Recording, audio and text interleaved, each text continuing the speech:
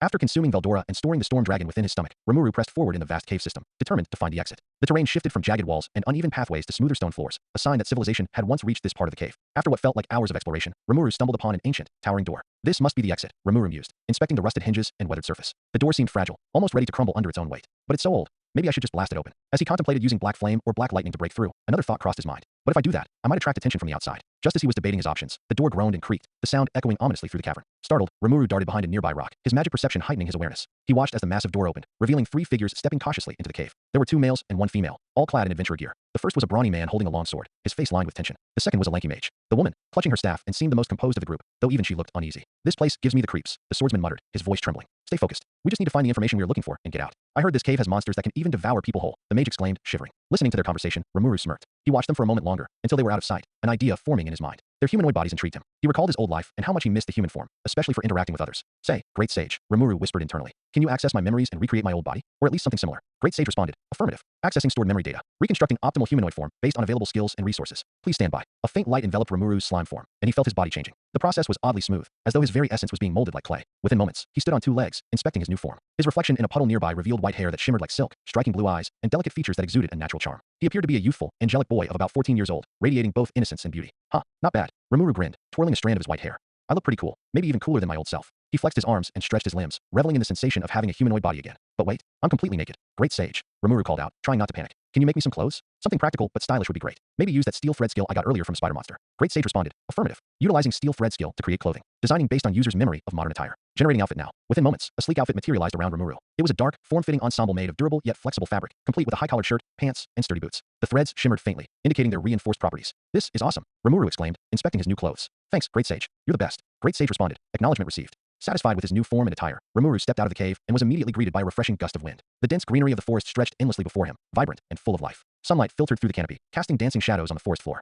The air smelled of earth, flowers, and the faint scent of magical energy. Rimuru took a deep breath, stretching his arms. Finally, I'm outside. So this is the Jura Forest, huh? It's massive and beautiful. His blue eyes scanned the surroundings, appreciating the harmony of the wilderness. However, his heightened senses quickly detected the presence of numerous creatures lurking in the shadows. The faint rustle of leaves and distant growls hinted at the sheer number of monsters hidden within the forest. Rimuru grinned. This place is crawling with monsters, but that's perfect. If I want to grow stronger and learn more about this world, this is the ideal place to start. As he started walking deeper into the forest, admiring its beauty and scanning for potential threats, a thought crossed his mind. Say, Great Sage, are there any intelligent monsters nearby? You know, ones I could maybe talk to or form alliances with. Great Sage responded, scanning surrounding area. Detection complete. Several intelligent monsters are present within a 10-kilometer radius. Closest targets detected approximately 3 kilometers east of your current location. Magical signature indicates a goblin settlement. Goblins, huh? Rimuru muttered, tilting his head. Well, that could be interesting. They might have some information about this forest or the world in general. Plus, I might be able to help them in exchange for their loyalty. He chuckled, already imagining himself as the leader of a group of loyal subordinates. All right, east it is. Let's see what these goblins are all about. Maybe I'll even make some friends out here. Rimuru continued walking toward the goblin settlement with his senses fully alert, his sharp perception constantly scanning for any threats. As he moved through the dense forest, he suddenly sensed a group of 6 approaching him from ahead. Their presence was weak, almost pitiable, but Rimuru stopped in his tracks, curious. The goblins came into view, a pitiful sight. All 6 looked starved and beaten, their thin frames barely holding together as they clutched battered and rusted weapons. Their eyes widened in fear as they caught sight of Rimuru, his powerful aura radiating unconsciously. The pressure alone made their knees tremble, and one of them almost dropped his weapon in terror. Rimuru noticed their trembling and sighed internally. Geez, I didn't mean to scare them this much. My aura must be overwhelming for them. Deciding to tone it down, he adjusted his presence, muting the oppressive magicules around him. One of the goblins, slightly braver, or more desperate than the others, stepped forward, his legs shaking. With his voice trembling, he spoke.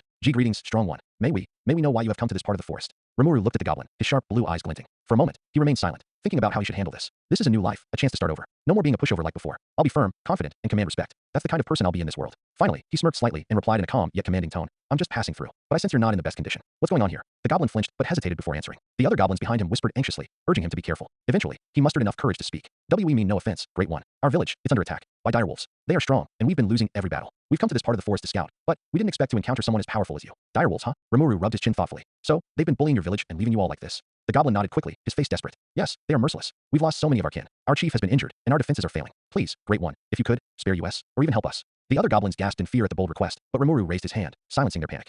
Relax. I'm not here to kill anyone. I'm not that kind of guy. But he narrowed his eyes slightly, his aura subtly intensifying. If you're asking for my help, I'll need something in return. I'm not running a charity here. The goblins immediately fell to their knees, bowing their heads. Anything, Great One. If you can save our village, we will serve you for the rest of our lives. Rimuru's smirk grew wider. A chance to build alliances, gain followers, and strengthen my influence? This could be interesting. All right, Rimuru said after a moment of thought. Take me to your village. Let's see the situation for myself. If I decide it's worth it, I'll help you deal with these dire wolves. But you'll need to swear loyalty to me, got it? Yes, great one. Of course, great one. The goblins nodded vigorously, relief washing over their faces. Rimuru gestured for them to lead the way. All right then, get up. Show me your village. And don't worry about those direwolves. By the time I'm done, they'll be begging for mercy. The goblins exchanged amazed glances before hurriedly rising to their feet, leading Rimuru through the forest. As they walked, Rimuru's mind was already racing with plans. Rimuru entered the goblin village and couldn't help but wince at the state of it. Calling it a village was generous. It was a collection of poorly made huts, barely standing, with no walls or defenses to speak of. The ground was littered with debris, and the smell of uncleanliness hung in the air. He could see malnourished goblins limping around, some nursing injuries, while others simply sat with vacant expressions. Man, this place is rough, Rimuru muttered to himself. No wonder they're struggling. The goblins who escorted him looked at him nervously. The elder goblin, a frail yet dignified figure with a hunched back and a wooden staff, approached Rimuru with a bow. Great one, our humble village is in a dire state. Since the disappearance of Lord Veldora, who protected this forest, chaos has erupted. Monsters now roam unchecked, and each faction seeks to dominate the forest. We have been caught in the crossfire.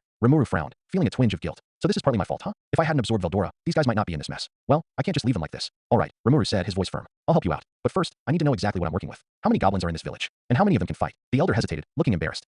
We have around 60 goblins in total. About 20 of them are adult males capable of fighting, though they are poorly equipped and injured. We also have 15 adult females and 25 children. Many of us are too weak or injured to defend ourselves. Around 20 of our people are gravely injured and unable to fight. Rimuru scratched the back of his head, thinking, that's not a lot of manpower. If I'm going to help you, I need everyone to be in fighting shape. Take me to the injured. The elder nodded and led Rimuru to a clearing where the injured goblins were resting. The sight was heart-wrenching. Some had deep gashes, others had broken limbs, and a few looked dangerously close to death. The other goblins hovered around them, trying their best to tend to the wounds with what little they had. Rimuru turned to Great Sage. Hey, can I heal them with the potions I have stored in my body? Affirmative. Healing potions in your storage can be administered directly by absorbing and ejecting the injured goblins. Rimuru smirked. All right, let's get to work. He approached the nearest injured goblin, who recoiled in fear. Relax, Rimuru said, his tone gentle but firm. I'm here to help. This might feel weird, but trust me. Before the goblin could respond, Rimuru extended a part of his slime body and absorbed him. The goblins watching gasped in horror, thinking Rimuru had devoured their comrade. Wait, the elder shouted. What are you doing? Chill out, Rimuru said, his voice calm. Just watch. After a few seconds, Rimuru spat the goblin back out. The once injured goblin stood there in shock, completely healed. His wounds were gone, and he moved his limbs as if testing them. I am healed, the goblin exclaimed, tears streaming down his face. The other goblin stared in disbelief, and the elder fell to his knees. Great one, your power is beyond comprehension. Rimuru shrugged. I told you, I'm here to help.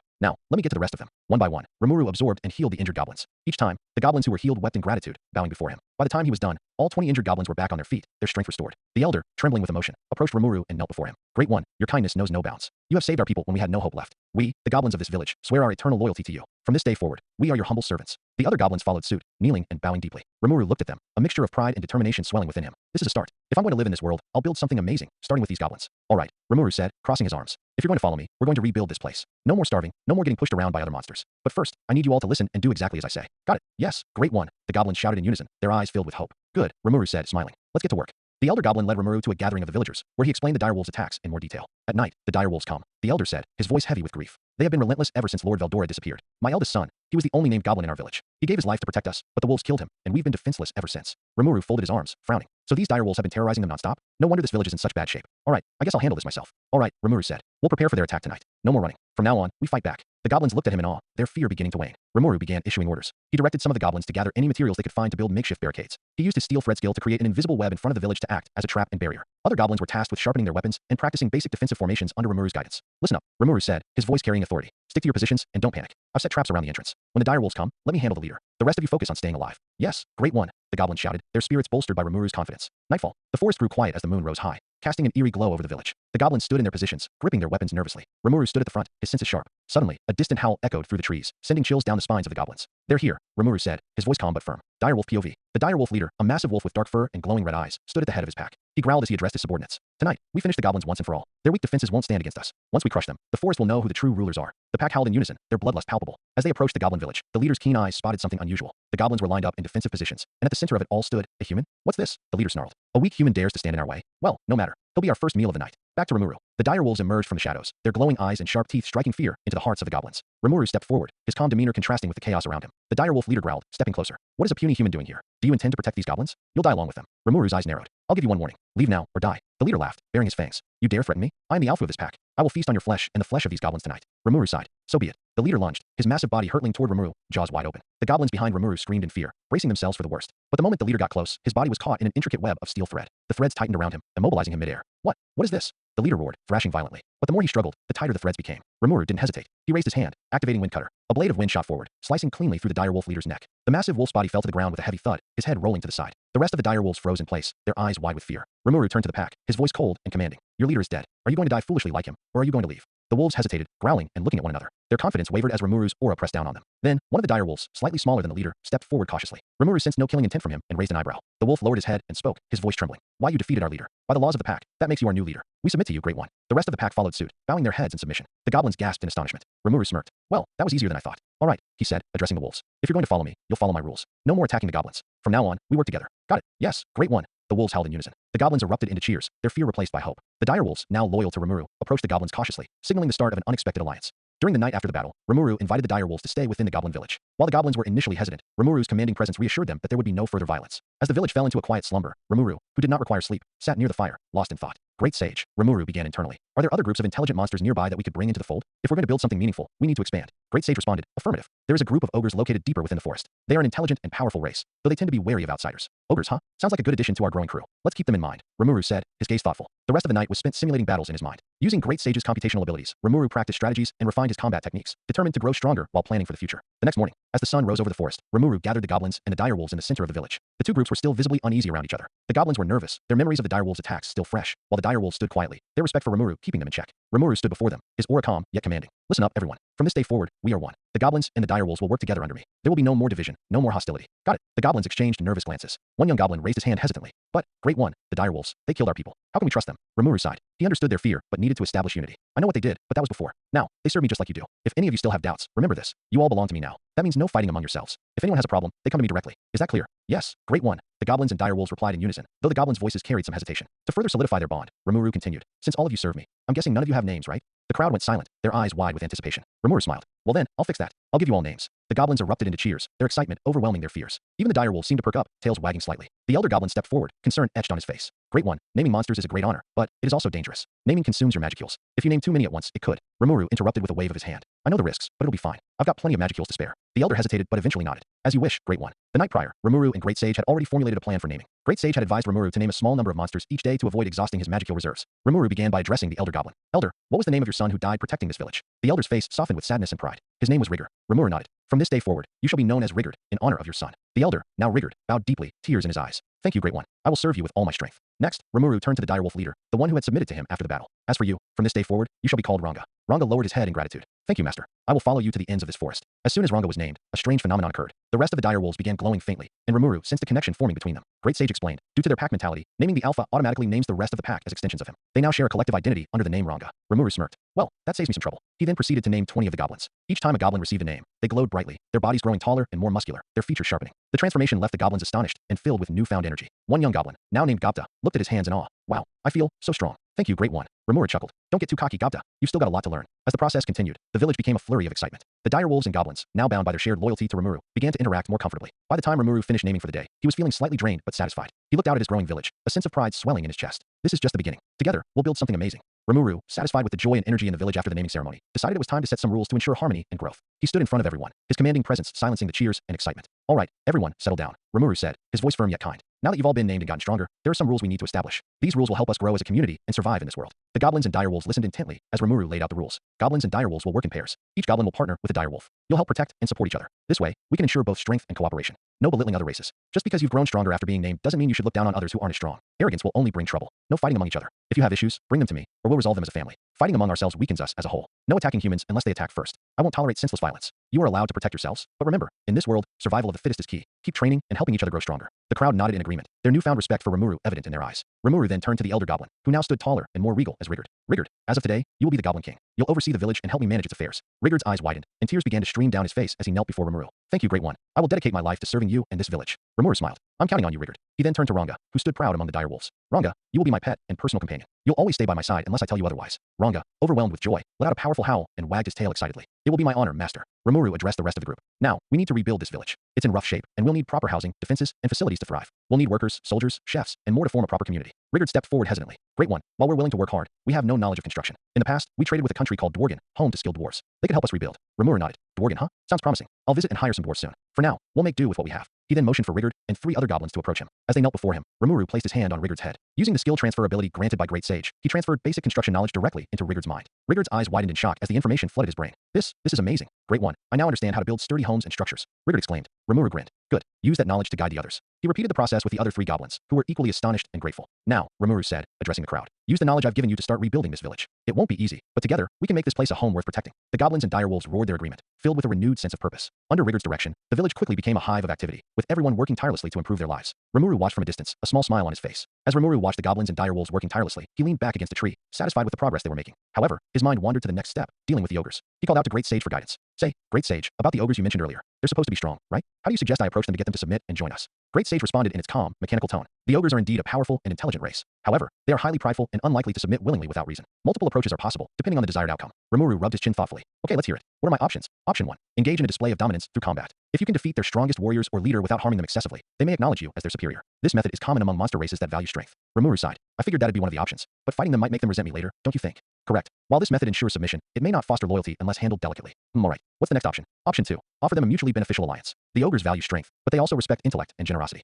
Demonstrating your ability to provide protection, resources, or solutions to their current struggles may persuade them to follow you willingly. That sounds a bit more reasonable, Rimuru said. But what kind of problems would they have that I could help with? Analysis suggests that the ogres are likely embroiled in conflicts with other races vying for dominance in the Jura Forest. Additionally, they may suffer from a lack of resources, injuries, or dwindling numbers. Offering aid in these areas could win their favor. Rimuru nodded, his interest piqued. I like this one. Anything else? Option 3. Combine the first 2 approaches. Initiate contact with a demonstration of your abilities, such as using non-lethal force to neutralize hostility, then immediately offer assistance or a proposal of alliance. This method balances respect for their pride with an appeal to their needs. A mix of strength and diplomacy, Rimuru mused. I like that. It shows them I'm not someone to mess with, but also that I'm not just a brute. Correct. This approach has the highest probability of success in establishing both submission and loyalty. Rimuru smiled. You're pretty good at this, Great Sage. Anything else I should know about the ogres before I go meet them? Ogres are highly intelligent and deeply value honor and family. They often rally around a central leader or clan head. Impressing or defeating their leader in a manner that preserves their dignity will earn you their respect. It would also be advantageous to showcase your ability to grant names. This act would demonstrate your power and further encourage their loyalty, as named monsters gain significant strength. Rimuru smirked. So the naming trick could come in handy again. Good to know. Alright, Great Sage, I think I've got a plan. I'll approach them cautiously, but firmly. Show them what I'm capable of without going overboard, then offer my help and a place in the village. Sound good? Affirmative. This plan has a high probability of success. Proceed with caution, as ogres are formidable opponents, and their trust is not easily earned. Rimuru stood up, stretching as he looked out at the bustling goblins and direwolves. Alright then, time to prep for a little field trip. Let's see if I can convince the ogres to join the family. The next morning, Rimuru stood at the edge of the goblin village, arms crossed as he watched the results of his naming efforts. The once frail and timid goblins had evolved into hobgoblins, each of them now standing taller, their bodies bulkier and radiating newfound strength. Their appearances varied, some looking rugged and battle-ready while others appeared more refined, hinting at unique talents waiting to be discovered. The direwolves, too, had undergone a dramatic transformation. They had grown larger, sleeker, and more fearsome, with radiant blue markings along their fur that glowed faintly with magical energy. Ranga, the largest of them, now stood even taller than Rimuru in his human form. His majestic mane and sharp claws made him look like a true alpha. Rigurd, however, stood out the most. He had transformed into a younger, muscular version of himself with a perfectly chiseled body. As Rimuru approached, he found Rigurd striking poses and flexing at every possible moment, much to the amusement of the other villagers. Rimuru-sama, Rigurd exclaimed, showing off his biceps. How do you like my new form? Truly magnificent, is it not? Rimuru sighed, waving a hand.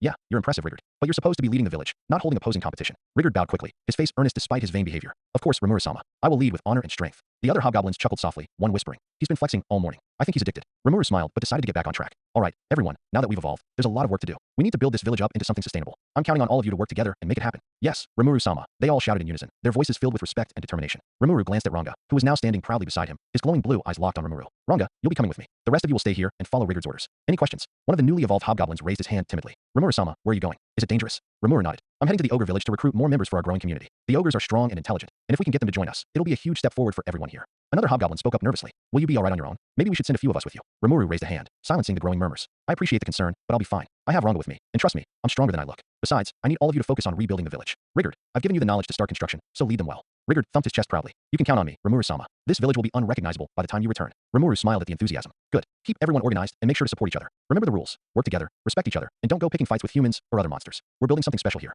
Yes, Rimuru-sama. The crowd roared, their confidence bolstered by his words. As Rimuru turned to leave, one of the younger hobgoblins stepped forward hesitantly. Rimuru-sama. Thank you for giving us a chance to become stronger. We won't let you down. Rimuru paused and gave a warm smile. You're welcome. But remember, strength isn't just about power. It's about protecting those who can't protect themselves. So take care of each other while I'm gone. With that, Rimuru climbed onto Ranga's back, the massive Tempest Wolf lowering himself slightly to allow his master to settle comfortably. He waved goodbye to the villagers, who cheered and shouted their well wishes as he rode off into the forest. As they disappeared into the dense greenery, Rigurd turned to the rest of the villagers, still flexing slightly as he barked orders. Alright everyone, let's show Rimuru-sama what we're capable of. Get to work. Back on the road, Rimuru patted Ranga's side. Alright buddy, let's go make some new friends. Think the ogres will be as cooperative as the goblins? Ranga let out a low, rumbling chuckle. If they aren't, Rimuru-sama, we'll show them your strength. They'll bow to you in no time. Rimuru smirked. Let's hope it doesn't come to that. But if it does, I'm ready. With that, they continued their journey toward the ogre village, Rimuru's mind racing with possibilities for the future. As Ranga sprinted through the forest, leaping over fallen trees and weaving through dense underbrush, Rimuru sat deep in thought. He let the wind brush past him, but his mind was elsewhere, focused on how to approach the ogres. Hey, great sage, Rimuru started, his voice calm but thoughtful. I've been thinking about how I should approach the ogres. What if I told them I'm a sworn brother of Veldora and that he left me in charge of the forest while he's away? I could say I'm trying to unite the monsters here for the good of everyone. You know, because being united is better in case some big threat shows up. Answer. Your proposal has merit. Associating yourself with Veldora Tempest, a figure of immense power and authority, would provide significant credibility among the monsters of the forest. Most intelligent monsters revere Veldora as a divine protector, and invoking his name could accelerate the ogre's willingness to follow you. Rimuru grinned. I knew you'd see the genius in my plan, but how do I get them to believe me? I mean, I can say I'm Veldora's sworn brother all I want, but they might just call me a liar. Answer. To reinforce your claim, you may utilize the following strategies. Emit a portion of Veldora's aura, which you now possess due to your absorption of him. This would make it appear as though his power lingers within you, signifying your close connection. Demonstrate your overwhelming strength in a controlled manner, proving your capability as a leader. Offer a tangible benefit, such as aiding them in resolving their current struggles, to showcase your reliability. Rimuru nodded, processing the suggestions. Makes sense. If I show off a bit of Veldora's aura, that'll definitely grab their attention. And if they're in trouble, I can swoop in as their savior. Everyone loves a hero, right? Correct. However, caution is advised. Excessive use of Veldora's aura may attract unwanted attention from other forces within the forest or beyond. It is recommended to use it sparingly. Got it. Flash the aura, but don't overdo it, Rimuru affirmed. And once they see I'm not just some random slime pretending to be important, I'll offer them a deal. Join me, and together we'll make the forest stronger and safer for everyone. Ranga, listening intently, chimed in. Rimuru-sama, if they doubt you, I can assist by demonstrating the might of the Tempest Wolves. None would dare question your authority if they see my strength. Rimuru chuckled, patting Ranga's side. Thanks, Ranga, but let's try not to scare them too much. We want allies, not enemies. I'm counting on you to be my intimidating yet friendly partner in this.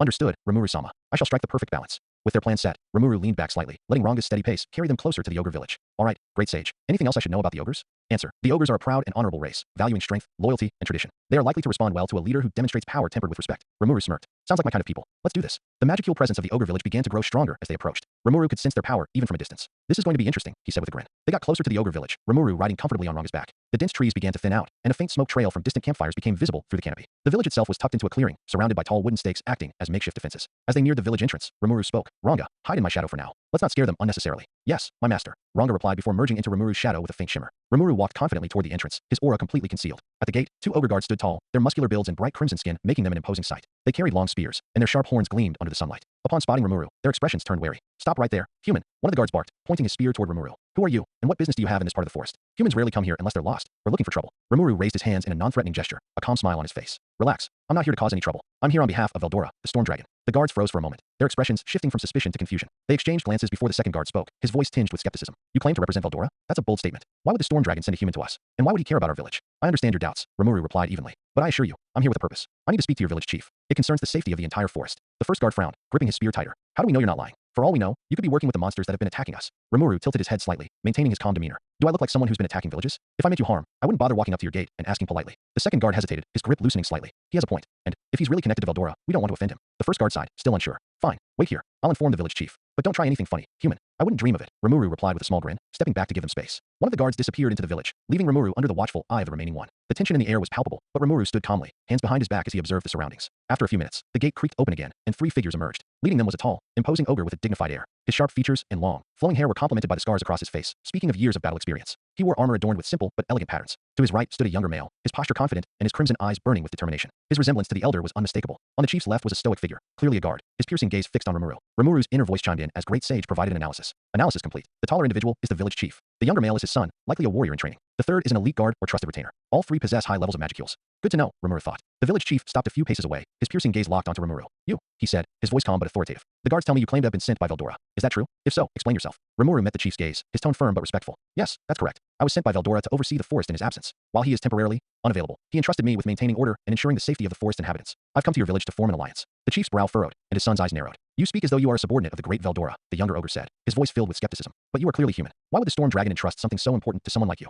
Rimuru smiled faintly, not missing the note of challenge in the younger ogre's tone. You're right to question me. Words alone wouldn't convince me either, but I can prove my connection. With that, Rimuru allowed a small portion of Veldora's aura to seep out. The powerful wave of energy washed over the ogres, causing their eyes to widen in shock. Even the stoic guard's expression flickered with surprise. The younger ogre instinctively moved his hand toward his weapon, but the chief held up a hand to stop him. This aura, it's unmistakably Veldora's, the chief murmured, his tone quieter but no less wary. He turned his sharp gaze back to Rimuru. How is it that you possess such power? I'm not exactly human, Rimuru replied cryptically. Let's just say Veldora and I share a unique bond. I absorbed his power when he entrusted me with his will. I'm not here to harm you. Quite the opposite. I'm here to unite the monsters of this forest under a single banner. Together, we can ensure our survival against external threats. The chief studied Rimuru for a long moment before speaking. You make bold claims, and your power is undeniable. But we ogres do not simply trust strangers, especially in these times. If you wish to form an alliance with us, you must first prove your worth. Rimuru nodded, unfazed. Fair enough. Tell me what you need, and I'll handle it. The chief exchanged a glance with his son and guard before responding. We have been under attack by unknown forces. If you can eliminate this threat, we will consider your proposal. Consider it done, Rimuru said confidently. Just give me all the details you have on these attackers. The chief nodded, gesturing for Rimuru to follow. Come inside. We'll discuss the matter further. Rimuru followed them into the village, already strategizing his next steps with Great Sage. Let's get this done quickly. I've got a village to build. As Rimuru followed the village chief, his son, and the guard through the village, he couldn't help but admire the surroundings. The ogre village was nestled in the heart of a lush forest, with cherry blossom trees scattered among the traditional-style buildings. The houses were strikingly reminiscent of Japanese architecture, with curved rooftops, wooden beams, and sliding paper doors. Small stone lanterns dotted the pathways, giving the area a serene, almost sacred atmosphere. Ogres in the village stopped what they were doing and stared at Rimuru with wary eyes, their postures tense as they whispered among themselves. Rimuru caught snippets of conversations. Is that really a human? He doesn't look hostile, but still, why would someone come here now, of all times? Ignoring their stares, Rimuru continued to follow the chief, who led him to one of the larger houses in the village. The building's size and intricate design indicated it was the home of someone important, likely the chief's residence. The wooden porch creaked slightly under their footsteps, and Rimuru noticed decorative tapestries hanging by the entrance, featuring symbols that resembled family crests. Inside, the room was spacious and modestly furnished. A low wooden table stood in the center, surrounded by tatami mats. A few weapons, including finely crafted katanas and spears, were displayed on the walls, showcasing the ogre's warrior culture. Sitting by the table was an older-looking ogre, his hair silver and tied into a bun. His sharp eyes scanned Rimuru with a mixture of suspicion and curiosity. Next to the chief, a dignified ogre lady with a graceful air sat silently, her calm demeanor suggesting she was the chief's wife. She glanced at Rimuru with a piercing yet composed gaze. Moments later, a pink-haired ogre walked in, carrying a tray of tea. She was cheerful and polite, bowing slightly before setting the tea down in front of everyone. By the door stood another ogre, and Rimuru's attention was immediately drawn to her striking appearance. She had long flowing hair, a stunningly beautiful face, and a curvaceous figure. Her impressive physique was emphasized by the fitted armor she wore, and a massive sword rested casually on her back. Her aura was powerful and commanding, yet she remained silent, her sharp eyes studying Rimuru's every move. The chief gestured for Rimuru to sit, and Rimuru settled himself comfortably on one of the mats. The chief took a seat across from him, his expression unreadable. Now, then, he began, his voice calm but firm. You said you weren't human. So what are you? Rimuru smiled, deciding it was better to be straightforward. I'm a slime, he said casually, enjoying the flicker of disbelief that crossed their faces. A slime? The younger ogre, the chief's son, repeated, his voice laced with skepticism. You mean the weakest type of monster? The chief raised an eyebrow, but remained composed. That's a bold claim. A slime with power enough to radiate Veldora's aura is unheard of. Seeing is believing, Rimuru replied. With that, he transformed into his slime form. His body shrank into a smooth, translucent blue sphere that gleamed softly under the room's light. The ogre's eyes widened in shock. That's impossible. The older ogre exclaimed, leaning forward. A slime with intelligence? And this much power? The world truly is full of surprises. The chief's wife glanced at her husband, her calm facade cracking slightly as curiosity crept into her expression. I've never heard of such a thing, she murmured. The female ogre by the door shifted her stance, her hand instinctively resting on her sword's hilt. A slime, yet able to transform into a human form? Such abilities aren't natural, she said, her voice sharp but steady. Rimuru chuckled, quickly transforming back into his human form. I get that reaction a lot. But yes, I'm a slime. And as you can see, I'm no ordinary one. I've gained unique abilities through certain circumstances. The chief leaned back, stroking his chin thoughtfully. You certainly defy expectations. If someone had told me this without seeing it for myself, I would have dismissed them as fools. But here you are. He paused, his sharp gaze locking onto Rimuru. Still, a slime, or anyone for that matter, claiming to act on behalf of Veldora is no small matter. Why would the storm dragon entrust a task as significant as protecting the forest to someone like you? Rimuru's expression turned serious. Because Veldora saw potential in me. Before he left, he entrusted me with the responsibility of maintaining order in this forest. I've already started uniting the monsters under one banner, and I intend to ensure the safety of everyone here, ogres included. That's why I'm here. The chief's son frowned. And why should we trust you? For all we know, you could be lying to us. Rimuru raised a hand, silencing him. I understand your doubts. I'd be suspicious too, but I'm offering an alliance, not empty promises. The forest is in chaos right now, and it's only a matter of time before more powerful enemies show up. Together, we can prepare for whatever threats come our way. The chief studied Rimuru in silence for a long moment, his eyes narrowing slightly as he weighed his options. Finally, he spoke, his tone cautious. Your words carry weight, and your power is undeniable. But trust is not something we give lightly. If you wish to prove your intentions, you'll have to help us eliminate the threat that has been attacking our village. Rimuru nodded without hesitation. Fair enough. Tell me everything about these attackers, and I'll take care of it. The chief exchanged a glance with his wife, who gave a subtle nod. Very well, he said. Let us discuss the details. As the conversation continued, Rimuru listened carefully, already formulating a plan with great sage to deal with the threat quickly and efficiently. The ogres were strong allies, and he wasn't about to let this opportunity slip through his fingers. As Rimuru listened to the chief, he learned that the attackers weren't orcs as he had initially suspected, but rather a band of powerful lizard men and a few savage ogres who had abandoned their clan and become marauders. They had been relentlessly harassing the ogre village for weeks, pillaging supplies, destroying crops, and injuring villagers who resisted. The chief explained the dire situation, his tone grim. They've already attacked us 3 times, the chief said, his fists clenching on the table. Each time, they've grown bolder. Last time, they even killed one of our warriors. Our people are tired, hungry, and demoralized. If this continues, our village will be wiped out. Rimuru leaned back, stroking his chin thoughtfully. I see. And how many of them are there? About 30. The chief's son replied, his tone sharp. They outnumber us, and they're well coordinated. The lizard men seem to be the brains behind the operation, while the rogue ogres provide brute force. Rimuru nodded, a small smile playing on his lips. I'll handle it, but I'll need something in return. The chief raised an eyebrow. And what would that be? I want your loyalty, Rimuru said firmly, his gaze unwavering. Once I deal with this problem, you and your people will become my subordinates. I'll name all of you, provide protection, food, and a better village for you to live in. But in return, I'll expect you to follow my orders and contribute to the community I'm building. The room fell silent. The chief seemed to hesitate, his brows furrowed in thought. Naming was a rare and powerful gift, and the promise of food and protection was tempting. Still, the idea of pledging loyalty to someone they barely knew was a significant decision. The chief's son, however, wasn't as composed. Father, we can't just. Rimuru raised a hand, cutting him off. I'm not asking for blind trust. I'm offering you a way to ensure your survival. Right now, you're struggling just to protect what little you have. But under my protection, you'll grow stronger. And when I name you, you'll gain power like you've never imagined. The chief's wife, who had been silent until now, spoke up. If what you say is true, it would indeed be a great boon to our people. But can you truly guarantee our safety? Rimuru met her gaze with a calm confidence. Yes, I'm not just offering words. I'll prove my worth by taking care of these attackers. If I fail, you lose nothing. But if I succeed, you'll gain everything. The chief let out a heavy sigh, glancing at his son, who still looked unhappy but remained silent. Very well, the chief said. We'll accept your terms. If you can rid us of this threat, we'll pledge ourselves to you. Good, Rimuru said, standing up. Then it's settled. I'll take care of the problem and return shortly. As he walked toward the door, the chief's son called after him. Wait, are you planning to go alone? Rimuru smirked. I'll be fine. I have a few tricks up my sleeve. Once outside, Rimuru mentally called Ranga, who emerged from his shadow. We've got work to do, Rimuru said. Let's head out. On the road, Rimuru spoke with great sage, formulating a plan. Great Sage. Analyze the enemy composition and recommend a strategy. Analysis complete. The lizardmen are tacticians, but lack significant magical capabilities. The rogue ogres rely on brute strength and lack coordination. A divide and conquer approach is advised. Suggestion: use steel thread to trap and immobilize the lizardmen, neutralizing their strategic advantage. Then, eliminate the rogue ogres individually, targeting their weak points with wind slash and black flame. Sounds like a solid plan, Rimuru said. What about luring them into a trap? Recommendation: use Ranga's shadow motion to scout their position and create an illusion to draw them into a favorable location for engagement. Rimuru nodded. Perfect. Let's put it into action. Ranga growled in agreement, his tail wagging excitedly. I will do my best, Master Rimuru. At the enemy camp, using Ranga's scouting abilities, Rimuru located the attackers' camp in a clearing near a riverbank. The lizardmen were gathered around a fire, while the rogue ogres sharpened their weapons nearby. Rimuru smirked, his eyes glowing faintly as he began setting his plan into motion. Ranga, stay hidden and wait for my signal. Great Sage, initiate phase 1. With that, Rimuru used his sticky thread and steel thread to silently weave an intricate web around the camp's perimeter, ensuring no one could escape. Then, with a flick of his wrist, he created a glowing orb of light, using it as a decoy to lure the enemies toward the center of the clearing. What's that? One of the lizardmen hissed, pointing at the light. An intruder, perhaps, another muttered, standing and drawing his weapon. The rogue ogres grunted, rising to their feet. Let's kill whoever it is and be done with it, one growled. As they moved toward the light, Rimuru activated his trap. The steel thread snapped into place, binding the lizardmen and rendering them immobile. The rogue ogres roared in anger, charging blindly toward the source of the attack. Now Ranga, Rimuru called. Ranga erupted from the shadows, his massive form barreling into the first ogre with a deafening growl. Rimuru followed up with a swift wind slash, cutting through the second ogre's weapon and forcing him to retreat. Within minutes, the attackers were subdued, their forces scattered and disoriented. Rimuru surveyed the aftermath of the battle, his calm gaze scanning the subdued attackers lying defeated before him. Without hesitation, he began absorbing their bodies one by one. As he did, information flooded his mind, and Great Sage began analyzing the newly acquired skills. Analysis complete. Newly acquired skills include Scale Shield from the lizardmen, Berserker Strength from the rogue ogres, and a minor enhancement to physical resistance. Not bad, Rimuru muttered to himself. These will definitely come in handy later. Once the last of the enemies was absorbed, he turned to Ranga, who was standing proudly, his tail wagging enthusiastically. Rimuru chuckled, reaching out to pat his head. You did great, Ranga, Rimuru said with a warm smile.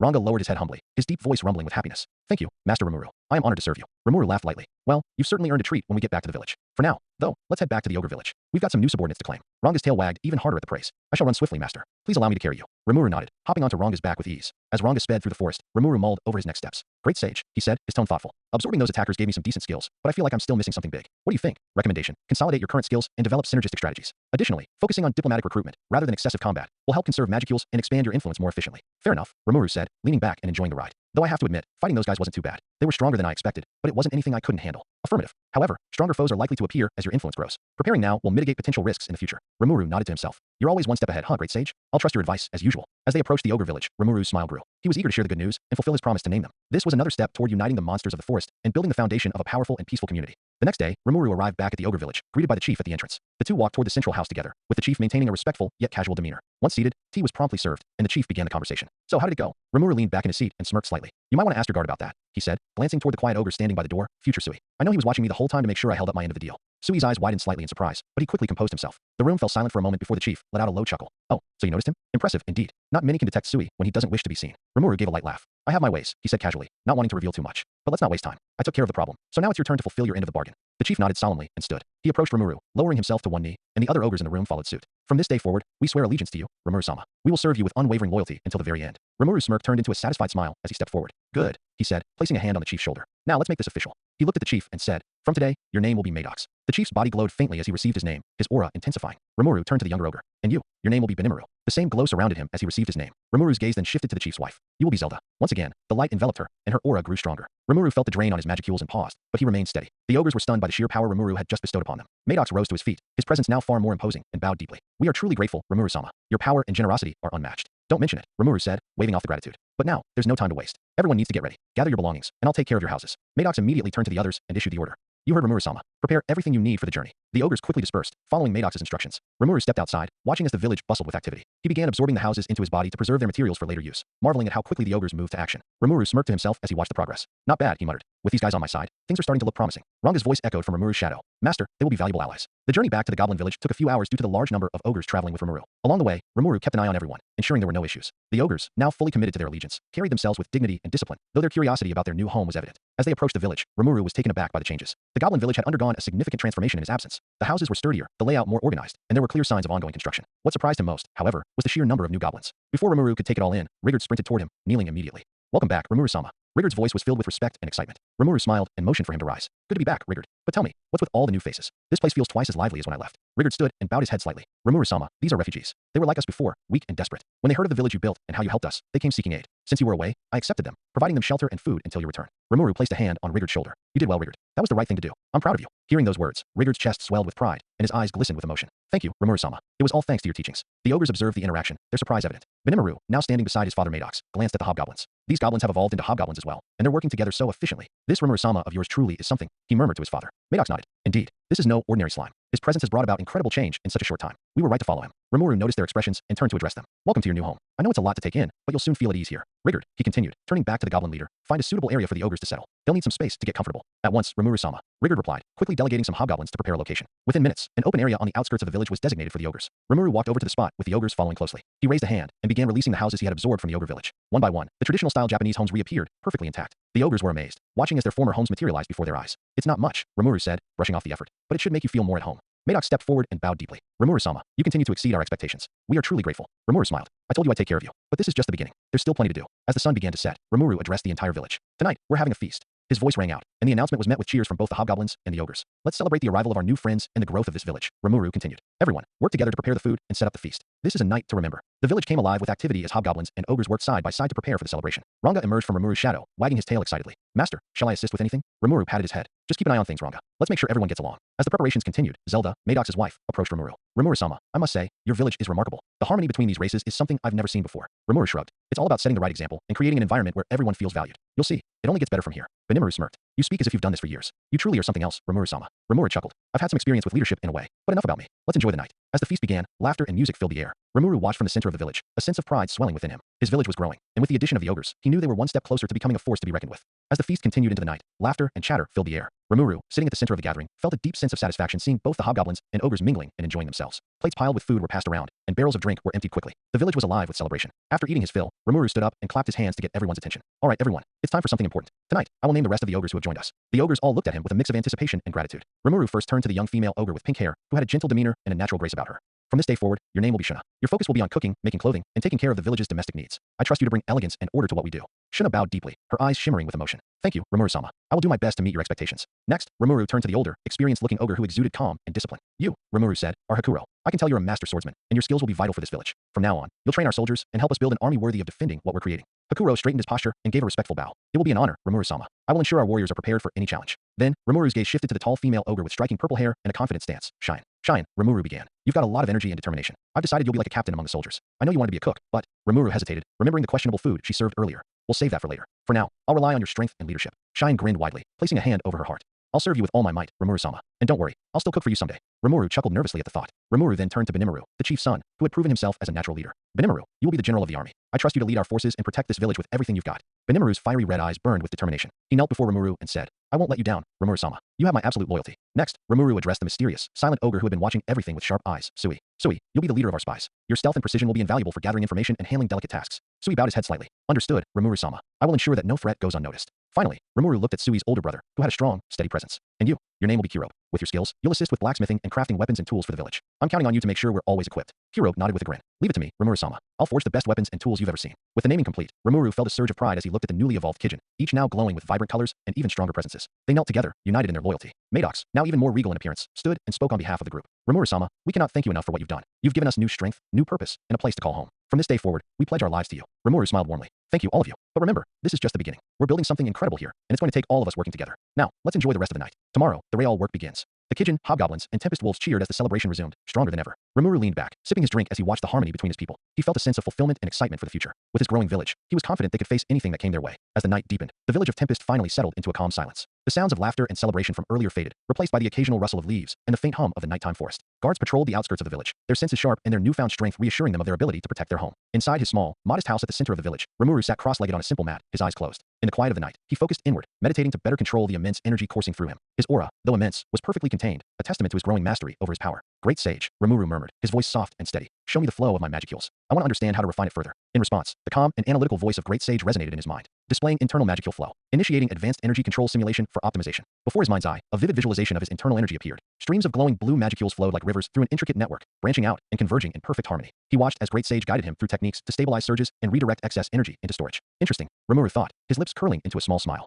This kind of control could be useful in battles. If I can fine-tune this, I might be able to conserve even more energy when using large-scale abilities. Affirmative, Great Sage replied. Efficient energy management will increase the duration and frequency of skill usage. Continued practice is recommended. As he meditated, Rimuru expanded his awareness outward, surveying the village. Through his perception, he could sense the steady breathing of the villagers as they slept peacefully in their new homes. Any threats nearby? Rimuru asked, maintaining his meditative state. Negative, Great Sage replied. No hostile presence is detected within a 5-kilometer radius. The guards are maintaining a vigilant perimeter. Rimuru exhaled softly, feeling a sense of relief. Good. I want everyone to feel safe here, no matter what. As he continued to meditate, his thoughts wandered to the challenges ahead. The trip to Dworgen to recruit the dwarves was next on his list, and he knew it wouldn't be as simple as walking in and asking for help. The dwarves were a proud and skilled people, and earning their trust would require strategy. The warm morning sunlight bathed the village of Tempest as its residents gathered in a wide clearing to witness the spar between Rimuru and Hakuro. The newly evolved Kijin stood with awe at their own strength, but were equally curious to see how their master would fare against Hakuro, the most skilled swordsman among them. Hakuro, despite his older appearance, exuded a sharp and focused aura. His white hair swayed slightly in the gentle breeze, and his grip on the wooden sword was firm but relaxed, a testament to his mastery. On the other hand, Rimuru stood casually, holding his makeshift wooden blade with an air of confidence. Benimaru stepped into the center of the clearing, raising one hand. All right, the rules are simple. No real swords, no lethal strikes, and no magic. First to land a clean, decisive strike wins.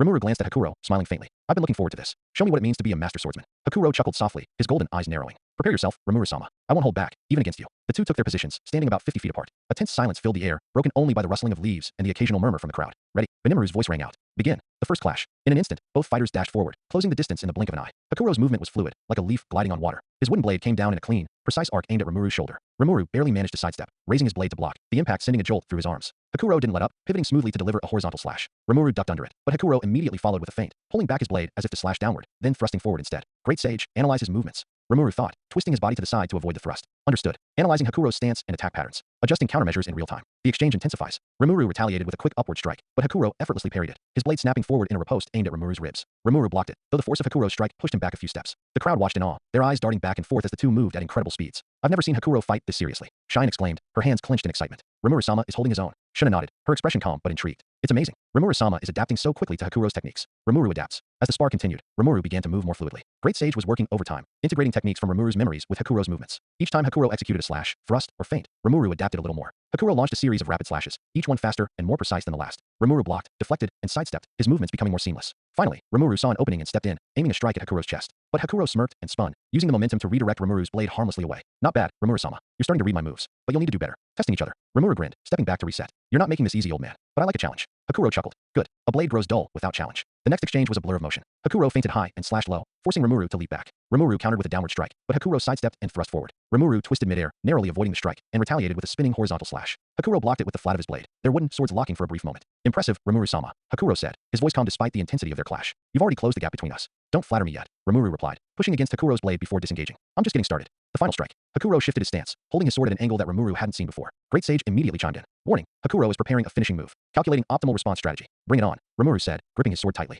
Hakuro dashed forward with blinding speed, his blade flashing in an intricate series of slashes. Rimuru's eyes widened as he parried the first two strikes, sidestepped the third, and ducked under the fourth. Now, Rimuru thought, stepping into counter. He brought his blade down in a decisive strike aimed at Hakuro's torso, but Hakuro twisted at the last moment, deflecting Rimuru's blade and spinning behind him. Before Rimuru could react, Hakuro's wooden sword tapped lightly against his shoulder. Match, Hakuro said, lowering his blade. Aftermath. The crowd erupted into cheers, amazed by the intensity of the spar. Rimuru laughed, rubbing his shoulder where Hakuro had landed the final blow. You got me, Rimuru said, grinning. But I learned a lot. Thanks for the lesson. Hakuro bowed slightly. The honor was mine, Rimuru-sama. You've grown immensely in just one sparring session. With more practice, you might surpass even me. Benimaru approached, a wide grin on his face. That was incredible. Rimuru-sama, you almost had him. Rimuru smirked. Almost isn't good enough. I'll get you next time, Hakuro. Hakuro chuckled. I look forward to it. As the crowd dispersed, Rimuru stood in the clearing, his wooden sword resting on his shoulder. He felt a sense of accomplishment, but also a determination to keep improving. The path ahead was long, but with allies like Hakuro, he knew he could handle whatever came his way. All right, everyone, listen up, he called out. The villagers stopped in their tracks, turning their attention to their leader. I'll be heading to Dworgen tomorrow to recruit some dwarves. We need skilled blacksmiths and builders to help improve the village. Ranga and Gapta will be coming with me. Gapta, who was standing at the edge of the crowd, perked up. Me? Really? I get to go to Dworgen. Rimuru nodded. That's right. You've been there before, so you know the way. Plus, I could use an extra pair of hands. Gapta puffed out his chest proudly. You can count on me, Rimuru-sama. Rimuru continued. While I'm gone, I need everyone to stay focused. Rigard, you're in charge of the village. Make sure the construction and training continue. Hakuro, work on training the soldiers. Shuna, keep up with the cooking and making clothes for everyone. Shine, you'll oversee security and make sure everything runs smoothly. Each of them nodded, their expressions serious. Understood, Rimuru-sama, they said in unison. Satisfied, Rimuru smiled. The next day, after bidding farewell to the villagers, Rimuru, Ranga, and Gapta set off for Dworgen. The journey took 3 days, with the Tempest Wolves covering ground at incredible speed. When they finally arrived, the massive gates of Dworgen loomed before them. Rimuru hopped off Ranga's back and patted his head. Good job, Ranga. You and the others wait here. Gapta and I will handle this. Ranga wagged his tail. Understood, master. Be careful. As Rimuru and Gapta approached the gates, they saw a long line of people waiting to enter. Merchants, adventurers, and travelers alike were being inspected by the guards. Rimuru sighed. Looks like this might take a while. Gapta, who was already fidgeting, groaned. I hate waiting in lines. Before Rimuru could respond, a guard came running up to the gate, shouting urgently. There's been an incident at the mines. An armor source attacked, and we have injured miners. We don't have enough potions to treat them. Hearing this, Rimuru stepped forward. I can help with that, he said calmly. The guard turned to him, surprised. You? A potion seller? Something like that, Rimuru replied. I'll give you the potions you need, but in return, I'd like some information. The guard hesitated, then nodded. If you can save those miners, I'll tell you anything you want to know. Rimuru summoned several high-quality potions from within himself and handed them over. The guard hurried off, and soon, news came back that the miners had been healed. The guard, now much more relaxed, approached Rimuru. Thank you for your help. What do you want in return? Rimuru smiled. I need to find the best blacksmith in Dworgen. Can you point me in the right direction? The guard blinked in surprise. That's it. Well, I suppose I owe you. The best blacksmith in town is my brother, Kaijin. I'll take you to him myself. Rimuru's eyes lit up. Perfect. Lead the way. With Gobta trailing behind, Rimuru followed the guard into the bustling city of Dworgen, ready to meet the renowned Kaijin. When the guard led Rimuru and Gobta into Kaijin's forge, the sound of hammers clanging against metal filled the air. The workshop was a bustling scene, with apprentices scurrying about and the smell of molten steel heavy in the room. In the middle of it all stood Kaijin, a burly dwarf with a thick beard and strong arms, inspecting a half-finished blade. The guard cleared his throat. Brother, someone here wants to talk to you. Kaijin looked up, his expression shifting to curiosity as he saw Rimuru and Gobta. What's your business with me? Rimuru stepped forward, his tone calm but confident. My name is Rimuru Tempest of Slime. Then Rimuru transformed in his slime form. Kaijin and everybody in the shop were shocked. You can see Gobta with a smug face. I'm building a village in the Jura Forest, and I'm looking to recruit the best blacksmith in town. I heard that's you. Kaijin chuckled, setting the blade down on his workbench. Flattery will get you far, Rimuru, but I'm afraid I can't help you right now. I've been contracted by Minister Vesta to make 20 magic swords for the kingdom. It's a massive order, and I'm already short on both time and materials. Rimuru tilted his head. 20 magic swords? That sounds like a tall order. What's the problem with materials? Kaijin sighed, wiping his hands on a rag. The main component for these swords is magisteel, and I've run out. It's not something you can just find lying around. Mining it takes time, and refining it takes even more. Without magisteel, I can't complete the order, and if I fail, Vesta will have my head. I don't have the luxury to think about other projects right now. Rimuru paused, recalling the massive amounts of magical ores he had absorbed during his time in the cave. His expression brightened as an idea struck him. What if I told you I could solve your problem? Kaijin raised an eyebrow, skeptical. Solve my problem? You're saying you have magisteel? Rimuru smiled mischievously. Something like that. He opened his mouth, and a chunk of refined magisteel emerged, gleaming with an otherworldly sheen as it hit the table with a solid thud. The apprentices stopped what they were doing, their jaws dropping as they stared at the impossibly pure ore.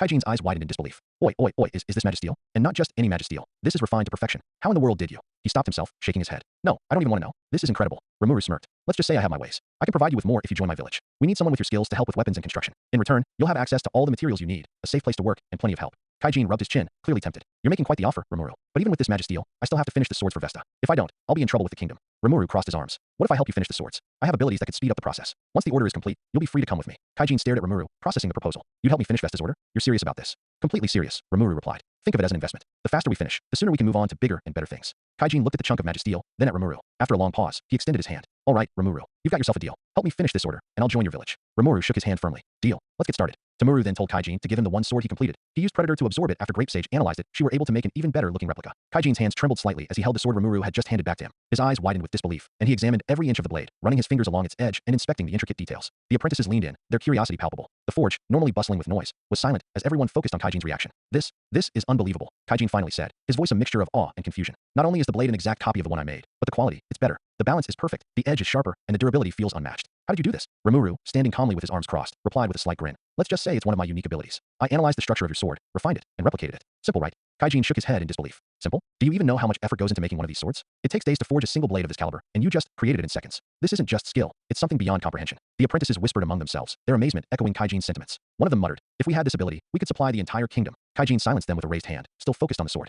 Rimuru, I don't know what kind of being you are, but this kind of power, it's extraordinary. Are you sure this sword is stable? It won't degrade over time, will it? Rimuru nodded confidently. Great Sage confirmed its stability. The material is even more refined than the original. It'll perform better and last longer. Kaijin's jaw dropped slightly before he collected himself. Better and longer lasting. You're making me feel like all my hard work was for nothing, he joked, letting out a hearty laugh. Still, I can't argue with results. Rimuru chuckled. No need to feel bad, Kaijin. If anything, your craftsmanship inspired this. Think of it as a partnership. Kaijin smirked. A partnership, huh? Alright then, since you're so confident, I'll take you up on that offer. But I still need 20 swords to complete the order. Can you handle that? Rimuru's grin widened. 18 more swords? No problem. Just give me a moment. He reached into his predator skill once again, and within seconds, another sword materialized in his hands. Then another, and another. Each sword was identical to the first, their polished blades gleaming under the forge's light. Kaijin's mouth fell open as the pile of swords grew. This is insane. It's like watching magic in its purest form. One of the apprentices, barely able to contain himself, whispered to another, we're witnessing a miracle. Kaijin inspected one of the newly created swords, tapping it lightly and testing its balance. Every single one of them, perfect. I've never seen anything like this. Rimuru, do you even realize the kind of fortune you're sitting on? If you wanted, you could become the greatest blacksmith in the world with this power. Rimuru laughed. That's not my goal. I'd rather leave the smithing to the professionals, like you. I'm just here to help where I can. My real goal is to build a place where everyone can thrive. Kaijin looked at Rimuru, his respect for the slime growing even further.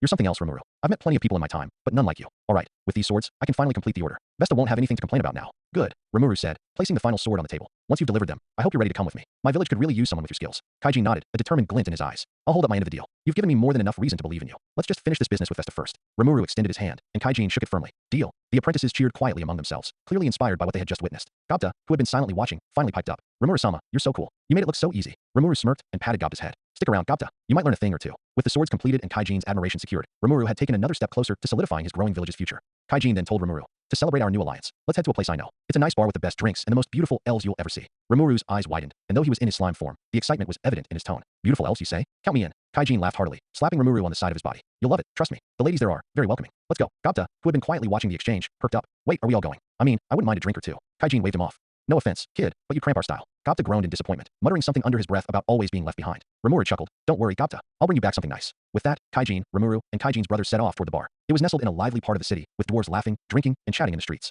The bar itself was cozy, with soft golden lights illuminating its wooden structure. As soon as they entered, the sound of laughter and cheerful music filled the air. The moment they stepped inside, Rimuru's attention was immediately drawn to the waitresses, elves with radiant beauty, dressed in outfits that were revealing enough to leave little to the imagination. One of the elves, her long golden hair cascading down her back, greeted them warmly. Kaijin, it's been a while. Come in, come in. We've got a table ready for you. Kaijin grinned. You're too kind, Myrna. This here is Rimuru, a new friend of mine. Make him feel at home. Myrna's eyes sparkled as she looked at Rimuru. Oh my, what an adorable little slime. Come this way, all of you. Rimuru followed her, feeling a mix of nervousness and excitement. As they settled at the table, a group of 4 elves joined them, their delicate features and elegant movements mesmerizing Rimuru. One of the elves, with soft pink hair and a playful smile, picked up Rimuru and hugged him tightly. You're so cute. I've never seen a slime like you before. Rimuru, nestled between her arms, thought, heaven, this must be heaven. Out loud, he managed to say, thank you. I get that a lot. Kaijin and his brothers roared with laughter as Rimuru squirmed in the elf's embrace. Another elf leaned closer to Rimuru, her emerald eyes gleaming. You're quite special, aren't you? There's something about you that feels powerful. Rimuru chuckled nervously. Well, I've been through some stuff. As the drinks flowed and the conversation grew livelier, one of the elves with silvery hair pulled out a crystal ball. Rimuru, would you like me to tell you your fortune? I can show you the person you're destined to be with. Rimuru's slime body practically quivered with anticipation. Destiny, huh? Sure, let's see what you've got. The elf smiled mysteriously and began waving her hands over the crystal ball. It glowed softly, and an image began to form. Slowly, the figure of a beautiful woman with black hair and a scar on her face appeared. Kaijin nearly dropped his drink. That's Shizue Izawa. She's a retired legendary hero. What are the odds? Rimuru's core jolted. Shizue, that name sounds Japanese. But he kept his thoughts to himself. The elf giggled. Oh, but there's more. Let's see. The crystal ball shimmered again, and another woman appeared. This one with black hair, a well-toned body, and a soft, inviting smile. The table erupted with cheers and teasing. Rimuru, you lucky slime, one of Kaijin's brothers said, slapping the table. Before Rimuru could process it, the crystal ball revealed 4 more women. 2 of them were Cheyenne and Shuna, their familiar faces bringing a mix of embarrassment and pride to Rimuru. Kaijin roared with laughter. Looks like you've got a harem waiting for you, Rimuru. Rimuru, flustered, muttered. It's not like that, probably. While Rimuru was still daydreaming about the beautiful women he'd seen in the crystal ball, an angry, familiar voice cut through the lively atmosphere of the bar. Kaijin, what in the world are you doing here? Everyone turned to see Minister Vesta, his face a mix of irritation and disbelief. He stormed toward their table, his eyes narrowing as they landed on Kaijin. Kaijin, unfazed, raised his mug and took a sip before responding nonchalantly. I'm celebrating. Vesta's face turned red. Celebrating? Celebrating. When you have magic swords to finish for the kingdom, do you have any idea what kind of trouble this will bring to me if they aren't delivered on time? Kaijin smirked and leaned back in his chair. Trouble for you? Don't worry, Vesta. The swords have already been delivered. Vesta froze mid-rant. What? You finished them? His voice was filled with disbelief. Kaijin chuckled. That's right. All 20 of them. And I didn't just finish them. I made sure they were of the finest quality. For a moment, Vesta was at a loss for words. His mouth opened and closed as he tried to process the unexpected news. Then, regaining his composure, he glared at Rimuru. And what is this? Vesta sneered, pointing at the slime. Why is a monster allowed in a place like this? Have standards fallen so low that you let such filthy creatures into the city? The entire table went silent. Rimuru, still in his slime form, tilted slightly, as if trying to decide whether to respond. Before he could, Kaijin stood abruptly, his chair screeching against the floor. That's enough, Vesta.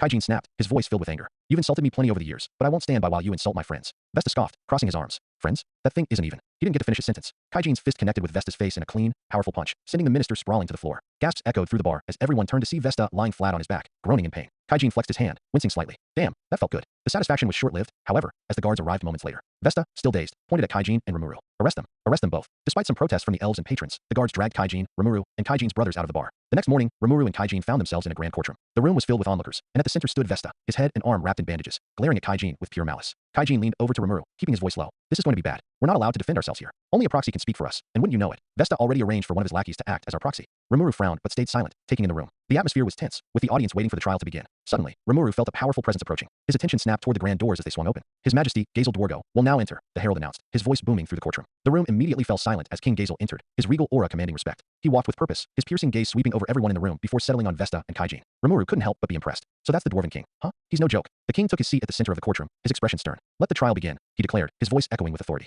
As the trial began, the atmosphere was tense, and every movement in the room seemed amplified. King Gazel, seated on his massive stone throne, exuded an air of quiet authority. Rimuru was still in his slime form. Great sage, ever watchful, spoke in Rimuru's mind. Rimuru, the King Gazel is attempting to probe your memories. Should I block his efforts? Without hesitation, Rimuru responded, yes, great sage, please block him. We don't need unwanted attention right now. A small, almost imperceptible wince crossed Gazel's face, but he quickly masked it with a composed demeanor, a subtle acknowledgement that someone was aware of his actions. The room's attention was entirely on Rimuru and Kaijin now, who were standing trial for something they both knew wasn't true. The judge, an older dwarf with silver hair and glasses that seemed too large for his face, tapped the gavel. The trial will now begin. All rise, he said, his voice commanding silence. The proxy, a sharply dressed man with a commanding voice, stepped forward. As we have seen, he began. When Minister Vesta was enjoying a drink at a local establishment, Kaijin and his group stormed the place and assaulted him. Such behavior must not be tolerated. Rimuru's eyes widened in disbelief. He was stunned that they were already accusing Kaijin of something so blatantly wrong. What's going on here? Is the proxy meant to defend us or accuse us? Rimuru thought, confused. The judge then turned to the suspects, his voice stern. Is this true? Without a hint of hesitation, the proxy replied. Yes, there is no mistake. Rimuru turned to Kaijin, who was barely holding back his anger. This isn't what happened. Rimuru muttered under his breath, a little exasperated. I can't believe this is how it's going down. Vesta, grinning smugly, spoke up next, eager to see Kaijin and Rimuru suffer.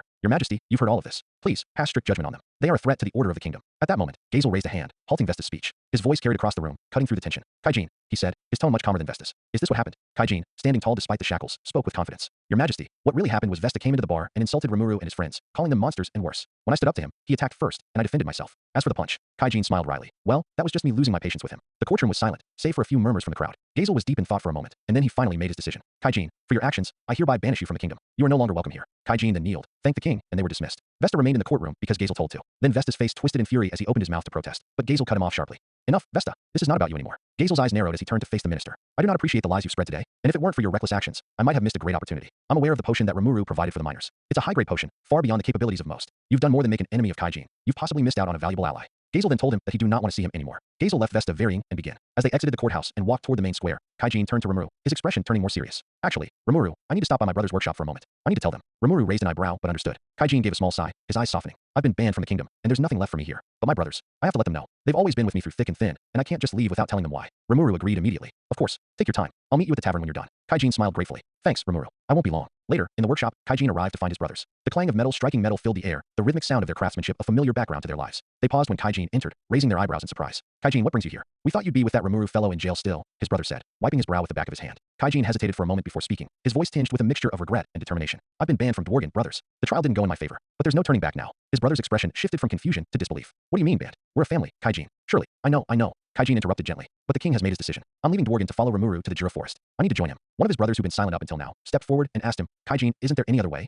Kaijin nodded. No. The brothers exchanged look, the weight of the decision settling in. Finally, one of them sighed. Well, if you're going, then we're going with you. You're not getting rid of us that easily. We've always stuck together. We'll follow you wherever you go, Kaijin. The dwarves' brothers made their way to the tavern, where Rimuru was already waiting. Gapta was by his side, his usual carefree demeanor a welcome sight. Kaijin and his brothers joined them at the table, their faces serious but resolute. So it's settled then? Rimuru asked, leaning forward with a smile. You're all coming with me to the Jura Forest? Kaijin grinned, his eyes glinting with excitement. That's right. We're with you, Rimuru. We'll help build that village of yours, make it the best it can be. Rimuru's grin widened. Great. With you all on board, there's no limit to what we can do. The village is going to thrive. Rimuru stood up, raising a glass. To new beginnings, new friends, and a bright future ahead. Let's make this happen. Everyone at the table raised their glasses, their faces filled with hope and determination. The day Rimuru and his group arrived back at the Goblin Village, the atmosphere was filled with celebration. Goblins, hobgoblins, and the ogres alike gathered to welcome them back, cheering as the group approached. Rimuru noted how much the village had expanded in his absence. New homes, fields, and even rudimentary training grounds filled the area. He felt a deep sense of pride in how far they'd come. Rigard rushed forward, bowing deeply. Welcome back, Rimuru-sama. The village has grown as you instructed, and the newcomers have settled well. Rimuru smiled. Good work, Rigard. I'm proud of everyone here. It looks like things are shaping up nicely. Rimuru introduced Kaijin and his brothers, Hirobe and Garm, to the crowd, emphasizing their skills in blacksmithing and craftsmanship. The villagers cheered, excited by the addition of such talented individuals.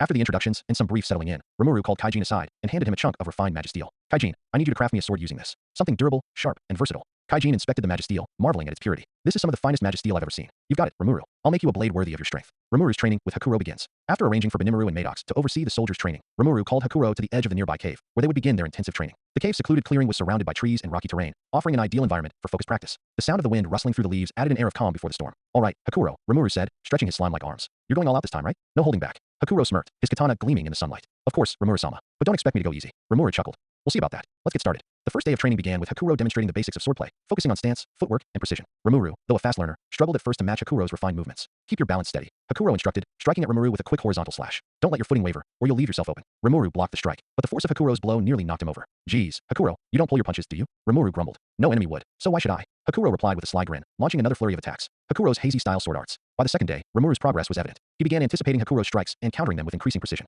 However, Hakuro decided it was time to up the stakes. Rimuru-sama, Hakuro said, stepping back to reset his stance. I believe you're ready to face my true technique. This is the hazy-style sword arts. Without another word, Hakuro disappeared from Rimuru's sight, his body moving so fast it seemed to flicker like a mirage. Before Rimuru could react, a sharp breeze grazed his side as Hakuro's katana appeared seemingly out of nowhere. What the? Rimuru exclaimed, barely managing to block another strike that came from behind him. Hakuro's movements were fluid, unpredictable, and relentless. Great Sage's voice echoed in Rimuru's mind, analyzing Hakuro's hazy-style sword arts, adjusting battle stance for optimal counterattacks. Rimuru grinned. Thanks, Great Sage. Let's see how long he can keep me on the ropes. The rest of the day was a blur of strikes, parries, and counters as Rimuru adapted to Hakuro's style. By the end of the second day, Rimuru could track Hakuro's movements, though matching his speed and precision remained a challenge. The Thousand-Blade Moon style. On the third day, Rimuru felt something click. He combined the techniques he had learned from Hakuro with the combat styles stored in his memory, creating a unique form of swordsmanship. It was time to put it to the test. Hakuro, Rimuru said, gripping the wooden sword. I think I've got something new to show you. Hakuro raised an eyebrow, intrigued. Oh, let's see it then. Rimuru took a deep breath and entered a low stance. His aura shifted, becoming calm yet charged with energy. This is my new style I just created. I call it the Thousand-Blade Moon style. The moment Hakuro moved to attack, Rimuru's figure blurred, splitting into multiple afterimages. Blades of energy appeared around him, their silvery glow resembling the soft light of the moon. The swords moved independently, slashing at Hakuro from all angles.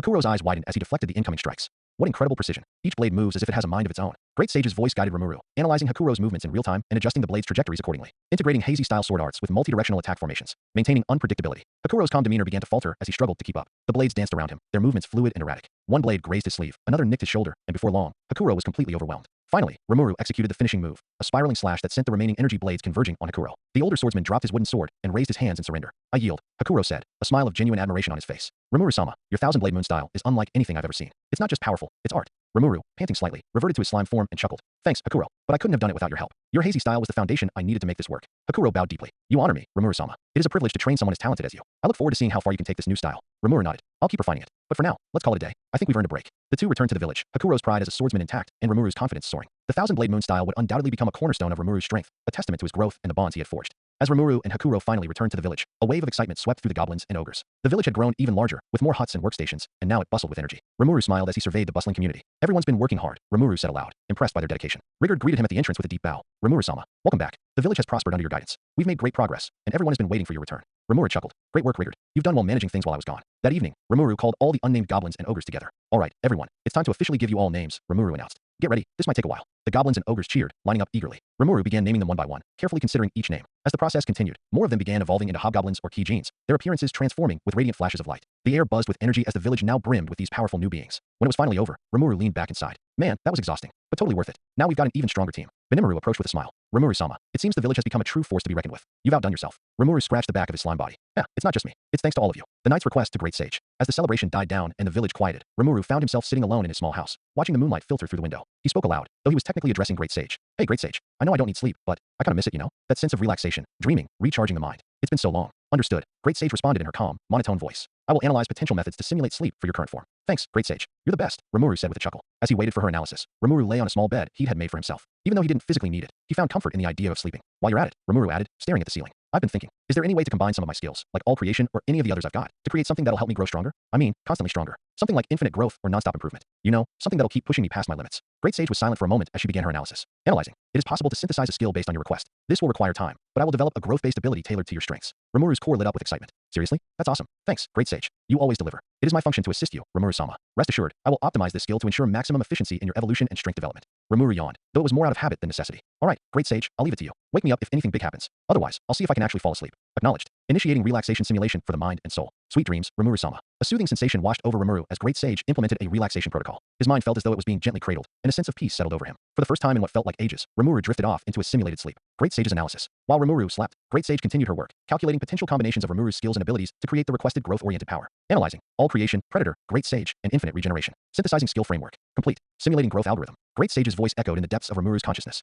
Preliminary results indicate a new skill is achievable. Proposed skill name, Limitless Evolution. This skill will enable continuous self-improvement through experience, battles, and knowledge acquisition, with no theoretical cap on potential. Activation upon user approval. As Rimuru dreamed peacefully for the first time, his future potential grew ever brighter. As the first rays of sunlight spilled over the horizon, Rimuru stirred in his slime form, the soft warmth of the sun rousing him gently. Stretching his body, a strange but oddly satisfying habit for a slime. He was greeted by Great Sage's familiar, calming voice. Good morning, Rimuru-sama. Rimuru bobbed slightly, mimicking a nod. Good morning, Great Sage. I actually feel refreshed. That sleep simulation you came up with was amazing. I am pleased it was effective. Additionally, I have completed the task you assigned last night. Great Sage continued, her tone as steady as ever. I was able to synthesize a new skill using your existing abilities. It will assist you in your continuous growth, as you requested. Rimuru's core lit up with excitement. Seriously? That's awesome. So what's the skill called? The skill is called Limitless Evolution. The name alone sent a thrill through Rimuru. Limitless Evolution. That sounds incredible. What does it do? I will provide a detailed breakdown, Great Sage said before continuing. The Limitless Evolution skill is a unique ability that ensures constant, exponential growth for the user. It incorporates the following features. Experience amplification. Any experience gained through battle, observation, or knowledge is exponentially magnified. This allows for faster learning and skill refinement. Adaptive assimilation. By analyzing battles, abilities, and environments, your body and mind will instinctively adapt and evolve to counter future challenges. This includes improvements to both your physical and magical capabilities. Connection feedback loop. The bonds you share with those you have named are strengthened. As your subordinates grow stronger, their strength feeds back into you, enhancing your overall abilities. Similarly, your growth positively impacts them. Eternal potential. There is no theoretical limit to your evolution. You will continue to improve infinitely, breaking through barriers of strength, speed, and magical prowess with no diminishing returns. Rimuru was stunned. This is exactly what I was hoping for. Great Sage, you're the best. You've really outdone yourself. It is my purpose to serve you, Rimuru-sama. Great Sage replied humbly. Would you like to begin the integration process for Limitless Evolution? Absolutely. Let's do it right now, Rimuru said eagerly, his body bouncing slightly in excitement. Understood. Commencing skill integration process. Complete. Limitless Evolution is now active. As soon as Great Sage finished, Rimuru felt an overwhelming sensation ripple through his being. It was subtle at first, a faint hum of power coursing through his body. But as the moments passed, he could feel it more clearly, an expanding well of potential deep within him. His senses sharpened, and his mind felt more attuned to the world around him. Whoa, Rimuru said, his voice filled with awe. I feel different, stronger, like I'm on the verge of unlocking something incredible. This is only the beginning, Great Sage said. The process will continue over time. You may not notice immediate leaps in power, but the cumulative effects will ensure exponential growth. Additionally, the sleep you simulated last night played a minor role in enhancing your strength by optimizing your mental and spiritual balance. Wait, so even the sleep helped? Rimuru chuckled. Guess I should thank you twice then, huh? And the link with everyone I've named. That's helping too, right? Correct. As they grow stronger, the feedback loop of power from your naming process amplifies your growth. Their strength is now intertwined with yours, and yours with theirs. Rimuru beamed. Or at least, he would have if he had a mouth. This is amazing, great sage. With this skill, we're going to make this village the strongest in the region. No, in the entire world. Your vision is attainable, Rimuru-sama, great sage assured. I will continue to monitor your progress and optimize the skill's potential as new data becomes available. Feeling a renewed sense of purpose and a growing power within, Rimuru prepared to face whatever challenges lay ahead. With limitless evolution at his disposal, the path to greatness seemed clearer than ever. As Rimuru stepped out of his house in his human form, he was greeted by the warmth of the morning sun and the bustling sounds of the village. The once small goblin settlement had now blossomed into a thriving community of Kijins, hobgoblins, and tempest wolves. With a sense of pride swelling in his chest, Rimuru made his rounds, visiting various parts of the village and checking on everyone's progress. He passed by the training grounds, where Benimaru and Hakuro were sparring, their fluid movements mesmerizing the gathering of soldiers watching them. Shine and Maddox were training a group of goblins. Shuna, on the other hand, was crafting beautiful clothes, her delicate hands weaving intricate designs that spoke of elegance and care. Everywhere Rimuru looked, his people were thriving, their smiles and laughter filling the air with an infectious energy. As Rimuru wandered through the village, he suddenly remembered something important. Ah, the sword. I asked Kaijin to make me a sword. I should check on its progress. With that, he headed toward Kaijin's workshop. When Rimuru arrived, the forge was alive with activity. The sound of hammers striking metal echoed through the air as sparks flew from the furnace. Kaijin, standing near the workbench, looked up and immediately brightened when he saw Rimuru. Good morning, Rimuru-sama. Kaijin greeted, bowing slightly. Beside him, Hiro did the same. Good morning, Rimuru-sama. Rimuru smiled and waved his hand casually. Good morning, guys. Looks like you've been hard at work as usual. Kaijin chuckled, wiping his brow. Well, we can't afford to slack off, especially when we're crafting something for you, boss. So, I'm guessing you're here to check on your sword? You bet I am, Rimuru replied eagerly. I've been looking forward to this. At that, Hiro grinned and nodded. Wait right here, Rimuru-sama. I'll fetch it from the back. He quickly disappeared into the storeroom, leaving Rimuru and Kaijin alone. Kaijin leaned against the workbench, crossing his arms. I think you're going to like this one. We used the finest magisteel you provided, and we infused it with a special forging technique that Hiro and I developed together. It's a masterpiece, if I do say so myself. Rimuru's curiosity only grew. You're really hyping this up, Kaijin. Don't make me more excited than I already am. Kaijin laughed. Trust me, Rimuru-sama. You'll see. Just then, Hiro returned, carefully carrying a long object wrapped in black cloth. He approached Rimuru and handed it to him with great reverence. Here it is, Rimuru-sama. Rimuru took the bundle and carefully unwrapped it. As the cloth fell away, his eyes widened.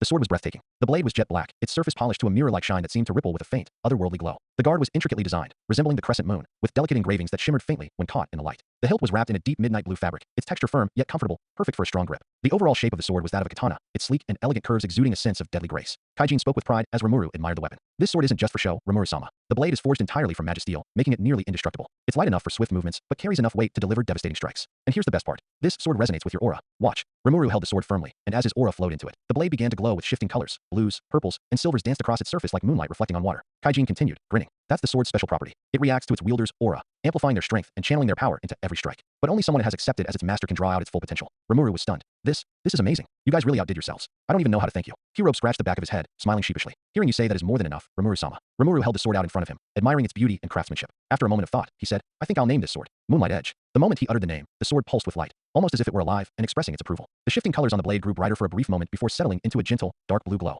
Kaijin's eyes widened. Well, would you look at that? The sword's accepted the name. It's recognized you as its master, Rimuru-sama. That's no ordinary reaction. This sword is truly unique. Rimuru grinned, feeling a strange bond with the weapon in his hands. Moonlight Edge, huh? I think we're going to get along just fine. He gave the sword a few practice swings, marveling at how natural it felt in his grip. It was as if the blade was an extension of his own body. Kaijin and Hiro exchanged proud smiles. Kaijin spoke. We're glad you're happy with it, Rimuru-sama. If you need another sword or anything else, we'll be more than happy to craft it for you. Rimuru nodded. Actually, now that you mention it, I'd love to have a second sword. Something a bit different from this one, but just as special. Can you do it? Hiro grinned confidently. Leave it to us, Rimuru-sama. We'll get started on it right away. Suddenly, Rimuru received a call for help through his mental link with Ranga. Master, we've encountered some humans being attacked by a swarm of giant ants. What are your orders? Ranga's voice echoed in Rimuru's mind. Rimuru paused, concerned. Humans? Are they in immediate danger? Yes, master. One of them, a woman with a mask, is fighting valiantly, but the ants are overwhelming them. Should we intervene? Rimuru thought for a moment. No, don't engage yet. I'm on my way. Just keep an eye on them and make sure no one dies before I get there. Understood, Ranga responded. Without wasting a moment, Rimuru transformed into his slime form and hopped onto Ranga's back, speeding toward the scene. When they arrived, Rimuru quickly surveyed the situation. 3 adventurers were frantically fighting back against a massive swarm of giant ants. The 4th person, a woman with long black hair and a mask, stood out immediately. Her graceful but desperate movements with her magic sword caught Rimuru's eye. Despite her skill, she was clearly exhausted, and her strikes began to lose their precision. Suddenly, she stumbled and fell, her sword slipping from her grasp. One of the giant ants lunged toward her.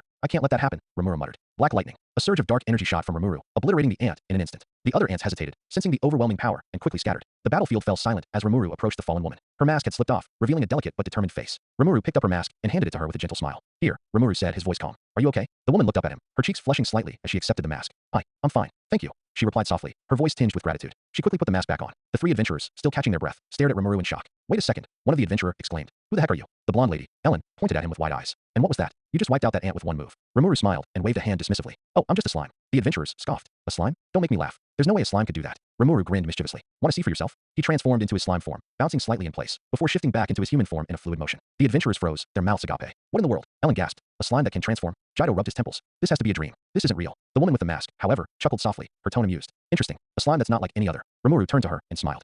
my name's Rimuru, and I'm not a bad slime. The woman chuckled and hesitated for a moment before replying. Shizu, you can call me Shizu. Nice to meet you, Shizu, Rimuru said warmly. The rest introduced themselves as well as Ellen, Jido, and Koval. Jido sighed heavily. All right, fine. You saved us, so thanks for that. I guess we owe you one. Ellen clapped her hands together. Yes, thank you so much. We've been out here for days, and we lost everything to those ants. You guys look like you could use a break, Rimuru said. Why don't you come to my village? You can rest there, and we'll get you some food. The mention of food immediately brightened Ellen's face. Really? You do that for us? Shizu hesitated. I don't want to impose. It's no trouble at all, Rimuru assured her. Besides, it's safer than wandering out here. On the way to the village, the three adventurers bickered nonstop. This is all your fault, Jido. Ellen snapped. You're the one who said we should take that shortcut. How was I supposed to know it'd lead us to a nest of giant ants? Jido shot back. Koval groaned. Both of you shut it. If anyone's to blame, it's Ellen for making us take this route. Excuse me. Ellen shrieked. I thought this was supposed to be an adventure. Shizu chuckled softly at their antics, while Rimuru shook his head, amused. You guys are like a traveling circus, Rimuru teased. Jido pointed at Rimuru. Says the talking, transforming slime. You're the real circus act here. Then they all laughed. When they arrived at the village, the adventurers and Shizu froze in awe. The village was far beyond anything they had imagined. A thriving community with beautifully constructed buildings, bustling streets, and monsters of all kinds working together in harmony. What is this place? Ellen whispered, her voice filled with awe. This is my village, Rimuru said proudly. Welcome to Tempest. Jido's jaw dropped as he spotted a group of Tempest wolves patrolling the area. Those are dire wolves, right? Rimuru smirked. Not just dire wolves. They're Tempest wolves. And don't worry, they're friendly, as long as you don't do anything stupid. Koval gulped nervously. Friendly, huh? Sure doesn't look like it. Rimuru called for Rigard, who arrived promptly and bowed. Welcome back, Rimuru-sama. What can I do for you? These travelers need a place to rest, Rimuru said. Make sure they're comfortable and get them some food. Rigard nodded. Of course, Rimuru-sama. Please, follow me. As Rigard led them away, Ellen turned back to Rimuru and smiled. Thank you again for everything. You're kind of amazing. Rimuru chuckled. Don't mention it. Just take it easy while you're here. Shizu paused, looking at Rimuru for a moment before bowing slightly. Thank you, Rimuru. Rimuru watched them go, a thoughtful expression on his face. He couldn't shake the feeling that meeting Shizu was more than just coincidence. Well, I guess we'll see where this goes, he thought, before heading off to check on the rest of the village. Rimuru had been keeping an eye on the adventurers as they settled in. After dispatching some of his soldiers to explore the forest and recruit more monsters, he decided to check in on his guests. When he entered the dining area, he was greeted by the sight of the adventurers eating with unmatched enthusiasm. Ellen, with her cheeks stuffed full of food, exclaimed, "This is amazing. I've never tasted anything like this in my life." Jido nodded vigorously, barely pausing between bites. How is monster food this good? What are they feeding us? Koval wiped his beard, sighing contentedly. Whatever it is, it's better than the rations we've been stuck with for weeks. Rimuru chuckled as he approached them. I'm glad you like it. Our chefs take pride in their work. Enjoy as much as you'd like. Ellen looked up at him, her eyes wide. This isn't just good, it's divine. I could eat this every day for the rest of my life. Rimuru sat down beside them, smiling. I'll let them know you approve. So what brought you all to this forest anyway? It's not exactly the safest place to wander around. The group exchanged glances before Ellen spoke up. We were sent by our kingdom to investigate something unusual. The disappearance of the storm dragon, Veldora. Rimuru's expression remained neutral, though his thoughts raced. Veldora, huh? So people are already noticing he's gone. Jido continued, oblivious to Rimuru's reaction. We ran into Shizu along the way. She was traveling in the same direction, so we decided to stick together. Safety in numbers, you know? Rimuru turned to Shizu, who had been silently eating. And what about you, Shizu? Were you investigating Veldora too? Shizu hesitated for a moment before answering. No, I just happened to be passing through. I don't have a specific destination. Her voice was calm, but Rimuru could sense an underlying sadness. He decided not to press her further. Well, you're welcome to rest here for as long as you need. We don't get human visitors often, but we're happy to help. Later, as the adventurers continued eating, Rimuru noticed Shizu quietly slipping away from the group. He followed her to a nearby hill overlooking the village. She was sitting alone, her mask resting beside her, as she gazed at the bustling settlement below. Rimuru stopped a few paces behind her, observing her quietly. His mind flashed back to his earlier conversation with Great Sage. Flashback. Master, I must inform you of a pressing matter regarding the lady known as Shizu. Rimuru frowned. What is it, Great Sage? Is something wrong with her? Yes, Master. Shizu's body is housing a superior fire spirit known as Ifrit. She has been unable to fully control its power, and the spirit is gradually consuming her from within. If this continues unchecked, she will not survive much longer. Rimuru's eyes widened, his heart sinking. She's dying? Is there anything we can do to help her? Great Sage paused momentarily before answering. There is a way to save her, but it will require delicate and dangerous measures. The only solution is to remove the fire spirit currently inside her and replace it with another spirit of equal or greater strength. Ifrit is a superior fire spirit, so the replacement spirit must be of similar caliber to stabilize her body. Rimuru leaned forward, his expression determined. All right, how do we do that? Where can I find another spirit strong enough to replace Ifrit? You may find such spirits in the dwelling of spirits, Great Sage explained. This location is guarded by the Queen Fairy Ramiris, who is also a demon lord. Rimuru's jaw dropped. Wait, hold on. Ramiris is a demon lord, and you want me to just waltz into her domain and ask for a spirit? That's a death sentence, Great Sage. It is the only viable method, Master. Great Sage replied calmly. However, I have an alternative to propose. You can temporarily absorb Shizu into your subspace, separating her from Ifrit, while keeping them contained within your body. Inside your subspace, time does not flow, so her condition will not deteriorate further. This will buy you time to locate a replacement spirit without risking her immediate death. Rimuru's mind raced with possibilities. Absorb her? Are you sure she'll be okay inside my subspace? And what about Ifrit? Won't he go wild in there? I can ensure her safety within the subspace, Master. Great Sage reassured him. As for Ifrit, I will manage him. I will create a containment structure within your subspace to isolate both Shizu and Ifrit until we can resolve the situation. Rimuru let out a heavy sigh. This is a lot to take in. Shizu doesn't deserve this. Ifrit, huh? A superior fire spirit. Why was she even burdened with something like that in the first place? It is highly likely that she was forced to bear Ifrit's power, Great Sage explained. Her connection to the other world suggests that she was summoned and bound to him against her will. Rimuru clenched his fists. Summoned? That means she's like me. Someone who didn't choose to be here. Great Sage continued. Indeed, Master. However, her summoning was incomplete, and the fire spirit within her has placed an immense strain on her body. Without intervention, her time is running out. Rimuru's resolve hardened. All right, we'll do it. I'll absorb her and separate her from Ifrit. But I need you to help me find that replacement spirit as soon as possible. Understood, Master. I will begin preparations for the absorption and containment process. Rimuru sighed again, staring at the horizon. Hang in there, Shizu. I won't let you die. Not on my watch. With that, Rimuru steeled himself for the difficult task ahead, determined to save Shizu and give her a chance to live free from the fire spirit's torment. Rimuru walked up the hill where Shizu sat, her mask placed beside her. The sun was setting, casting a warm orange glow over the village below. He approached slowly, not wanting to startle her. Hey, Rimuru called gently. Shizu turned her head, smiling faintly. Oh, it's you, Rimuru. I was just admiring the view. Your village is truly beautiful. Thanks, Rimuru replied, sitting down next to her. For a moment, they both gazed silently at the scenery. Then Rimuru broke the silence. Shizu, are you an otherworlder? Shizu's body stiffened slightly, her hands clenching her lap. Yes, I am. I was summoned to this world a long time ago, but it feels like a lifetime has passed since then. Rimuru looked at her, his expression soft but curious. I see. Same here. I died in my world and woke up here. I'm from a country called Japan. Shizu's eyes widened. Japan? That's my homeland too. But, you said you died? How did you end up here? Rimuru scratched his head awkwardly. I don't know. What about you? Were you from modern Japan? Shizu shook her head. No, it was a much earlier time. Japan was at war when I was taken. It was chaotic. Her voice trailed off, sadness laced in her tone. Rimuru tilted his head. Wait, if you're from Japan, then you must know about. He paused and asked Great Sage, hey, can you project some images of Japan from my memory? Let's show her what she's missed. Great Sage complied immediately, projecting vivid images of modern-day Japan in front of them, bustling cityscapes, skyscrapers, bullet trains, and vibrant festivals. Shizu's eyes widened in awe. This is Japan. It's so advanced. The buildings, the technology, everything is so vibrant. She reached out as though to touch the images. It's hard to believe this is the same country I once knew. Rimuru chuckled. Yeah, it's changed a lot. I guess I kind of miss it, even though I'm pretty happy here now. The conversation grew quiet for a moment before Rimuru turned to Shizu, his expression serious. Shizu, I need to tell you something important. Shizu glanced at him, sensing the shift in his tone. What is it? Rimuru took a deep breath. You don't have much time left. The spirit inside you, Ifrit, is trying to take over. If nothing is done, you're going to die soon. Shizu's eyes widened in shock, but she quickly composed herself, her gaze dropping to the ground. I see. So my time is finally running out. I always knew this day would come. You knew? Rimuru asked, surprised. Shizu nodded. Yes, I've lived with Ifrit for so long, and it's always been a struggle to keep control. I've accepted that my end was inevitable. She smiled faintly. I don't mind dying. I'm tired, Rimuru. I just want to rest in peace. Rimuru clenched his fists. No, I'm not letting you die, Shizu. I know it's selfish of me, but I can't just stand by knowing there's a way to help you. Shizu looked at him, surprised. A way to help me? Rimuru nodded. I can absorb you into my subspace, separate you from Ifrit, and keep you safe until we find a replacement spirit to stabilize you. Shizu's lips parted, her emotions conflicted. You do that for me? Of course, Rimuru said firmly. Besides, he hesitated, a faint blush appearing on his face. I recently found out through some fortune telling that you're one of my destined ones. Shizu blinked in confusion, then chuckled softly. Destined ones, huh? One of them? Just how many are there? Rimuru turned his head to the side, embarrassed. A couple more, I think. Shizu smiled warmly, a rare expression of amusement crossing her face. You're a funny one, Rimuru. Her gaze softened. All right, I'll trust you. But before you absorb me, there's something I need to ask of you. Rimuru leaned forward. What is it? There are children. Children who are just like me, summoned from another world and burdened with spirits. They're my students, and they're still suffering. Please, save them. Rimuru placed a reassuring hand on her shoulder. No, Shizu, you're going to save them yourself. I won't let you die. We'll get through this together. Shizu's eyes filled with emotion. After a moment of silence, she nodded. All right, I'll do as you say, but can I at least say goodbye to the adventurers first? Rimuru smiled. Of course. The two of them returned to the village, where Shizu met with Jido, Gavel, and Ellen. When she explained what was about to happen, the adventurers were visibly distraught, but ultimately understood her decision. Shizu, we'll miss you, Ellen said, tears in her eyes. You've done so much for us. Thank you. Jido and Gavel nodded in agreement, their expressions somber. Shizu smiled gently. Thank you all for everything. Don't worry, I'll be fine. Rimuru will take care of me. With the farewells done, Shizu turned to Rimuru, her resolve firm. I'm ready, Rimuru. Let's do this. Rimuru nodded, determination burning in his eyes. All right, trust me, Shizu. I won't let you down. Rimuru gently led Shizu to his house, the atmosphere heavy with unspoken tension. Shizu looked calm, but her hands trembled slightly as she clutched her mask. Rimuru noticed and gave her a reassuring smile. Don't worry, Shizu, he said softly. I'll handle this. You're in good hands. Shizu nodded, her expression resolute. I trust you, Rimuru. Do what you must. Once inside, Rimuru asked her to sit down comfortably on the futon he had set up earlier. He then addressed Great Sage in his mind. Great Sage, let's begin the process. Activate Predator and absorb Shizu, but be careful when extracting Ifrit. He's not going to give up without a fight. Understood, Master. Great Sage responded. Preparing Predator skill. Beginning absorption of target. A faint glow surrounded Rimuru as the Predator skill activated. Shizu closed her eyes, her body radiating a soft warmth. Are you ready? Rimuru asked her one last time. Shizu opened her eyes briefly and gave him a small, sad smile. Yes, I'm ready. Thank you, Rimuru. The glow intensified as Predator enveloped. Shizu's body gradually dissolved into light particles, absorbed into Rimuru's subspace. Inside the subspace, Great Sage immediately began separating Ifrit, the superior fire spirit, from Shizu's soul. Master, the separation process has begun. Ifrit is resisting, as expected. I will now suppress him. Rimuru felt a surge of energy within him as Ifrit tried to fight back. Flames erupted momentarily within his subspace, but Great Sage acted swiftly, subduing the fire spirit with her unparalleled processing power. Ifrit has been successfully isolated. Great Sage reported. I will now begin analyzing Ifrit to extract skills and abilities that may be useful to you. Rimuru nodded, his mind focused. Good. Make sure Shizu is stable in the subspace. We don't want her to suffer. Affirmative. Shizu is stable, and her vitals are under control. Time within your subspace flows differently, so she will not experience any deterioration while stored. Rimuru let out a small sigh of relief. What about Ifrit? What can we get from him? Analyzing Ifrit's abilities. Initial analysis indicates access to the following skills: Flame Control, Hellfire, Infernal Burst, and Flame Manipulation. Additional abilities related to superior fire resistance and energy generation are also being processed. These skills can be integrated into your arsenal as part of the Predator skills effect. Rimuru's eyes gleamed with excitement. Nice.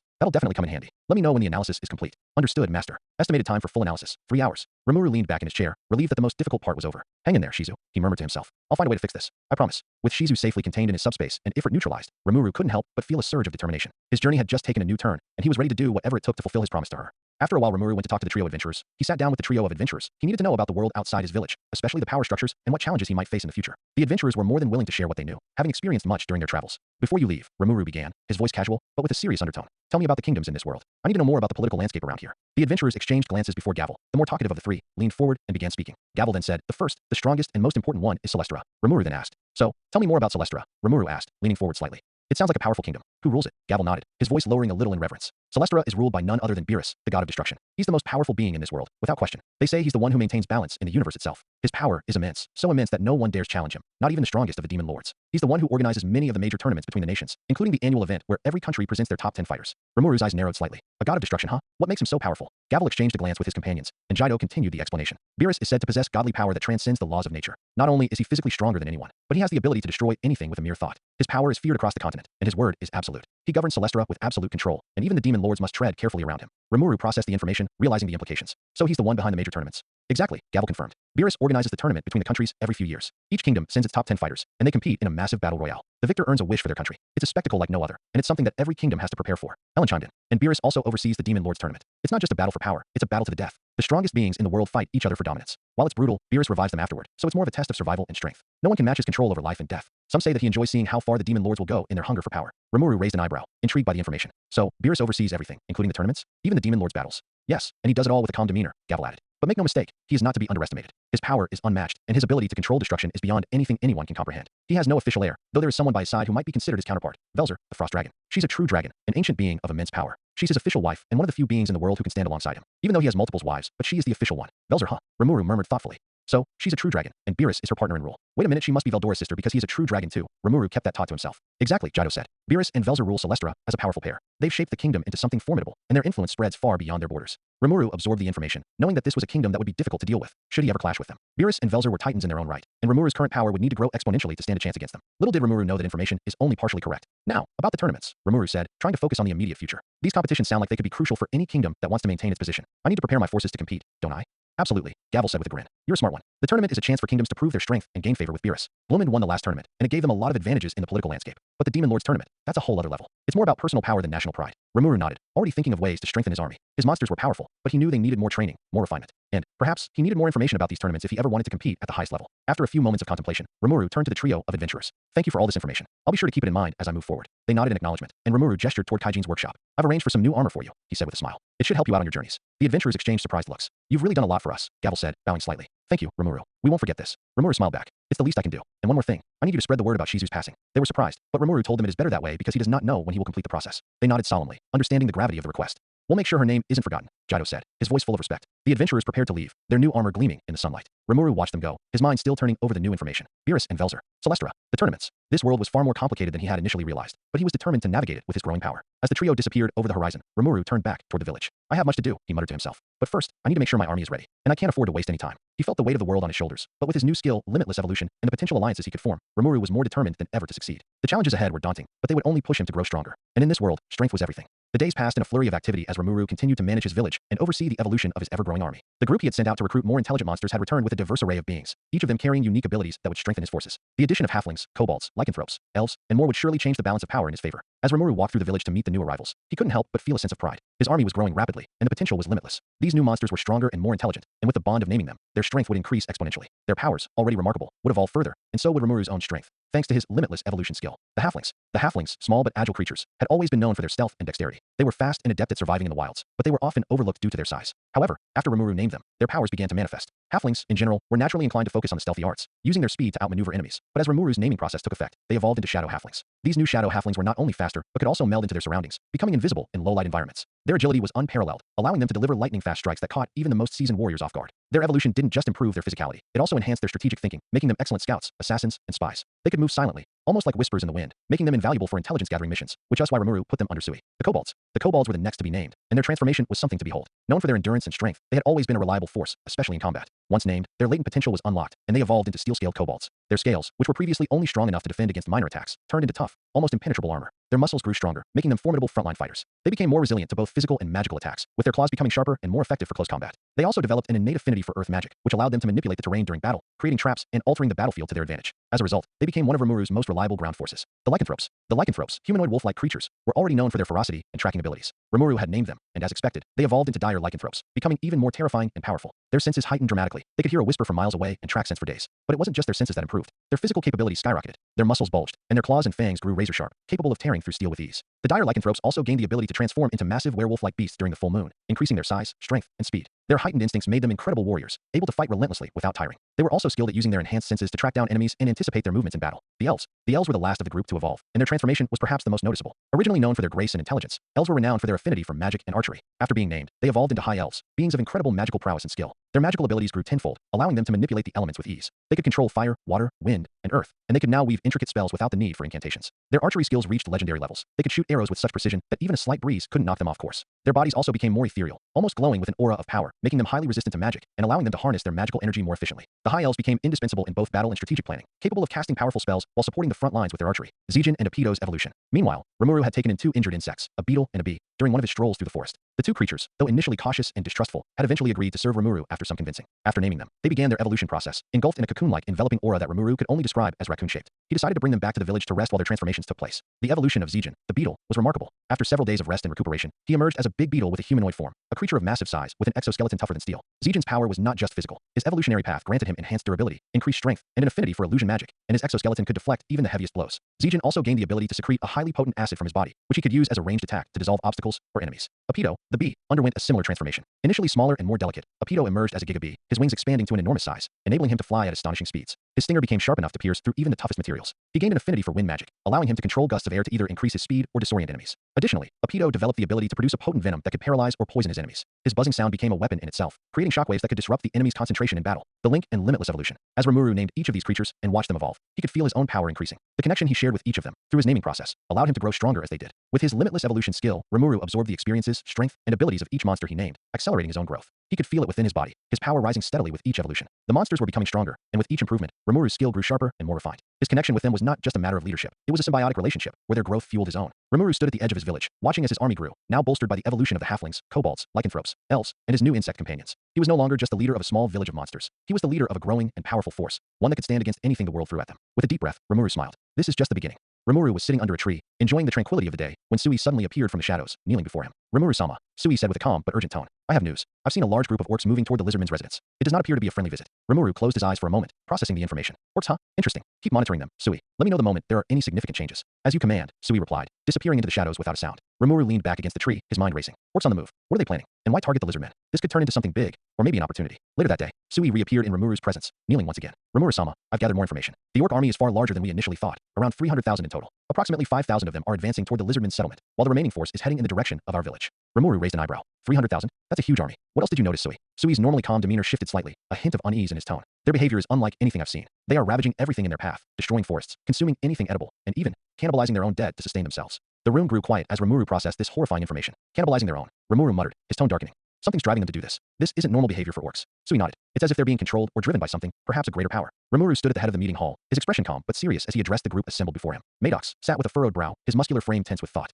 Benimaru leaned back in his chair, his fiery red eyes glowing with curiosity, while Cheyenne stood behind Rimuru, her hand gripping the hilt of her massive sword. Rigurd, Ranga, and the other village powerhouses listened attentively. I've called you all here because of a report from Sui, Rimuru began. He's observed a massive army of orcs, around 300,000 strong, marching through the forest. A smaller detachment is heading toward the lizardman's territory, but the main force seems to be moving in our direction. Gasps filled the room. Maddox frowned deeply, his hand stroking his chin. Rimuru-sama, this is very strange. Orcs typically roam in smaller groups. An army of this size, it can only mean one thing. They're being controlled or led by someone. And if that's the case, it's highly likely we're dealing with an orc lord. Rimuru tilted his head curiously. An orc lord? What's that? Maddox nodded grimly. An orc lord is a unique evolution of the orc species, a being of incredible power and influence. Orc lords only appear once every few hundred years. They can rally and command massive armies. And if the reports of cannibalism are true, it's likely because of the orc lord's unique skill, starved. Benimaru's sharp gaze turned to Maddox. Starved, you say? Yes, Maddox confirmed. It's a terrifying ability. The orc lord's skill drives its followers into an insatiable hunger. They'll devour anything, plants, animals, people, even their own comrades. But the more they eat, the stronger they become. This is why their army grows more dangerous with every passing day. Cheyenne slammed her fist on the table, her eyes blazing with fury. Then we need to stop them before they reach us. I say we march out now and cut them down. Easy, Cheyenne, Rimuru said with a raised hand, calming her. We're not rushing into a fight without understanding the full picture.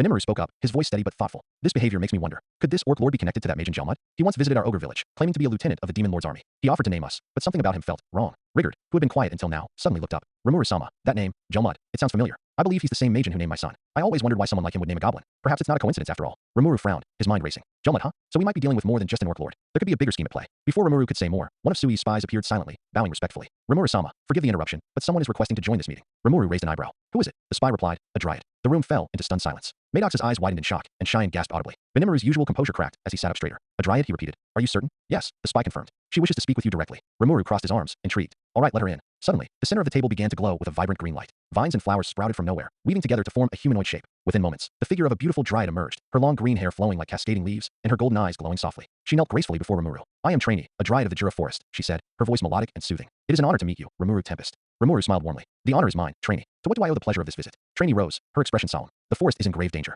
The orc lord and his army are ravaging everything in their path, threatening the delicate balance of life here. We dryads are the guardians of the forest, but even we cannot stand against such a force. Maddox frowned. Even the dryads can't handle them. That speaks volumes about the orc lord's power. Trainee nodded. Indeed. That is why I have come here, Rimuru Tempest. You are the only one who can stop the Orc Lord. I humbly request your aid in defeating him. The room fell silent as everyone turned to Rimuru. He leaned back in his chair, considering her request. You're asking us to take on an Orc Lord and his 300,000 strong army? That's no small task. I understand the enormity of this request, Trainee said, bowing her head. But I believe in your strength. You've created a sanctuary for monsters, a place where all races can coexist. If anyone can save the forest, it's you. Benimaru stood, his fiery aura flaring up. Rimuru-sama, I think we should accept. The orcs are a threat to everyone, not just the forest. If we let them continue, they'll destroy everything in their path, including us. Shine added. And if we defeat the Orc Lord, it'll show everyone the strength of our village. We'll gain more allies and expand our influence. Rimuru looked at Trainee, his expression thoughtful. All right, we will do it. Trainee's face lit up with relief. Thank you, Rimuru Tempest. You have my eternal gratitude. I will assist you in any way I can. Rimuru smiled. Then let's get to work. We have an Orc Lord to deal with. In the meantime, Sui arrived at the lizardman's settlement under the cover of shadows, his movement as silent as the wind. The guard stationed at the entrance spotted him and immediately raised their weapons. Halt. State your business, one of them demanded, his spear pointed toward Sui. I am Sui, envoy of Lord Rimuru Tempest, Sui said calmly, his piercing blue eyes fixated on the guard. I seek an audience with your leader regarding a matter of utmost importance.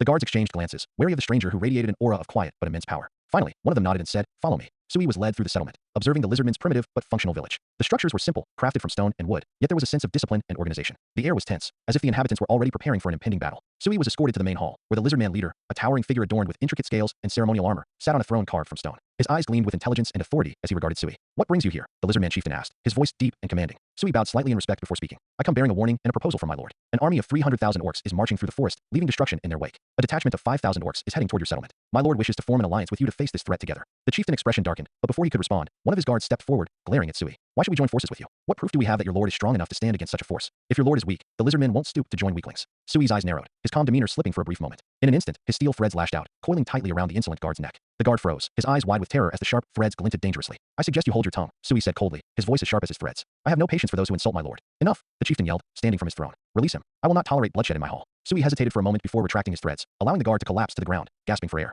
I apologize for his behavior, the chieftain said, his tone softer but firm. My subordinate spoke out of turn. Now, tell me more about your lord. Sui nodded, his composure restored. My lord, Rimuru Tempest, is no ordinary monster. He is a slime, but do not let that deceive you. My clan and I were once ogres, but we evolved into Kijin after being named by him. Our strength has increased exponentially, and his power is beyond anything you've encountered. He is wise, just, and capable of leading us against the orc threat. The chieftain's eyes widened slightly. You were once ogres, but now you are Kijin? That level of evolution, fascinating. Your lord must indeed be powerful to achieve such a feat. Sui inclined his head. He is, and he has sent me to urge you not to engage the orcs unless it is to defend yourselves. Their numbers and strength make them a formidable enemy, especially if their leader is an orc lord. My lord will arrive in a few days to discuss our alliance in person. The chieftain crossed his arms, deep in thought. After a moment, he nodded. Very well. I will wait for your lord's arrival before making any decisions. In the meantime, we will strengthen our defenses and heed your advice. Sui gave a small bow. Wise decision. My lord will appreciate your cooperation. Until we meet again. With that, Sui vanished into the shadows, leaving the lizardman leader to ponder the coming storm. Gabbro, so cool.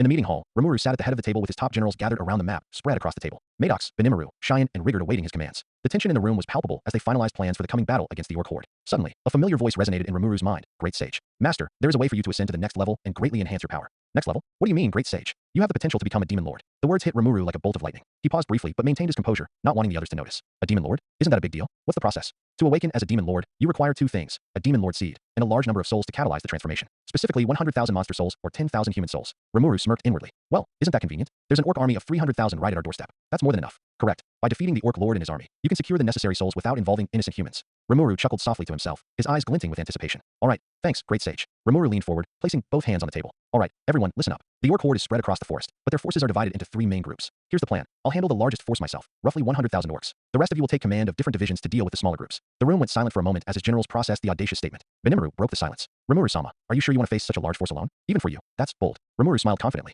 Don't worry about me. I've got a few tricks up my sleeve. Besides, this is the perfect opportunity to test just how strong I've become. Maddox nodded, his expression serious. If Rimuru-sama is handling the largest force, we need to ensure that our units perform flawlessly against the smaller groups. I'll lead the kobolds to the eastern flank. The terrain there is swampy, which works to our advantage. Benimaru pointed to the northern front on the map. The elves and lycanthropes will strike the orcs from the north. With their speed and ranged attacks, we can inflict heavy damage before they have a chance to counter. Cheyenne slammed her fist on the table, her usual energy shining through. The hobgoblins and I will take the southern sector. We'll hold our ground and make sure none of those orcs escape. Rimuru nodded, pleased with their strategies. Good. Remember, this isn't just about winning. It's about minimizing our losses. Don't take unnecessary risks. Urgent news. As the meeting continued, a scout burst into the room, breathing heavily. Rimuru-sama, I have urgent news. Rimuru turned to him, his expression calm but commanding. What is it? A group of lizardmen is currently engaging orcs near the marshlands, close to their territory. They're heavily outnumbered and struggling to hold their ground. The room grew tense at the report. Benimaru frowned. It seems the orcs are already on the move. If the lizardmen fall, the orcs will gain even more momentum. Rimuru's eyes narrowed, his tone decisive. Then we have no time to waste. It's time to move. He turned to his generals, his voice firm. Mobilize the army. Stick to the plan, and don't underestimate the orcs. They may be mindless in their hunger, but their sheer numbers make them dangerous. Let's show them the strength of Tempest. With that, Rimuru stepped outside, where the village bustled with preparations for war. The sound of marching soldiers and the gleam of weapons under the sun filled the air. The stage was set, and Rimuru's journey toward a new level of power was about to begin.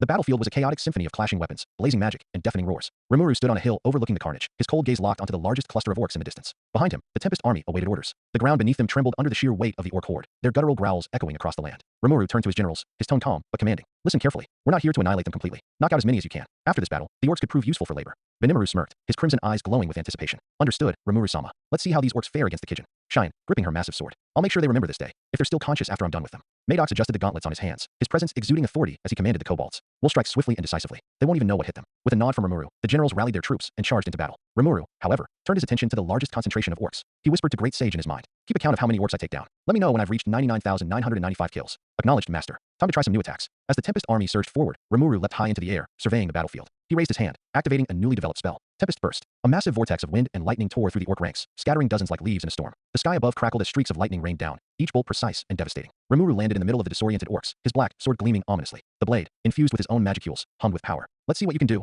Rimuru muttered to the sword, gripping it tightly. With a single swing, an arc of dark energy sliced through a line of orcs, knocking them unconscious. The sheer force of the attack sent shockwaves rippling through the ground. As more orcs surrounded him, Rimuru activated another spell. Frozen Abyss. An icy mist spread rapidly from his feet, freezing the orcs in their tracks. Crystals of frost crawled up their bodies, immobilizing them without killing. Rimuru grinned. How's the count, Great Sage? Current tally, 678 souls collected. Rimuru chuckled. Plenty more to go. Benimuru led the elves and lycanthropes against the northern flank. His aura flared as he unleashed his fiery skill, Crimson Lotus Strike, sending fiery shockwaves across the battlefield. Entire clusters of orcs were engulfed in flames, their weapons melting under the heat. Don't let them regroup, Benimuru shouted, his commanding voice carrying over the battlefield. The lycanthropes howled in unison, tearing through the orcs with their enhanced strength and speed, while the elves rained down arrows imbued with magic. One of the lycanthropes, a towering beast with silver fur, called out to Benimuru. These orcs are strong, but they're nothing compared to us. Benimuru smirked. Don't get cocky. Focus on the fight. Shine, on the southern front, wielded her big sword with unmatched ferocity. Every swing created craters in the ground, sending shockwaves that knocked out groups of orcs at a time. Come at me, you pigs. Shine roared, laughter in her voice as she charged headfirst into the fray. The hobgoblins followed closely, using their improved weapons and coordination to hold the line. One orc, larger than the others, tried to challenge Shine directly. She grinned and twirled her sword. Big mistake. With a single blow, she sent the orc flying across the battlefield, crashing into its comrades like a cannonball. Maddox and the kobolds struck from the shadows, their agility and precision overwhelming the orcs. Using a coordinated ambush, they targeted the orcs' legs, disabling them swiftly and efficiently. Stick to the plan.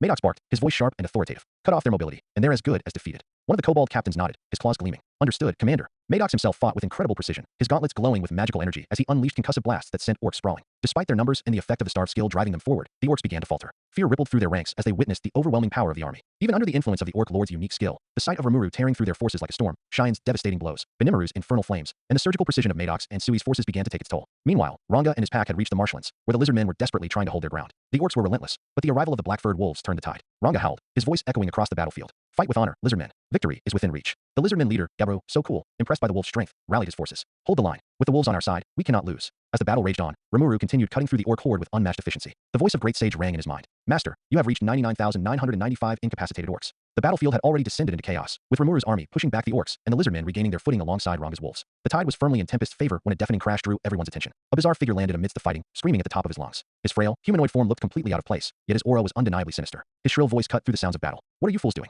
This is not how things are supposed to go. Why are you all messing up my perfect plans? Rimuru narrowed his eyes, his gaze locked onto the figure. And who exactly is this guy supposed to be? Before Benimaru could answer, another voice cut in. Gabaru, the overly enthusiastic lizardman warrior, came running over, his eyes wide with excitement. Oh, Lord Jelmud, you've come to assist us in this great battle. The strange figure, Jelmud, snapped his head toward Gabaru, his expression a mix of fury and disbelief. Assist you? Assist you? Jelmud's voice rose hysterically. You're a complete idiot. Your only purpose is to be eaten by the orc lord so he can evolve. Why haven't you done that yet? Gabaru froze in confusion, his eyes wide. What? What do you mean, eaten? But you named me. You said I was special. Rimuru's eyes sharpened as the pieces started falling into place. So this is the Majin responsible for all this, he muttered, his voice laced with contempt. Well, that settles it. Time to take out the trash. Before Jelmud could process what was happening, Rimuru vanished from sight. He reappeared in front of the screeching Majin, his fist already swinging. Wah! Jelmud barely got a word out before Rimuru's punch connected with his chest, sending him hurtling through the air. Blood sprayed as the impact shattered his ribs and ruptured his organs. Rimuru didn't stop there. In the blink of an eye, he leaped after Jelmud, drawing his sword. With a single, precise slash, he cleaved Jelmud in half midair. The Majin's two halves hit the ground with a sickening thud, his lifeless eyes staring up at the sky. Silence fell over the battlefield for a brief moment. But then, a low growl filled the air. All eyes turned toward the Orc Lord, who had been watching the exchange with growing hunger. I'm starving. The Orc Lord muttered, his massive form shuddering. His gaze locked onto Jelmud's corpse. Without hesitation, he lunged forward and devoured the remains in a frenzy of snapping jaws and tearing flesh.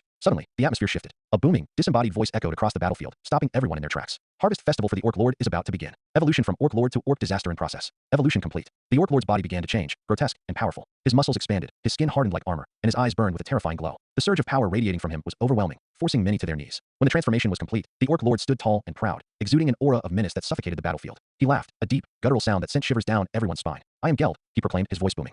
The one who devours all. With this power, no one can stand against me. Rimuru immediately barked orders to his generals. Benimaru, Shine, Maddox, Ranga, move out. Take him down. Benimaru charged in first, his katana blazing with crimson flames. Crimson Lotus Strike, he roared, unleashing a torrent of fiery slashes. The flames engulfed Geld, but the orc disaster emerged unharmed, his wounds regenerating instantly. Is that all? Geld sneered, his voice dripping with disdain. Shine followed up with a devastating swing of her sword, the impact creating a shockwave that leveled the ground beneath them. Take this, she shouted. But Geld merely laughed as the attack landed, his body regenerating before her eyes. Maddox and Ranga joined the fray, coordinating their attacks. Maddox unleashed a series of concussive blasts from his gauntlets, aiming to knock Geld off balance, while Ranga summoned a barrage of black lightning, the bolt striking with pinpoint accuracy. But Geld's regeneration was relentless, and he retaliated with a powerful swing of his massive arm, coated in a dark aura. Gourmet, rot, he roared, the attack grazing Cheyenne and causing her arm to wither slightly from the decay effect. Cheyenne, fall back, Rimuru shouted, his eyes narrowing as he analyzed Geld's abilities. Geld summoned several Chaos Eaters, grotesque monsters born from his unique skill. They swarmed toward Cheyenne, their mouths dripping with corrosive saliva. She barely managed to fend them off, her strength waning. Damn it, Benimaru growled. At this rate, we'll never bring him down. Seeing his general struggle, Rimuru stepped forward, his voice calm but resolute. Enough, pull back, all of you. But Rimuru-sama, Benimaru started, but Rimuru cut him off. I said pull back, this one's mine. The generals reluctantly obeyed, retreating to regroup with the rest of the army.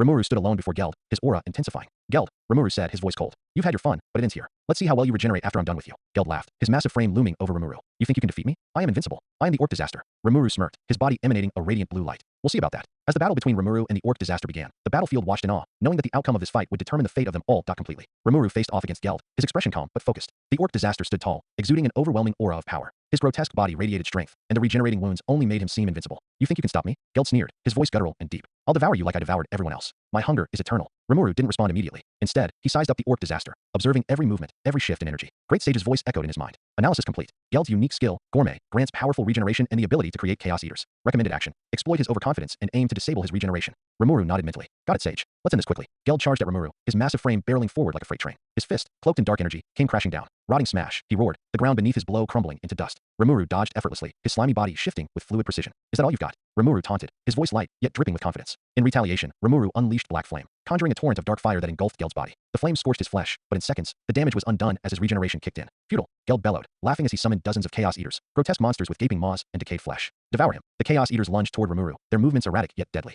Rimuru countered with Flare Circle, summoning a ring of flames that incinerated the creatures in an instant. He then dashed toward Geld, closing the distance. Rimuru began probing Geld's defenses, testing his strength and regeneration. He unleashed a barrage of spells, Water Blade, slicing through Geld's limbs, and Icicle Lance, piercing his torso. Yet every wound Rimuru inflicted regenerated within seconds, the orc disaster laughing maniacally. You can't win. Geld roared, swinging his arm in a wide arc. Rimuru dodged again, but the ground erupted beneath him as Geld's rotting smash caused the earth to decay. Let's see how much you can really handle, Rimuru muttered. He conjured a massive black lightning strike, the dark energy crackling as it descended onto Geld. The impact was deafening, creating a shockwave that rippled across the battlefield. When the dust settled, Geld stood, charred but alive. His flesh rapidly regenerated, his grin as wide as ever. You're strong, but it's useless. I'll just keep coming back. Rimuru smirked. You're right. That regeneration of yours is pretty impressive, but I've got something you won't recover from. As Geld lunged at him again, Rimuru activated Predator. A black aura enveloped Rimuru's body, swirling like a vortex. Let's see how well you regenerate once I consume everything you are. Geld's eyes widened as the dark vortex pulled him in.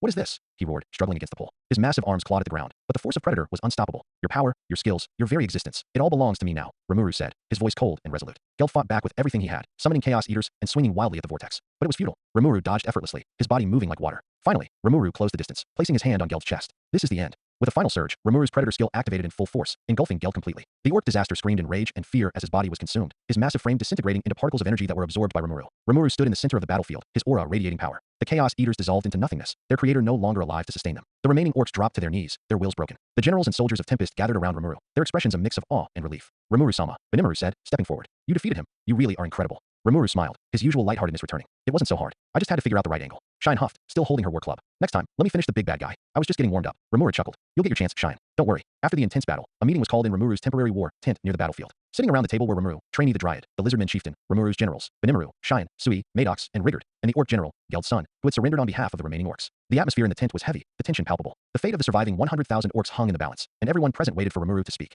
Rimuru glanced around the table, his face calm but resolute. The Orc Lord, or rather the Orc disaster, is gone. The main threat has been neutralized. However, the devastation caused by the Orc army cannot be ignored. He turned his attention to Geld's son, who knelt on the ground, his head bowed in shame. You and your people caused countless deaths and destruction. Even though you were being controlled, you still bear some responsibility for your actions. Geld's son flinched, his voice trembling as he spoke. We accept any punishment you deem fit. If it means atoning for our sins, we will accept death. The room fell silent at his declaration. The other leaders exchanged glances, unsure of how Rimuru would respond. Rimuru crossed his arms and leaned back slightly. Death, huh? That's one way to atone, but it's also a waste. Everyone in the room looked at Rimuru, confused. I won't punish the orcs by killing them, Rimuru declared, his voice firm. Instead, I'll take them under my protection. From now on, the orcs will serve as laborers to rebuild everything they destroyed. They'll work for the people they wronged, and in doing so, they'll earn their redemption. Gasps of shock echoed around the room. The Lizardman Chieftain slammed his hand on the table, his voice filled with disbelief. You would let them live? After everything they've done? How can you be so merciful? Trainee, who had been observing quietly, spoke up. It's not mercy, it's wisdom. Lord Rimuru sees the bigger picture. If the orcs are given a chance to make amends, they can become a valuable part of the Jura Forest's future. Benimaru nodded, his fiery eyes glinting with approval. Rimuru-sama's decision might seem unconventional, but it's fair. Killing them would only continue the cycle of hatred. This way, they can repay their debt. Shine pounded her fist into her palm. If Rimuru-sama says it, then that's final. Besides, if any of them step out of line, I'll personally knock some sense into them.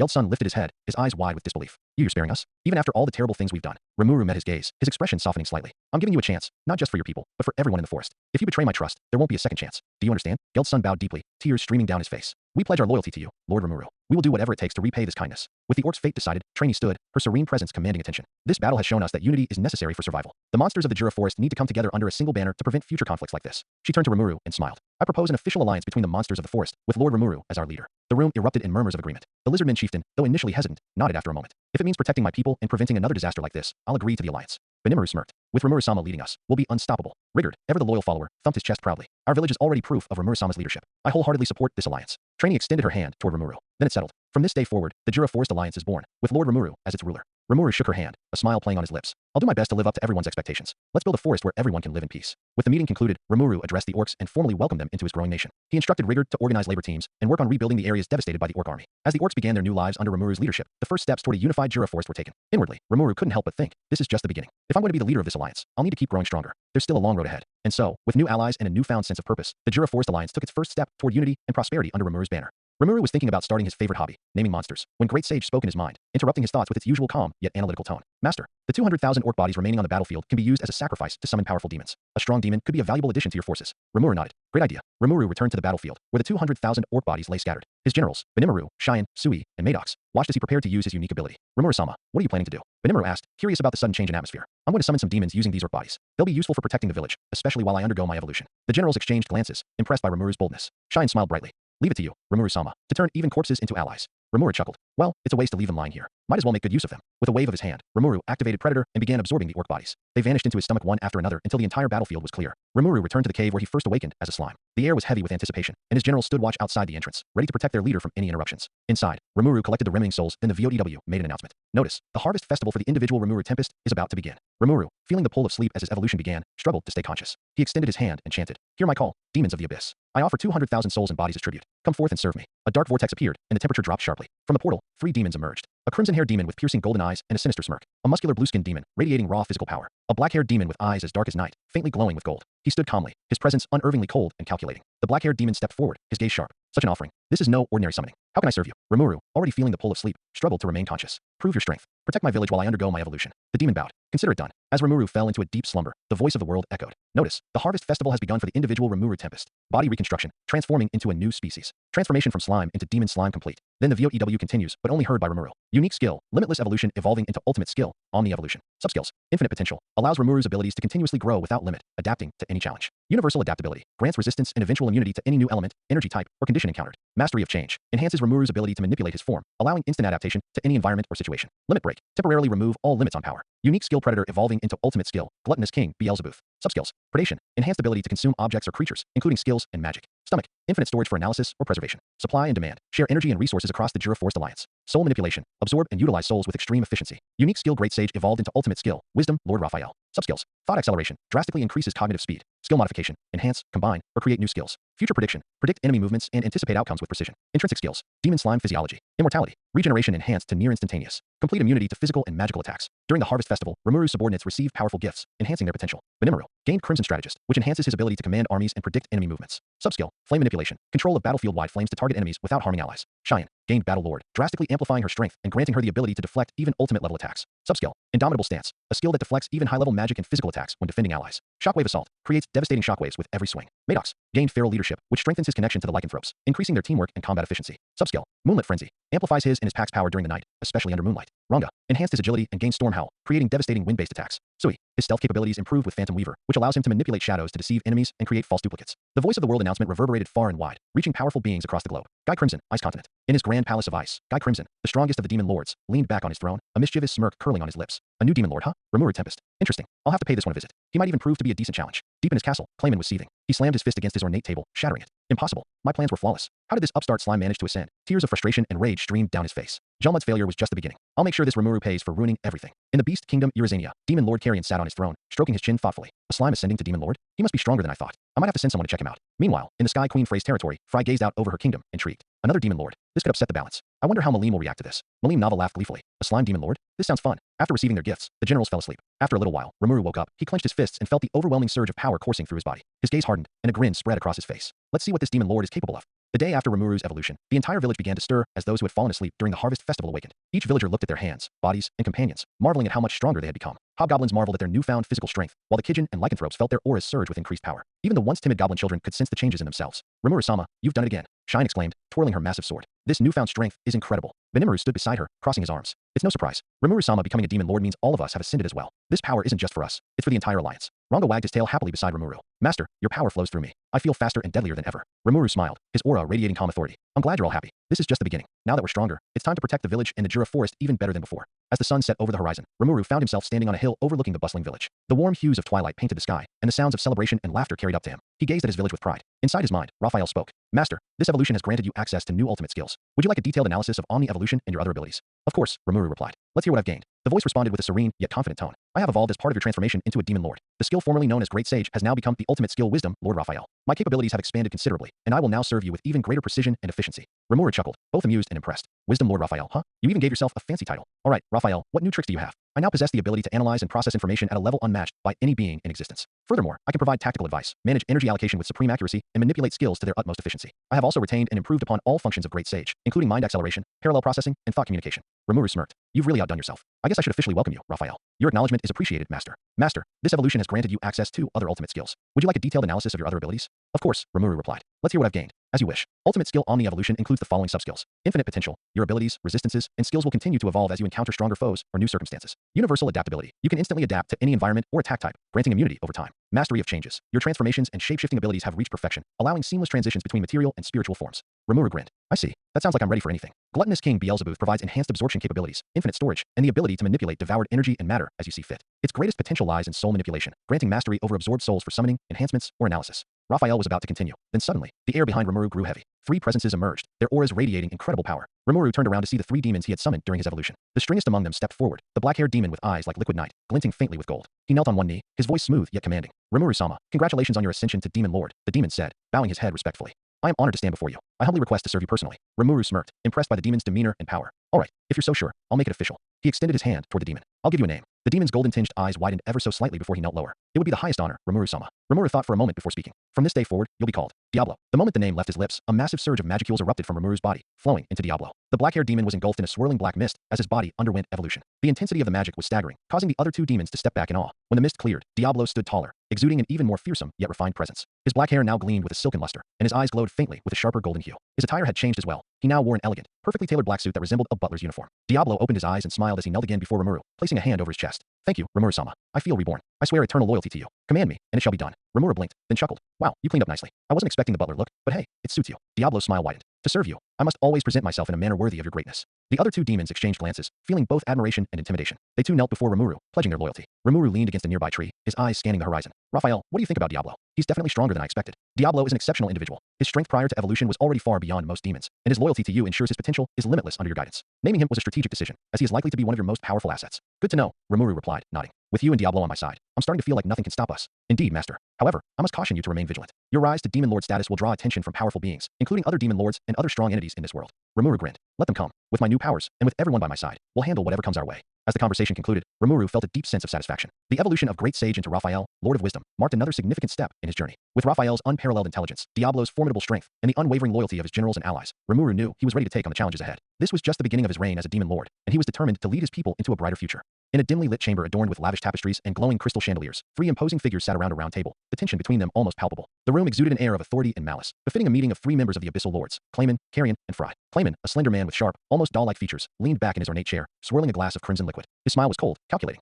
A new demon lord in the Jura forest, he began, his tone laced with disdain. This, Rimuru Tempest, a name we didn't even know a month ago, and yet he's already managed to upset the balance of power. How inconvenient. Carrion, the Beast King, sat with his arms crossed, his muscular frame towering over the table. His golden mane of hair shimmered faintly in the light as his piercing eyes narrowed at Clayman. Inconvenient? Clayman, this isn't just an inconvenience. From what my spies report, this so-called demon lord didn't just evolve. He decimated the orc disaster with ease and even managed to subjugate the remnants of the orc army. That's 100,000 orcs at his disposal now. If left unchecked, he could grow into a threat far greater than any of us anticipated. Fry, the Sky Queen, sat gracefully with her wings partially folded behind her. Her cold beauty was matched only by her sharp intellect. She tapped her manicured nails against the table, her expression unreadable. Indeed. And it seems he's not just gathering power, he's building alliances. The monsters of the Jura forest are flocking to him. I've heard whispers of a village, no, a city, teeming with powerful subordinates. Even the Dryads have acknowledged him as a leader. That's no small feat. Clayman's smile twisted into a smirk. A city of magents and monsters. How quaint. But this so-called demon lord is still young, inexperienced. He might have strength, but he lacks the cunning and guile to survive in our world. We could educate him on the harsh realities of power. Carrion growled, his voice like a low rumble of thunder. You mean subdue him and take what he's built for ourselves, don't you? Typical Clayman. Always scheming, always plotting from the shadows. Clayman's eyes flashed dangerously, but he maintained his composure. Do you deny that it's the most practical course of action? Together, the three of us could crush him before he becomes a real threat. His subordinates would fall in line, and his resources would bolster our own armies. It's a win-win scenario. Fry interjected, her voice cool and commanding. And what if we underestimate him? From what I've gathered, this Rimuru is unconventional. He's not bound by the same rules as most of us. He names his subordinates freely, evolves them, and grants them power at a rate that defies logic. If we move against him and fail, it won't just be one of us who falls. It could spell the end of all three of us.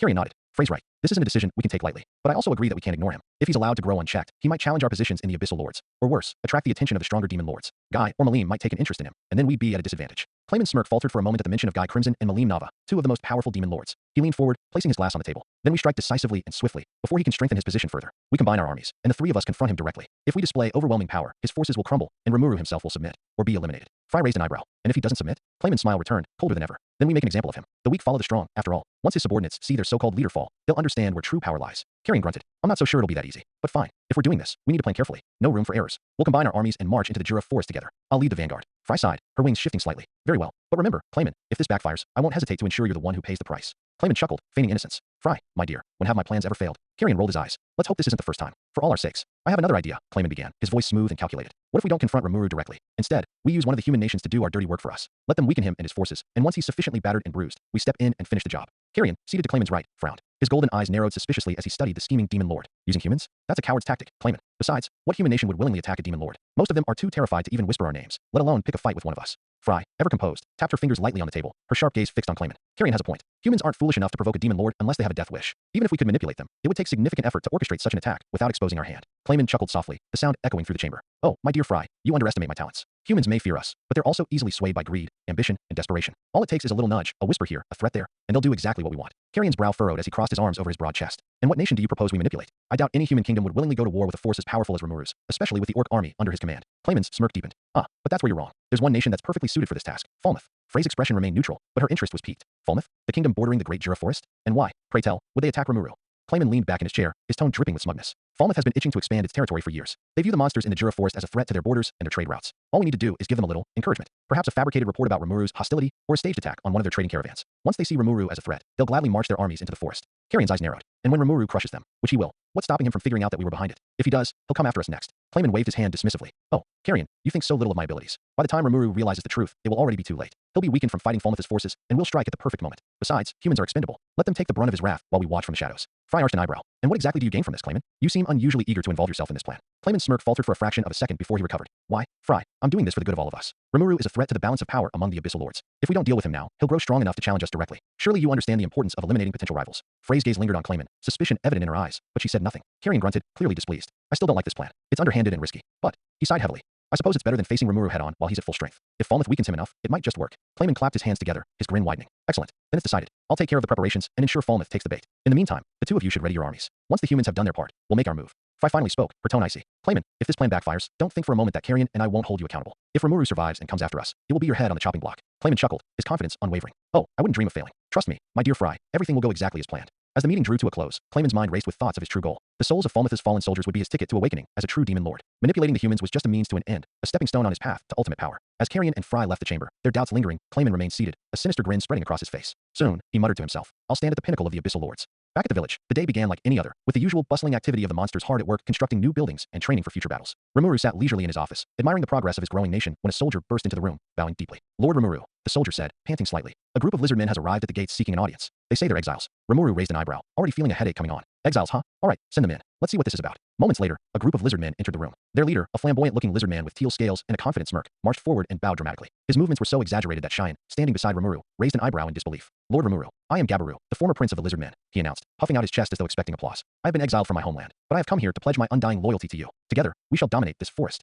Gabaru's so cool. Rimuru blinked, trying to process Gabaru's over-the-top personality. Is this guy for real? Cheyenne leaned over, whispering. Should I throw him out, Rimuru-sama? He seems annoying. Rimuru shook his head, suppressing a laugh. Let's hear him out first. He turned to Gabiru. All right, and what exactly do you bring to the table? Gabiru grinned confidently. I bring my strength, my unparalleled leadership skills, and my elite warriors. He gestured grandly to the group of lizard men behind him, who bowed in unison. Gabiru is the best. Before Rimuru could respond, another figure entered the room, walking with far more grace and composure. A female lizard man, her scales shimmering like polished emeralds, approached. She bowed politely. Lord Rimuru, I am the daughter of the lizardman chieftain and sister to Gabiru. My father has sent me here to learn under your guidance and to assist in any way I can. Rimuru's gaze shifted between the two siblings. Gabiru is a handful, but his sister seems competent. This could work out, maybe. He sighed. All right, you're both welcome here. But Gabiru, Rimuru's eyes narrowed.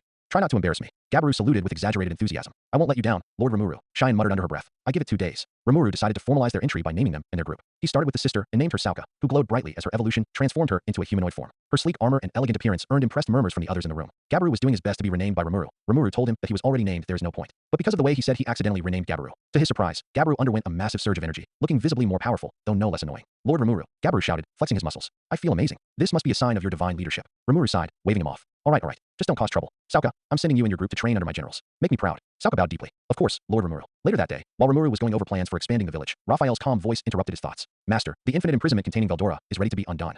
Rimuru froze, his eyes widening. Seriously? You're saying I can finally free Veldora? Affirmative. All conditions have been met. Rimuru's face lit up with excitement. This is amazing. I've got to head to the cave right now. Just as he was about to leave, another soldier rushed in. Lord Rimuru, a group of Pegasus Knights is approaching the village. They appear to be an envoy. Rimuru's excitement turned to curiosity. Pegasus Knights? That's not something you see every day. All right, gather the generals and meet me at the village entrance. At the outskirts of the village, the Pegasus Knights landed gracefully, their mounts shimmering with celestial beauty. Leading them was none other than King Gazel Dwargo, flanked by his elite guards. Rimuru stood with Benimaru, Shine, Diablo, and Ronga at his side. So, Gazel said as he dismounted, his sharp eyes scanning Rimuru. You're the infamous slime who defeated the orc disaster. Rimuru's eyebrow twitched. It's Rimuru Tempest, thank you very much. And what brings the Dwarf King to my doorstep? Gazel's expression remained neutral. I've come to see for myself what kind of leader you are. There are whispers that a new demon lord has risen in the forest. I wanted to confirm whether you're a threat or an ally. Benimaru stepped forward, his tone sharp. Watch your tone when speaking to Rimuru-sama. You're in his land now. Shine gripped her weapon tightly. Should I teach him some manners, Rimuru-sama? Rimuru raised a hand, signaling them to stand down. Relax, both of you. Let's hear him out. Gazel's gaze hardened. I mean no disrespect, but as a king, it's my duty to protect my people. I need to know if your intentions are good or if you're a danger to the world. Rimuru frowned, the air around him growing heavier as he released a fraction of his demon lord aura. Gazel and his guards froze in place, sweat forming on their brows as the oppressive energy washed over them. You think you can just march into my village and judge me? Rimuru said, his tone cold. I'm not some weakling you can intimidate. Raphael's voice echoed in Rimuru's mind. Analysis complete. King Gazel's intentions are genuine. Forming an alliance with him would be strategically advantageous.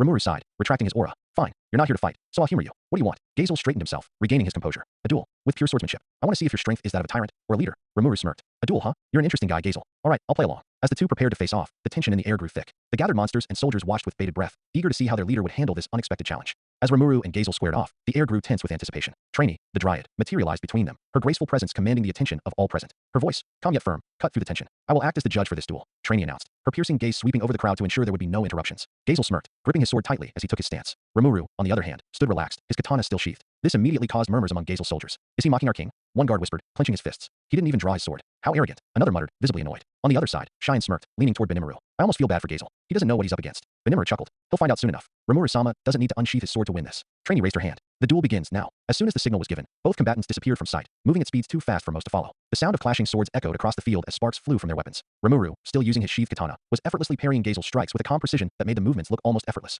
Gazel's attacks came in strong and relentless, each strike calculated and imbued with the power of his Haze-style swordsmanship. His swordsmanship was a work of art, and his strikes were sharp enough to sever steel. But Rimuru danced around him with an almost mocking grace, using minimal effort to deflect every blow. You're holding back, Gazel, Rimuru said casually, sidestepping a powerful downward slash and countering with a swift strike to Gazel's side, using the hilt of his sword. The blow sent Gazel skidding back, though Rimuru had pulled his strength to avoid hurting him too much. Come on, you said you wanted to test me. Is this all you've got? Gazel gritted his teeth. He's toying with me, he thought, frustration bubbling up. He knew Rimuru was strong, but this level of mastery was beyond anything he had imagined. Among the spectators, Gazel's soldiers were stunned. How is he moving like that? One stammered. He's reading every one of his majesty's moves like it's child's play. Another said in disbelief. Meanwhile, Rimuru's generals were impressed, but unsurprised. Rimuru-sama's technique is flawless, Sui remarked. Even King Gazel can't compete. Shine nodded. It's like watching a master artist at work. Gazel decided to stop holding back. He took a deep breath, adjusting his stance. Enough games, Rimuru. Let's settle this seriously. His aura flared, and he began using his most advanced Haze-style techniques. His movements became faster and more unpredictable, striking from angles that even seasoned warriors would struggle to counter. But Rimuru smirked. Oh, Haze-style? I'm familiar with that. Let me show you how it's really done. To everyone's shock, Rimuru flawlessly mirrored Gazel's techniques, not only matching them, but improving upon them. Where Gazel's strikes had power and precision, Rimuru's carried an elegance and fluidity that made it seem as though he had perfected the art centuries ago.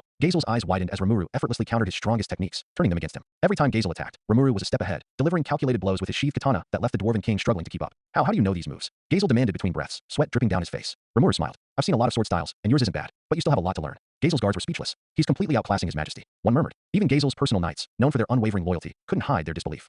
Who is this slime? No, this demon lord. He's a monster. Rimuru decided it was time to end the duel. As Gazel launched one final, desperate attack, pouring all his strength into a downward strike, Rimuru vanished from his line of sight. In the blink of an eye, Rimuru reappeared behind him, his katana drawn and its blade resting lightly against Gazel's neck. The crowd fell silent as Trainee stepped forward, her voice cutting through the stillness. The duel is over. The winner is Rimuru Tempest. Gazel froze, sweat dripping from his forehead as he realized how close he had been to losing his life. Slowly, Rimuru sheathed his katana and extended a hand toward the defeated king. You're not bad, Gazel, Rimuru said with a smile. You've got skill, but you rely too much on brute strength. Swordsmanship isn't just about power, it's about finesse. Gazel hesitated for a moment before taking Rimuru's hand. The dwarven king stood, his pride wounded but his respect for Rimuru growing. You're stronger than I imagined, Rimuru Tempest. I underestimated you. Glad you realized that, Rimuru replied, his tone light but firm. But don't think you can just barge into my village and make demands. If you want to talk, we'll talk as equals. Gazel nodded, his lips curling into a faint smile. Fair enough. I came here to see what kind of leader you are, and I have my answer. You're no tyrant, Rimuru. You're someone worth allying with. As the tension eased, Rimuru's generals approached, their expressions a mix of pride and amusement. Nice moves, Rimuru-sama, Benimaru said with a smirk. You made it look easy, Shine added, puffing out her chest. Rimuru sighed. It wasn't about showing off. I just wanted to make sure Gazel knew who he was dealing with. Trainee stepped forward, her serene smile returning. This duel has brought clarity and understanding. I suggest we continue this discussion over a proper meal.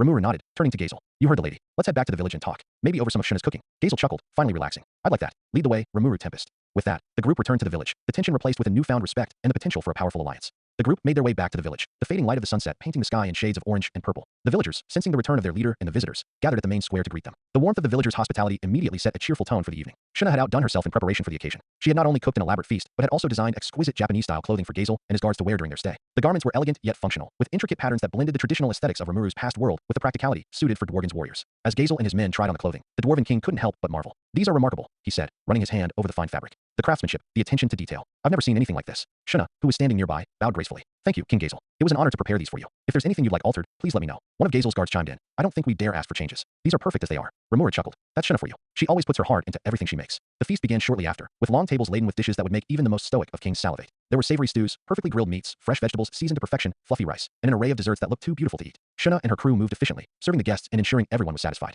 Gazel took a bite of a dish and immediately froze. His eyes widened as he savored the flavor. This is incredible, he exclaimed. I've had my fair share of gourmet meals, but nothing compares to this. Rimuru grinned, leaning back in his chair. Glad you like it. Shuna's cooking is one of our greatest treasures here in Tempest. One of Gazel's guards, who had been skeptical earlier, was now devouring a plate of food with an almost childlike enthusiasm. Your Majesty, he said between bites, if this is what they eat here every day, I'm considering moving to Tempest. The room erupted in laughter, and the tension from earlier completely evaporated. Benimaru raised his glass, smirking. Looks like we've won over the dwarven king with food alone. That's a new strategy, Rimuru-sama. Gazel laughed heartily, raising his own glass. Food this good is enough to win any war. If you ever open trade with Dworgen, I'll be your first customer. Rimuru leaned forward. That's actually not a bad idea. We could share recipes and ingredients. I'm sure there are things you have in Dworgen that we could use here. Gazel nodded thoughtfully. Indeed. And that's not all. With the craftsmanship of my people and the innovation I've seen here, I think we could create something truly remarkable together. As the evening progressed, the topics of conversation grew more serious. Gazel, sensing the right moment, set down his glass and looked directly at Rimuru. The lively chatter around the table quieted as everyone noticed the shift in his demeanor. Rimuru, Gazel began, his tone measured. Your country is remarkable. From what I've seen so far, you've built something extraordinary here. But I have to ask, what are your plans? What kind of nation are you trying to create? Rimuru met Gazel's gaze, his expression calm but thoughtful. My goal is simple. I want to create a place where everyone, no matter their race or origin, can live in peace and prosperity. A place where people can grow stronger together, where innovation and cooperation thrive. I want Tempest to be a beacon of hope in this chaotic world. Gazel studied Rimuru for a moment, then nodded. A noble vision. But you understand that such a dream will attract enemies. Many will see your strength and unity as a threat, and they won't hesitate to try and destroy what you've built. Rimuru smiled faintly. I'm prepared for that. I won't let anyone take this place away from us. And if they try, they'll find out just how strong Tempest truly is. The conversation turned to alliances. Gazel leaned forward, his voice firm. I propose that we form an official alliance between Dworgen and your country. With our combined strength, we can protect each other and ensure mutual prosperity. The generals exchanged glances, and it was Benimaru who spoke up. If we're going to form an alliance, we need a proper name for our nation. Shine nodded enthusiastically. How about something grand and inspiring? Like the Jura Tempest Federation. The name was met with nods and murmurs of approval. Even Gazel seemed impressed. I like it, he said. It has a strong ring to it. The generals then decided on the name for their city. The first city of the Jura Tempest Federation should be called Rimuru City, Sui suggested. Rimuru blushed slightly. Isn't that a bit much? Naming the city after me. Shine grinned. It's only fitting, Rimuru-sama. You're the heart of this place. Gazel raised his glass. To the Jura Tempest Federation and to our alliance. The group clinked their glasses together, sealing the moment with laughter and cheers. The night stretched on with more food, drinks, and lighthearted conversation. Rimuru shared stories from his past life, carefully omitting the parts that would be too confusing, while Gazel recounted tales of his adventures as king. The two groups grew more comfortable with each other, their bond solidifying with each passing moment. Unbeknownst to them, far away, several powerful individuals were watching Tempest with keen interest. Some saw the growing nation as an opportunity, others saw it as a threat. Plans were being made, schemes set into motion. But for now, in the heart of Rimuru City, laughter and joy filled the air, a celebration of unity and the bright future that lay ahead. The next day, after King Gazel and his guards departed with promises of alliance paperwork and trade agreements, life in Tempest returned to its normal rhythm. The villagers resumed their daily tasks, the generals returned to their training routines, and Rimuru decided it was finally time to fulfill a long-awaited promise, to free Veldora. Rimuru made his way to the cave where it all began, the place where he first encountered the fearsome storm dragon. As he stepped inside, he was overwhelmed with a wave of nostalgia. The cavern was just as he remembered it, the faint glow of crystals embedded in the walls, the eerie stillness, and the faint hum of magicules in the air. It felt like a lifetime ago when he was just a simple slime exploring this very space. Ah, the memories, Rimuru said aloud, smiling to himself. This is where it all started. Raphael's voice echoed in his mind. Notice, preparations for releasing Veldora are complete. The body for possession has been prepared. Rimuru nodded. All right, let's do this. Release Veldora. Suddenly, the air in the cave grew heavy as magicules swirled violently. A brilliant golden light erupted from within Rimuru's body, illuminating the cavern. The radiant light took on the shape of a massive dragon for a fleeting moment, its wings spread wide, and its eyes glowing with untamed power. Then, with a flash, the dragon's form condensed, entering the humanoid vessel Raphael had prepared. The body began to transform, taking on a distinct human shape. When the light subsided, there stood Veldora in all his glory, tall, tan, and radiating an aura of overwhelming power. He was dressed in a flashy hero cape, complete with gaudy accessories that screamed manga protagonist. His muscles gleamed as he flexed, striking a dramatic pose. Ha, ha, ha, ha, ha, ha. Veldora's booming laughter echoed through the cavern. He raised his arms triumphantly and declared, "Behold the mighty return of the one and only Veldora the Storm Dragon. Tremble in fear and bow before me." He struck another exaggerated pose, complete with a finger pointing to the sky and a wild grin plastered on his face. Rimuru stood frozen, utterly dumbfounded by the scene before him. "Oi, oi, old man, what are you doing? And where did you even learn to act like that?" Veldora smirked and placed his hands on his hips.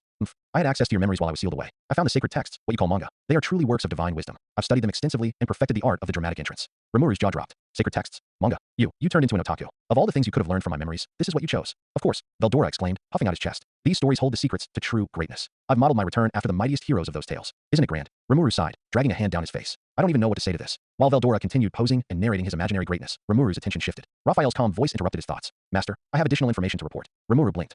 Huh, what is it? Upon releasing Veldora, you have acquired 2 new ultimate skills, Veldora and Uriel, Lord of Vows. Rimuru's eyes widened. 2 new ultimate skills? That's insane. What do they do? Raphael began to explain. Ultimate skill Veldora grants the user unparalleled control over storm-based abilities and dragon-level regeneration. It also provides access to Veldora's stored memories and combat knowledge. Rimuru smirked. So, it's basically like I can borrow Veldora's strength whenever I want. That's pretty neat. Correct. Ultimate skill Uriel, Lord of Vows, grants the user absolute control over barriers, seals, and binding techniques. It can nullify any form of imprisonment and create unbreakable oaths. Rimuru's grin widened. Uriel, huh? That'll come in handy, especially after all the trouble Veldora's seal caused. While Rimuru was engrossed in his mental conversation with Raphael, Veldora was still flexing and talking to himself in the background. And then, after vanquishing the evil demon king, the great Veldora will ascend to the heavens, hailed as a true hero of legend. Rimuru snapped back to reality and shot him a deadpan look. Oi, are you still going on about that? You've only been free for 5 minutes, and you're already building an entire fanfiction around yourself. Veldora grinned sheepishly. Well, can you blame me? I've got a lot of pin-up energy after being sealed for so long. Rimuru sighed, but couldn't help smiling. Anyway, it's good to have you back, Veldora. Veldora's expression softened, and he placed a hand on Rimuru's shoulder. And it's good to be back. You've done well, Rimuru. I saw everything you did to build this place. You've really grown strong and impressive. Rimuru rubbed the back of his head, slightly embarrassed. But now that you're free, I'm expecting you to pull your weight around here. Veldora grinned. Oh, just you wait. I'll show you how a true dragon contributes to society. Rimuru raised an eyebrow. Somehow, that sounds more ominous than reassuring. Then an interesting idea came to Rimuru's mind. Stay tuned.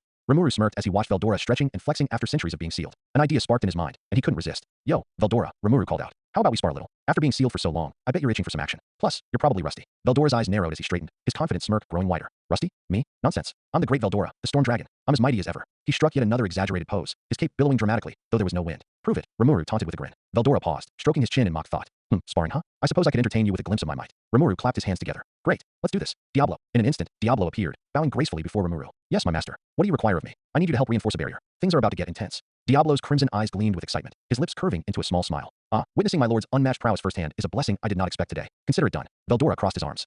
No need for so many barriers. My power alone would suffice. Rimuru rolled his eyes. Boy, don't get cocky, old man. You don't even know how much stronger I've gotten. With that, Veldora raised his hand and created a massive barrier of swirling storm energy, its presence crackling with electricity. Rimuru layered his own barrier on top, glowing a brilliant blue, while Diablo added a third barrier, dark and ominous, to ensure their fight wouldn't destroy the entire cave or the Jura forest. As they stepped into position, Veldora couldn't resist striking yet another heroic pose. Prepare yourself, Rimuru. I won't hold back. Rimuru rubbed his temple, shaking his head. Raphael, analyze all of his movements and prepare to utilize Omni Evolution to its fullest potential. Let's see what this ultimate skill can really do. Raphael's calm voice echoed. Acknowledged. Engaging combat optimization. Diablo stood just outside the barrier, his eyes locked on the 2 combatants. To witness such a glorious battle. My master truly graces me with his magnificence, he muttered, mesmerized. Trainee's voice whispered from her spiritual form, watching from afar. They're really going at it, aren't they? Diablo gave the signal. Begin. In an instant, both combatants disappeared. A shockwave erupted as their first clash resounded through the cave. Veldora had lunged forward with a clawed hand, shrouded in storm energy, but Rimuru parried with a glowing sword crafted from his magicules. The air hummed with tension as their blows exchanged with lightning speed. Veldora's sheer physical power forced Rimuru back slightly, but Rimuru countered with a spiraling energy slash that tore through the air, causing Veldora to dodge with a swift leap. Not bad, Veldora admitted with a grin. But can you handle this? He raised his hand, summoning a massive vortex of wind and lightning. Storm Nova. The vortex barreled toward Rimuru with terrifying speed, but Raphael had already calculated its trajectory. Suggestion. Counter with absolute zero. Good idea. Rimuru responded, raising his hand. Absolute zero. A burst of icy energy collided with the vortex, freezing it solid before it shattered into harmless fragments, ramping up the intensity. The battle intensified as Rimuru and Veldora moved faster than the eye could track, their blows creating shockwaves that made even the reinforced barriers tremble. Rimuru's Omni Evolution continuously analyzed Veldora's attacks, allowing him to adapt mid-battle. Impressive. Veldora roared, blocking a series of precise sword strikes. You've been holding back all this time, haven't you? Rimuru smirked. I learned from the best, although I think I'm starting to surpass him. Big words for a slime. Veldora shot back, channeling his ultimate skill, Faust, Lord of Investigation. The air around him shimmered as probabilities shifted in his favor. He dodged a perfectly aimed strike by mere millimeters, countering with a massive punch infused with storm energy.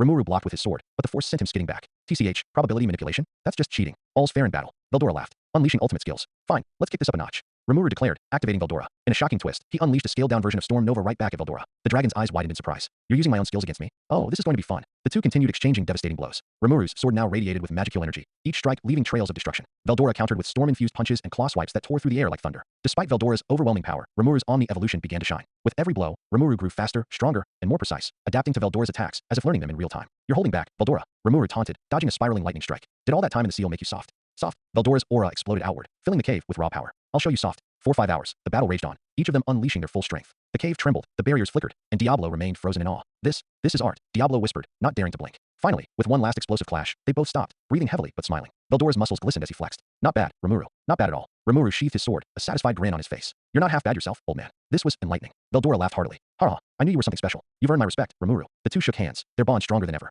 Rimuru's goal of testing Omni evolution was a resounding success, and even Veldora acknowledged the growth Rimuru had achieved. As they exited the cave together, Diablo bowed deeply. Master Rimuru, that was the most magnificent display of power I have ever witnessed. Stop being so dramatic, Rimuru said, brushing him off. But deep down, he couldn't help but feel proud. This sparring match was only the beginning of their adventures together, and both knew that greater challenges awaited them in the future. After their intense battle, Rimuru, Veldora, and Diablo made their way back to Tempest. The entire village had gathered, as the shockwaves from their fight had reached far beyond the cave. Some were worried, others curious, but as the trio approached, a wave of relief swept through the crowd. The three of them climbed onto an elevated platform in the center of the village to address everyone. Rimuru stood at the front, with Diablo standing proud and Veldora, of course, striking yet another dramatic pose, his cape fluttering majestically behind him. Rimuru raised a hand, silencing the murmurs in the crowd. Everyone, I'd like to introduce someone very important to me. This is Veldora, the Storm Dragon. The name caused a ripple of shock. Some villagers gasped, others froze in fear, while the more battle-hardened members exchanged uneasy glances. Wait, one hobgoblin muttered. Did he say Veldora? The legendary Storm Dragon who was sealed in the cave. Yes, Rimuru confirmed with a grin. But don't worry, Veldora isn't an enemy. Still, there was hesitation. One of the younger hobgoblins nervously raised a hand. Rimuru-sama, if I may ask, what is your relationship with someone as powerful as Veldora? Before Rimuru could answer, Veldora stepped forward, flexing his muscles and pointing dramatically at the sky. Rimuru is my sworn brother. Together, we are an unstoppable force of nature. Tremble in awe at our might.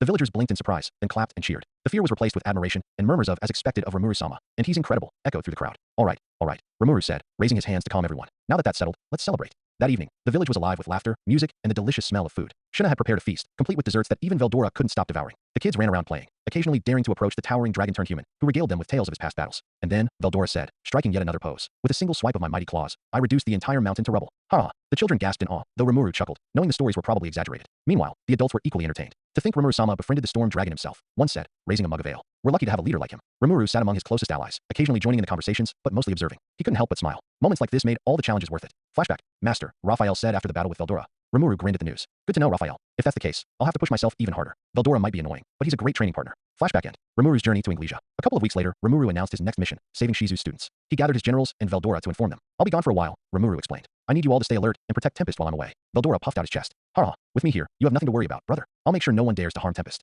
Rimuru rolled his eyes. Just don't destroy anything, okay? With that, he set off with Ranga. The country of Inglesia. Inglesia was a sprawling, bustling kingdom known as the center of trade and commerce. The streets were paved with smooth stone, and shops lined both sides, their signs advertising everything from exotic spices to enchanted weapons. The people were diverse, with humans, elves, dwarves mingling together. Rimuru took his time exploring, marveling at the organized chaos. Vendors called out to potential customers. Children ran through the streets laughing, and adventurers with impressive gear strode confidently toward the Free Guild. This place is lively, Rimuru mused, patting Ranga's head as they walked. Makes me wonder how Tempest will grow in the future. The Free Guild headquarters. The Free Guild building was massive, with towering pillars and a grand entrance that seemed designed to intimidate. Inside, it was even more impressive. A sprawling lobby filled with adventurers of all shapes and sizes. The walls were adorned with quest boards, maps, and banners, while the air buzzed with conversation. As Rimuru walked in, heads turned. His beauty was captivating, and more than a few adventurers mistook him for a noble woman. Who's that? One whispered. Must be a big shot, another replied. She is beautiful, another exclaimed. Rimuru approached the front desk, where a short-haired elf with a stunning figure greeted him warmly.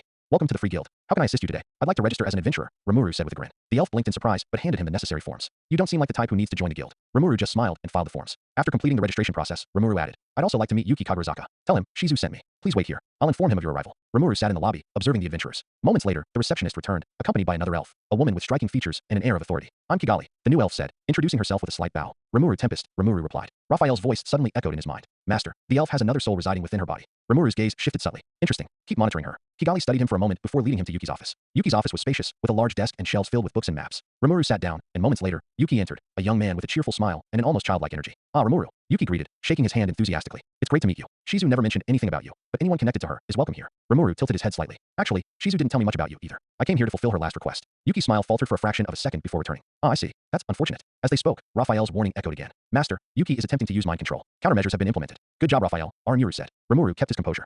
This guy's hiding something, he thought. Rimuru then told Yuki that Shizu died, and before she passed away she asked Rimuru to help the kids, and that is the reason why he came here today. Yuki acted like he was saddened by the news, but Rimuru knew he was faking it. Their conversation eventually shifted to lighter topics. So, Yuki said, leaning back in his chair, I've been curious. Do you remember anything about anime or manga? I'd love to hear about it. Rimuru chuckled. Of course I do. I can even recreate some of it for you if you have the materials. Yuki's eyes lit up. Seriously? That'd be amazing. What kind of anime do you remember? They spent the next hour discussing various series, with Rimuru occasionally using his skills to create copies of manga from his memories. This is incredible, Yuki exclaimed, flipping through the pages. I can't believe you actually recreated this. Glad you like it, Rimuru said, smiling. Consider it a gift. As Rimuru sat with Yuki in his office, chatting about anime, manga, and their respective pasts, he couldn't shake off the nagging sense that something was off. Yuki's overly friendly demeanor, coupled with Raphael's earlier warning about the attempted mind control, made Rimuru suspicious. Master, Raphael's voice echoed in Rimuru's mind. The individual named Yuki Kagarizaka exhibits signs of ulterior motives. Caution is advised. Rimuru nodded internally. I thought as much, he thought. Deciding it was better to play it safe, he discreetly activated a tiny part of his body to separate and conceal itself in Yuki's office. The fragment was so small it could easily pass as a speck of dust, but it would allow him to observe everything that happened in the room after he left. Thanks for the chat, Yuki, Rimuru said, standing up with a friendly smile. It's been enlightening. Yuki returned the smile, his tone as casual as ever. Of course, I'm always happy to help someone like you.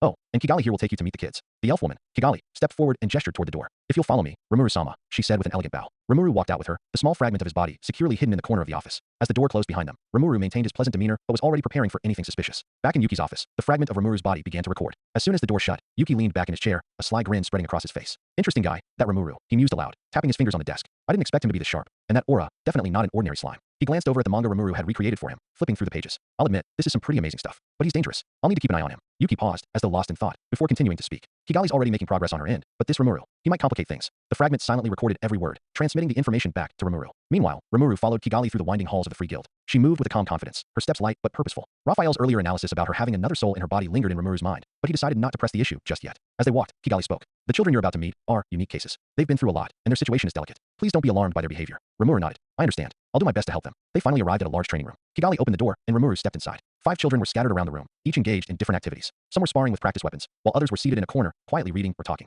The moment Rimuru entered, the children stopped what they were doing and turned to stare at him. Their expressions ranged from curiosity to suspicion. Everyone, Kigali said, addressing the kids. This is Rimuru-sama. He's here to help you, as per Shizu. At the mention of Shizu, a ripple of emotion passed through the group. Some of the children's eyes softened, while others looked away, trying to hide their feelings. Shizu-sensei, one of the children, a boy with spiky brown hair, murmured. Rimuru stepped forward, giving them a gentle smile. Hello, everyone. I know this might be sudden, but I'm here because Shizu asked me to take care of you. I promise to do everything I can to help. A girl with fiery red hair crossed her arms and narrowed her eyes at Rimuru. How do we know we can trust you? Just because you said Shizu-sensei sent you doesn't mean anything. Rimuru chuckled softly. You're right to be cautious. But if it helps, Shizu left me something to prove my connection to her. With a wave of his hand, Rimuru summoned Shizu's mask. The children gasped as they recognized the artifact. That's... The fiery-haired girl started, her voice trailing off. She gave it to me before she passed, Rimuru said gently. And she told me to protect you, no matter what. The room fell silent for a moment. Then, one of the younger children, a boy with glasses, stepped forward. If Shizu-sensei trusted you then, I guess we can too. The fiery-haired girl hesitated but eventually nodded. Fine, but if you mess up, we're not going to go easy on you. Rimuru smiled. Fair enough. Now, why don't you all tell me a bit about yourselves? I'd like to get to know you. As the children began introducing themselves, Rimuru couldn't help but feel a sense of responsibility toward them. Behind their brave faces, he could see the pain and uncertainty they carried. This won't be easy, Rimuru thought, but I'll do whatever it takes to fulfill Shizu's wish.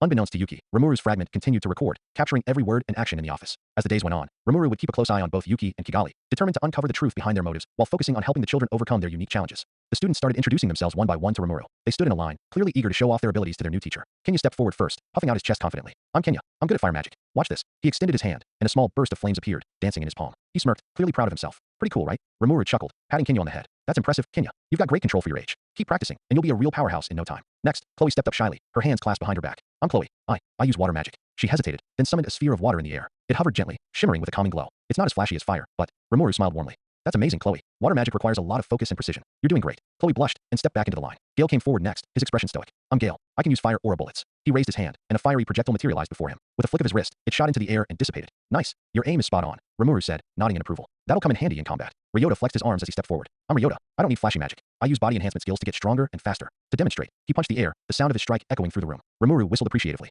That's some raw power you've got there. You're going to be a force to reckon with. Finally, Alice skipped forward, holding a small stuffed bunny in her arms. I'm Alice, and I can control toys. Watch this. She placed the bunny on the ground, and it came to life, hopping around before somersaulting back into her arms. Rimuru laughed, clearly entertained. That's a unique skill, Alice. I bet you'll come up with some clever ways to use it in battle. The introductions finished, Rimuru clapped his hands together. You're all amazing in your own way. With some training, you'll become even stronger. Let's work hard together, all right? The kids cheered in unison, their excitement infectious. Over the next month, Rimuru poured his efforts into teaching and training the children. He tailored their lessons to their unique abilities, ensuring they could develop their skills without putting too much strain on their unstable magicules. Kenya's fire magic became more focused and powerful, while Chloe learned to shape and manipulate her water magic with greater precision. Gale worked on combining speed and accuracy with his aura bullets, and Ryota pushed the limits of his physical strength through intense training. Alice, meanwhile, experimented with controlling multiple toys at once, her creativity blossoming. Rimuru didn't just train them physically, he also bonded with them on a personal level. He told them stories of his adventures, carefully omitting Shizu's death, and listened to their own dreams and worries. They grew to trust him deeply, looking up to him not just as a teacher, but as a protector and friend. One evening, after the children had gone to bed, Raphael spoke to Rimuru. Master, after thorough analysis, I have determined that the children's unstable magicules can be fully stabilized by forming contracts with spirits. Rimuru frowned, leaning against a tree outside the guild. Spirits, huh? That makes sense. They'd be the perfect solution for balancing the kids' energy. Do you think we can find suitable ones? Yes, master. The labyrinth of dwelling spirits is the most appropriate location for this task. Rimuru nodded thoughtfully. All right, that'll be our next destination. If we're lucky, we might even find a strong fire spirit for Shizu while we're there. After a few days, Rimuru gathered the children and explained the plan. We're going on a field trip to a place called the Labyrinth of Dwelling Spirits. It's where you'll meet and form contracts with spirits to stabilize your magicules. This is an important step in your training, so be ready. Spirits? Like magic fairies? Alice asked, her eyes wide with curiosity. Sort of, Rimuru said with a chuckle. They're powerful beings made of pure energy, and they'll help you control your powers better. Kenya grinned. I can't wait. Let's do this. Before departing, Rimuru visited Yuki to inform him of their plans. As he entered the office, he noticed Kigali, the elf receptionist, standing next to Yuki. She seemed to be in the middle of a report, but fell silent when Rimuru entered. Yo, Yuki, Rimuru greeted casually. I'm taking the kids on a little trip out of town so that they can discover new things. Just thought I'd let you know. Yuki leaned back in his chair, feigning nonchalance. Sounds fun. That'll definitely be good for them. Rimuru nodded. I'll keep them safe. Yuki waved it off. If anyone can handle it, it's Rimuru. Just be careful, all right? Rimuru nodded. Of course. Oh, and if you like that manga, I'll make you a few more copies when I get back. Yuki's grin widened. Now that's an offer I can't refuse. Thanks, Rimuru. As Rimuru turned to leave, he mentally commanded the fragment of himself he had planted earlier to stay alert for anything unusual in Yuki's behavior. The journey to the labyrinth of dwelling spirits was lively. The kids were brimming with energy, peppering Rimuru with questions about the labyrinth. Sensei, what's it like? Kenya asked, his eyes shining with excitement. It's a maze-like structure filled with all kinds of spirits, Rimuru explained. It's ruled by someone very interesting, but you'll see for yourselves when we get there. Alice tugged at Rimuru's sleeve. Are spirits nice? Or are they scary? Depends on the spirit, Rimuru said with a wink. But don't worry, I'll be there to make sure nothing bad happens. Chloe, who had been quiet for most of the journey, suddenly spoke up. Why do spirits help us? What do they get out of it? Rimuru smiled at her thoughtful question. Good question, Chloe. Spirits are beings of pure energy, and they like forming bonds with people. By helping you, they get to share your experiences and grow stronger themselves. Kind of like friends, huh? Ryota said, grinning. Exactly, Rimuru replied. When they reached the entrance to the labyrinth, the kids stared in awe at the massive stone doors covered in intricate carvings. This place is huge, Kenya exclaimed, craning his neck to take it all in. As they stepped closer, a voice boomed from the doors. Only those who can pass the trial may enter. Defeat the guardian and prove your worth. Before the kids could react, a massive golem emerged from the entrance, its eyes glowing menacingly. Whoa, is that the trial? Ryota shouted. Rimuru stepped forward, cracking his knuckles. Relax, I'll handle this. In a single swift motion, Rimuru launched a concentrated blast of magicules at the golem. The construct shattered instantly, its remains crumbling to the ground. The kids gawked at Rimuru in amazement. That was awesome, Kenya cheered. Before they could celebrate further, a tiny fairy with wings flapped into view, yelling at the top of her lungs. Hey, who told you to destroy my golem? Ramiris shouted, glaring at Rimuru. Rimuru smirked. You asked for it. Don't blame me for being efficient. Ramiris puffed her cheeks in frustration. Do you have any idea how long it took to make that thing? Rimuru reached into his bag and pulled out a packet of cookies, tossing it to her. Here, consider this compensation. Ramiris caught the packet and immediately calmed down after taking a bite. Okay, fine, but you owe me big time. Inside the labyrinth, Ramiris explained how to summon spirits. The kids took turns approaching the altar, their anticipation palpable. Stand before the altar, focus, and call out to the spirits. If they like you, they'll appear and form a contract. One by one, the kids approached the altar. Kenya summoned a fiery spirit that danced around him, merging with his magic. Ryota bonded with a spirit that enhanced his body, making him even stronger. Alice's spirit manifested as a playful energy that boosted her puppetry skills. Gale's spirit took the form of a glowing aura, enhancing his fire bullets. Finally, it was Chloe's turn. The air grew heavy as she approached the altar, and an enormous pressure filled the room. A beautiful woman-like spirit emerged, her radiant energy captivating everyone. Before anyone could react, the spirit flew to Rimuru, kissed him, and then fused with Chloe. What just happened? Rimuru exclaimed, stunned. Ramiris scratched her head. That might have been a being from the future. How is this possible? This may be dangerous. Rimuru quickly checked on Chloe. Raphael ran some tests on her and told Rimuru that she was fine. Rimuru sighed, deciding to let it go for now. Finally, Rimuru stepped up to the altar. I'm calling for a strong fire spirit to help me save a friend's life. Please show yourself. The room shook as another immense pressure filled the air. A powerful fire spirit appeared, studying Rimuru for a moment before entering his body. Ramiris gawked. That was one of the strongest fire spirits I've ever seen. Rimuru tossed her another bag of cookies. Don't overthink it. Before leaving, Rimuru told Ramiris, you're welcome to visit Tempest anytime. There'll be more cookies waiting for you. Deal, Ramiris said, waving as they departed. As they left the labyrinth, Rimuru turned to the kids.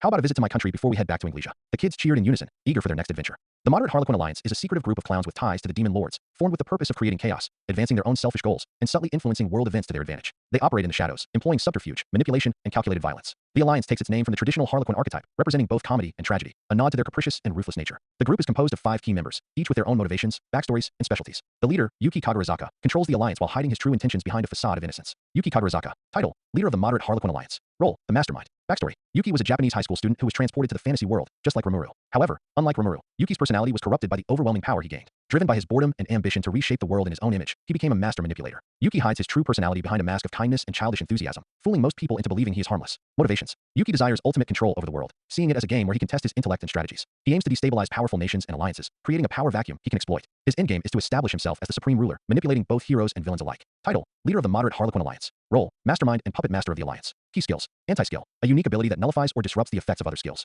It's particularly effective against combatants who heavily rely on their abilities, rendering them powerless and vulnerable. This makes Yuki exceptionally dangerous against ultimate skill wielders, as he can temporarily neutralize their powers. Mind manipulation, a secondary ability that allows him to control and influence the thoughts of others subtly or directly, depending on the target's resistance. His anti-skill ability makes him uniquely suited to deal with some of the strongest beings in the world, as it neutralizes their advantages, leaving them vulnerable to his strategies. Claimant. Title: The Marionette Master. Role: Schemer and subordinate to the demon lords. Backstory: Claimant is one of the youngest demon lords, having ascended through cunning rather than raw power. As part of the alliance, he serves as Yuki's puppet in the Demon Lord circles, helping advance Yuki's plans while pursuing his own goal of becoming one of the most powerful Demon Lords. Clayman's obsession with control and manipulation extends to his abilities, which revolve around puppetry and mind control. Motivations. Clayman is motivated by a desire for power and recognition. Despite his position as a Demon Lord, he is insecure and craves validation from his peers. He seeks to use the chaos created by the alliance to rise to the top of the Demon Lords, gaining ultimate influence and authority. Puppeteer. Clayman's signature skill allows him to control living beings, corpses, and even inanimate objects as if they were puppets. This includes manipulating weaker wills, animating the dead, or turning allies and enemies into mindless puppets under his command. Necromancy. While closely tied to his puppeteer skill, this grants him the ability to summon and control undead minions, bolstering his forces with an army of mindless servants. Hypnosis. A subtle ability that complements his puppetry, allowing him to manipulate the emotions and decisions of others without them realizing it.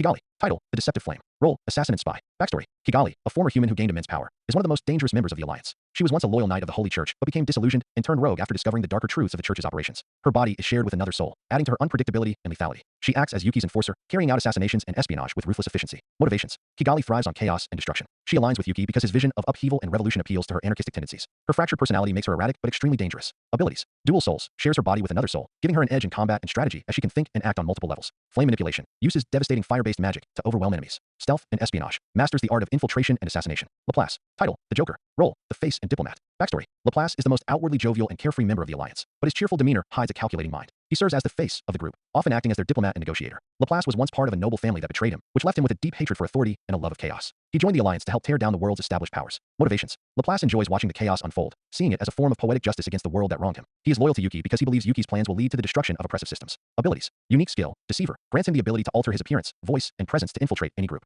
Illusions. Creates lifelike illusions to confuse and manipulate enemies. Combat acrobatics. While not the strongest fighter, his agility and cunning make him a tricky opponent. Footman. Title: The Angry Clown. Role: Enforcer and Berserker. Backstory. Footman is a brute who delights in violence and destruction. Once a mercenary, he became disillusioned with the idea of honor and loyalty after being betrayed by his comrades. Now, he serves as the muscle of the Alliance, carrying out missions that require overwhelming force. Footman's imposing size and unpredictable temper make him a terrifying figure. Motivations. Footman lives for destruction and chaos. He finds pleasure in breaking things, whether they be structures, people, or entire nations. His alliance with Yuki gives him opportunities to indulge in his violent tendencies on a grand scale. Abilities. Berserker strength. Footman's raw power increases the angrier he gets. Shockwaves. His punches create devastating shockwaves that can level buildings. Resistance to pain. He feels little to no pain, making him a relentless force in battle. Tier. Title: The Tragic Doll. Role: Strategist and support. Backstory. Tyr is a calm and emotionless figure who often works alongside Footman as part of the Alliance's enforcer duo. Her name reflects the tragic circumstances of her life. She was a young girl abandoned by her family and left to die in the wilderness. Rescued and given a new purpose by the Alliance, she now works to repay them, even if it means participating in heinous acts. Motivations. Tyr is loyal to the Alliance out of a sense of gratitude and obligation. She suppresses any guilt or hesitation, believing that her actions are justified if they serve the Alliance's goals. Abilities. Unique skill. Nullify. Can neutralize or absorb magical attacks, making her a powerful support figure. Combat support.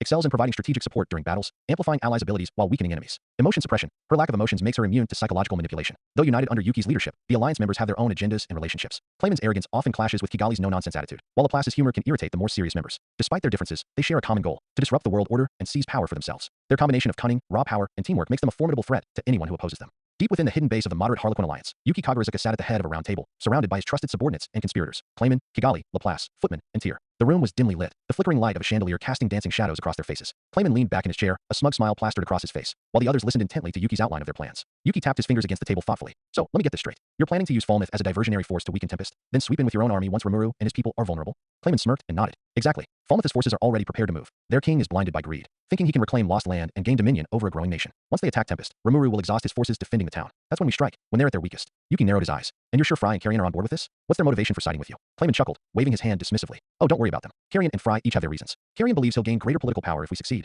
and Fry, well, let's just say she's interested in consolidating her position among the demon lords. I've assured them both that this plan will put them at the top. Kigali, standing quietly by Yuki's side, spoke up. It sounds promising, but you're forgetting the older demon lords, those like Guy Crimson, Malim, and Luminous Valentine. If they catch wind of this plan, they could interfere. Clayman's grin widened. That's where my skill lies. By the time they find out, it'll be too late. I'll create a backstory so compelling that no one will question our actions. The fall of Tempest will be painted as a necessary action to deal with a dangerous new force. And with the church involved, it'll lend credibility to our actions. Yuki raised an eyebrow. The church, huh? How do you plan to get Hinata Sakaguchi involved? She's not exactly someone you can manipulate easily. Clayman leaned forward, his expression dark. That's where your help comes in. Yuki, you've already planted doubt in her mind about Rimuru, right? Yuki smirked. It wasn't hard. I've been feeding her subtle hints about how Shizu's death was no accident. I even told her that Rimuru was the one responsible, indirectly at least. Hinata has a strong sense of justice and an emotional connection to Shizu. If she believes Rimuru killed her teacher, she won't hesitate to act. The next time she and Rimuru cross paths, I'll ensure it escalates into a full-blown confrontation. Clayman nodded in approval. Perfect. Once Hinata eliminates Rimuru, Tempest will descend into chaos. Without Rimuru's leadership, the nation won't last long against Falmouth's army. By the time Fry, Carrion, and I attack, there'll be nothing left to stop us. Footman, the rotund, jester-like member of the Harlequin Alliance, laughed uproariously. I like it. Chaos, destruction, despair, it's all so delicious. But are we sure Rimuru is as naive as you think? He's already dealt with some pretty powerful foes. Yuki leaned back, a calculating look on his face. Rimuru's strong, no doubt about it. He's got powerful allies, too, but strength alone isn't enough to counter well-laid plans. Rimuru is still relatively new to this world and its politics. He's overconfident because of his victories, and that's a weakness we can exploit. Kigali added, we should make sure the church and Falmouth don't coordinate too closely. If Rimuru somehow survives and puts the pieces together, it'll lead back to us. Keep them operating independently, so even if one side fails, the other can still act. Clayman waved her off. Of course, I'm not a fool. Falmouth will think they're acting on their own ambitions, while the church believes they're purging a demon lord who poses a threat to humanity. Neither will know the full scope of our plans. Yuki tapped the table again, deep in thought. We should also prepare a contingency in case things don't go as planned. What if Rimuru defeats Falmouth and survives his encounter with Hinata? Laplace, lounging casually with his feet on the table, grinned. Then we let them tire each other out and step in as the cleanup crew. No matter how strong Rimuru is, he's not invincible. If Hinata and Falmouth fail, we'll just send another wave of attacks. He can't fight a war on all fronts forever. Yuki stood, pacing the room. We'll also need to monitor Tempest closely. I'll assign some of my spies to keep an eye on their movements. Rimuru's nation is growing rapidly, and that makes them unpredictable. If they develop new weapons or form unexpected alliances, we'll need to adjust our plans. Clayman nodded. Agreed. I'll have some of my subordinates infiltrate their ranks as well. They'll feed us information and sabotage Tempest from within if needed. Yuki smiled, a dangerous glint in his eye. Good. With all these pieces in place, Rimuru won't know what hit him. By the time he realizes the extent of our plan, it'll be too late to stop it. The room fell silent for a moment, the weight of their conspiracy hanging heavily in the air. Then, Tyr broke the tension with a chuckle. This is going to be fun. I can't wait to see the look on Rimuru's face when everything comes crashing down. As the meeting among the moderate Harlequin alliance progressed, the conversation turned darker. Clayman, ever the schemer, leaned forward with a sly grin on his face. There's one more card we can play to ensure Tempest's downfall, he began, his voice dripping with malice. Yuki raised an eyebrow, intrigued. Oh, and what might that be, Clayman? Clayman's grin widened. Charybdis. The room went still for a moment, the weight of the name hanging heavily in the air. Charybdis, the mindless calamity, a destructive force of nature that had once terrorized the world. Kigali crossed her arms, her expression skeptical. Charybdis? That monster's been sealed for ages. How do you plan to revive it? Clayman waved a hand dismissively. I've already taken steps to gather what's needed. A fragment of the core that once controlled it has been located. With the right magic and a suitable host, reviving Charybdis is entirely possible. Footman's booming laugh echoed through the room. Oh, this is getting good. Charybdis tearing through Tempest? I can already see the carnage. Yuki's gaze sharpened. And you're sure you can control it? Charybdis is a mindless beast, but even a mindless beast can be unpredictable. Clayman smirked, clearly enjoying the attention. That's the beauty of it. Charybdis doesn't need to be controlled in the conventional sense. Its only desire is destruction. Once unleashed, it will head straight for Tempest, drawn to the concentration of magicules in the region. The monster will devastate everything in its path, leaving nothing but ruins. And while Rimuru and his people struggle to stop it, the rest of our plan will unfold. Kigali frowned. And if they manage to defeat it? Rimuru has a habit of turning impossible situations in his favor. Clayman's eyes gleamed with malice. That's where the timing comes in. Charybdis isn't meant to win, it's meant to distract. While Rimuru's forces are busy dealing with the monster, Falmouth's army will strike, weakening their defenses even further. Then, once they've exhausted themselves, Fry, Carrion, and I will swoop in and finish the job. Yuki tapped his fingers on the table, thinking, you're playing a dangerous game, Clayman. If this backfires, we'll lose any advantage we have. But it could work. The chaos Charybdis brings might be enough to tip the scales in our favor. Clayman smiled smugly. Oh, it will work. I've already arranged for a suitable host to fuse with Charybdis core. Once the ritual is complete, the monster will rise again. Tyr, who had been silent until now, grinned. And the best part? No one will be able to trace it back to us. We can make it look like some rogue faction or a remnant of an ancient power awakened it. Yuki nodded. Good. Keep it that way. We don't want anyone, especially Rimuru, connecting the dots too soon. Yuki leaned back in his chair, his sharp mind already working out the logistics. We'll need to synchronize this perfectly. When will Charybdis be ready? Clayman responded confidently. A few weeks. The preparations are nearly complete. Once the core is fused with the host, Charybdis will awaken and begin its rampage. Yuki added, good. That gives us time to coordinate with Falmouth and ensure Hinata is on the move. I'll send word to the church, feeding them more evidence of Rimuru's supposed crimes. If we can get Hinata to engage him around the same time, Tempest won't stand a chance. Kigali chimed in. We should also plant misinformation in Tempest to keep their forces scattered. If they're spread too thin, they won't be able to respond effectively to Charybdis or the other attacks. Laplace grinned. I can handle that. A little bit of sabotage, a few whispers here and there, and they'll be chasing their tails while the real threat looms over them. Yuki nodded. Perfect. Once Tempest is in chaos, we'll pull the strings behind the scenes and let everything fall apart. If Rimuru manages to survive all this, he'll be too weak to stop us from taking control of the entire region. As the meeting drew to a close, the members of the moderate Harlequin alliance dispersed to carry out their respective tasks. Clayman left with a satisfied smirk, eager to oversee the final preparations for Charybdis revival. Kigali and Laplace began organizing their agents to infiltrate Tempest and Falmouth. Footman and Tyr, ever eager for chaos, prepared to spread misinformation and disrupt communications. Yuki, alone in the room, gazed out the window, his expression thoughtful. Rimuru, you're strong, but you're not invincible. Let's see how you handle a storm from all sides. With that, the stage was set for the most dangerous and intricate plan yet to destroy Tempest. Unbeknownst to the conspirators, however, their schemes would eventually lead to their undoing, as the ties between their actions would be unraveled by a force far beyond their expectations. Rimuru sat on a nearby tree and started divising a plan of counterattack, the information relayed by his spies playing in his mind like an ominous drumbeat. The betrayal was shocking, but Rimuru wasn't one to crumble under pressure. Instead, he let out a long sigh, his expression darkening. Yuki, Clayman, and the rest of the alliance. You've underestimated me. With a determined glint in his eye, Rimuru called a council meeting with his trusted generals and advisors. He teleported to Tempest for the meeting before coming back to the kids. He was determined to stay 10 steps ahead of the schemers. Rimuru's first move will be to dig deeper into the alliance's activities while bolstering Tempest's defenses, strengthening the spy network. Rimuru told Sui, his master of espionage, and tasked him with increasing the surveillance on Yuki, Kigali, Clayman, and their associates. Sui will personally deploy an elite team of Shadow Squad operatives to infiltrate the moderate Harlequin alliance's ranks. These spies were equipped with concealment magic and the ability to relay information back to Tempest in real time. Rimuru ordered Raphael to upgrade the spy left on Kigali's body with enhanced cloaking capabilities and a recording function to gather even more concrete evidence. Information manipulation. Rimuru directed Diablo to spread false rumors within Dworgen, Blumend, and Inglesia, sowing seeds of doubt about Clayman's activities and stirring unrest among his allies. He tasked Cheyenne and Benimaru to subtly build alliances with nations that had grievances against Falmouth, Carrion, and Fry, ensuring Tempest had unexpected allies when the time came. Fortifying Tempest. Gabble was instructed to expand Tempest's aerial defense with his wyvern-mounted forces. Shuna, with help of Rimuru, Raphael, will craft advanced barrier systems to protect Tempest from magical or physical invasions. Rimuru also will work with Raphael to deploy a network of surveillance orbs throughout the Jura Forest, ensuring no enemy could move undetected. Step 2. Counterattacking strategically. Once we gather enough information, we will begin crafting a plan to dismantle the alliance. Rimuru said, His strategy revolved around isolating the members, disrupting their schemes, and using their overconfidence against them. A. Neutralizing Clayman. Rimuru ordered Diablo and his demon subordinate to infiltrate Clayman's domain and impersonate his loyal subordinates. Using illusions and manipulation, they will leak false information to Carrion and Fry, suggesting that Clayman planned to betray them. Targeting the puppeteer. Knowing Clayman's reliance on controlling others, Rimuru planned to render him powerless. Raphael suggested using a spell that will disrupt his control, which Rimuru instructed Raphael to create. The spell will nullify Clayman's puppeteer ability, leaving him defenseless. B. Exposing Kigali. He instructed Soai to engineer a public confrontation between Kigali and trusted officials in Inglesia. It would destabilize her influence and turn allies against her. C. Outmaneuvering Yuki. Rimuru decided he will send Yuki a fabricated report, pretending that he was unaware of the alliance's plans. Act as if he was still on friendly terms with Yuki, and even send a thank you note for letting him train the children. This will give Yuki a false sense of security. Disabling anti-skill. Raphael proposed creating a countermeasure against Yuki's anti-skill by developing a specialized magic item that could bypass or disrupt its effects. Rimuru tasked Raphael with crafting this item using a fragment of his power. Ambush and execution. Once the groundwork was laid, Rimuru set the stage for a decisive confrontation. Spying on Carrion. So I sent a team and specialized squad of Shadow Squad members to infiltrate Carrion's beast kingdom, Eurazania. Their mission is to gather information on Carrion's military strength, his plans for Tempest, and his coordination with Clayman. Weaknesses in his kingdom's defenses. Using magical communication relays, the spies would report back to me, ensuring real-time updates. Spying on Fry. Fry, the Harpy Demon Lord, ruled a territory in the skies, making infiltration more challenging. Rimuru. Gabiru send one of your members to subtly interacting with some of Frey's subordinate Harpies. By posing as an emissary offering trade deals and manipulate them into revealing crucial information. Rimuru. Ranga and the Shadow Wolf scout Frey's territory from a distance, gather intelligence on her forces and movement patterns. Manipulating subordinates. Rimuru. Exploit any tensions among the two demon lord subordinates. Use Soai's network if we spread rumors of betrayal that will create paranoia among their ranks. Diablo, with his silver tongue, can convince several key subordinates from both sides to act cautiously, thereby delaying any coordinated attacks. Luring the enemy. Rimuru used the false rumors Diablo had spread to bait the Alliance into attacking Tempest prematurely. He allowed a few spies from the Alliance to escape, with intel suggesting Tempest was vulnerable due to Rimuru's absence. The chaotic battlefield. When the Alliance launch their attack, they will find themselves walking into a trap. Veldora. Tempest's defenses. The magic spell will neutralize Clayman's puppets and spells. Hidden troops led by Benimaru and Maddox will emerge from underground bunkers to encircle the invaders. Exposing the truth. Rimuru. Capturing Kigali during the chaos, forcing her to reveal Yuki's role in orchestrating the conflict. And play recordings of the Alliance's secret meetings to the gathered nations, ensuring their credibility was destroyed. Step 4. Aftermath. Yuki will probably flee, but not before Rimuru plant a tracking marker on him. Clayman will be defeated and stripped of his demon lord title. Kigali will be imprisoned and studied by Raphael for clues about Yuki's true plans. Falmouth will be exposed as a conspirator, leading to its isolation by other nations. Rimuru ensured Tempest emerged stronger and more respected, with new allies and a reputation as a formidable force. Let them come, Rimuru said, staring at the horizon. I'll be ready. Rimuru knew that the revival of Charybdis, the mindless calamity-class monster, posed a significant threat not only to Tempest but to the surrounding regions. Based on the intelligence gathered from his spies, he learned that Clayman and the moderate Harlequin alliance planned to unleash Charybdis to weaken Tempest before their full-scale attack. Rimuru immediately began formulating a counterattack plan to neutralize Charybdis while using the situation to his advantage. Raphael's analysis. Rimuru tasked Raphael with analyzing all available data on Charybdis. Raphael informed him that Charybdis was an ancient being of destructive power born from Veldora magicules. Its primary abilities included Magicule Devourer. Charybdis could absorb magicules from its surroundings, making traditional magic less effective. Gravity magic. It used devastating gravitational attacks to crush its enemies. Flight. Its aerial capabilities made it hard to attack directly. Megascale summoning. Charybdis could summon megalodons, massive flying shark-like creatures, to aid it in battle. Raphael identified that while Charybdis was immensely powerful, its mindless nature made it predictable. Additionally, the control core for Charybdis was located deep within its body, guarded by a dense magic barrier. Destroying this core would cause Charybdis to disintegrate. Raphael also noted that Charybdis was particularly vulnerable to attacks involving soul-targeting abilities or high-impact physical attacks. Defensive measures for Tempest. Reinforced Tempest's defensive barriers to ensure no damage would reach the city even if Charybdis managed to breach the perimeter. Cheyenne and Rigard were tasked with leading the ground troops to intercept any megalodons that might attack Tempest. Rimuru will develop a specialized Magicule Disruptors, spell that would reduce the efficiency of Charybdis gravity magic within a set radius.